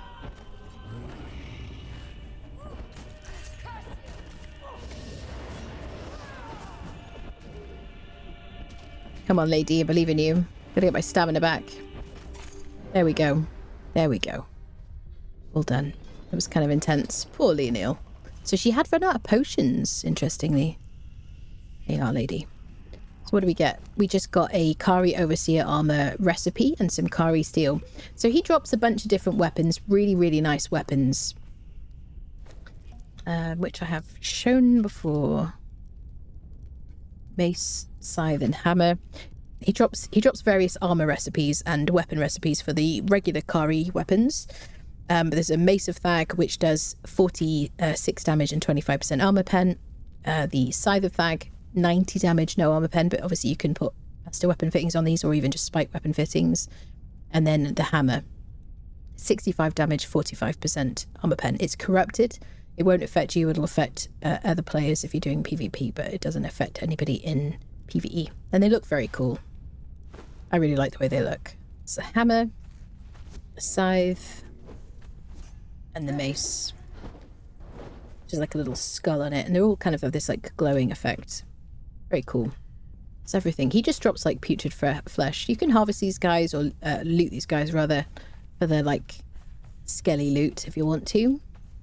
Now we should have 1 skeleton key. There you go. So there's 4 chests at the end here. There's like 2 chests at one of those mini boss altars, which we didn't loot because we didn't have any like skeleton keys left, and there's 4 here. Oh my god. Oh my god. Finally! Oh my god. The final skeleton key. We did it! I can't believe that, honestly. What freaking final RNG. Like, oh my god. I have been streaming for 8 hours. And we get it on the final one. Thank you, RNG. RNG gods. That's crazy. Oh, hallelujah. Let's go. I know, what a freaking ending to this, like, epic marathon. That's great. I'm, like, super happy about that, honestly. Devotion has been rewarded. It leaves it right to the very end. Imagine that, people. 1 key out of 4 chests. I was like, oh, which one do I pick? Which one do I pick? I was like moving between them. So yeah, there you go. The Winecellar Dungeon lets you out kind of almost exactly where you went in. You went in that door and you come out like over here. And there you go. Oh, who are you fighting? Who are you fighting? She killed a named smelter. So, you know, some bad luck and some good luck. Right, my friends, I'm going to leave the stream here because I'm absolutely exhausted. It's been over 8 hours. I started streaming at 4 o'clock today and it's now gone midnight. Make sure you follow on Twitch, subscribe on YouTube. I'm on Twitter, TikTok, Blue Sky, all the things. Join the Discord if you want to join our servers. We have a Sipta server and an Exiled Land server. You can join those by joining our Discord. Thank you everybody so much for all the support on the stream. I really, really appreciate it. It's been super fun. Yeah, we did all the dungeons today in one stream like I wanted. It was quite a feat. So thank you everybody for hanging out for that. And I will see you very soon. Thank you, people.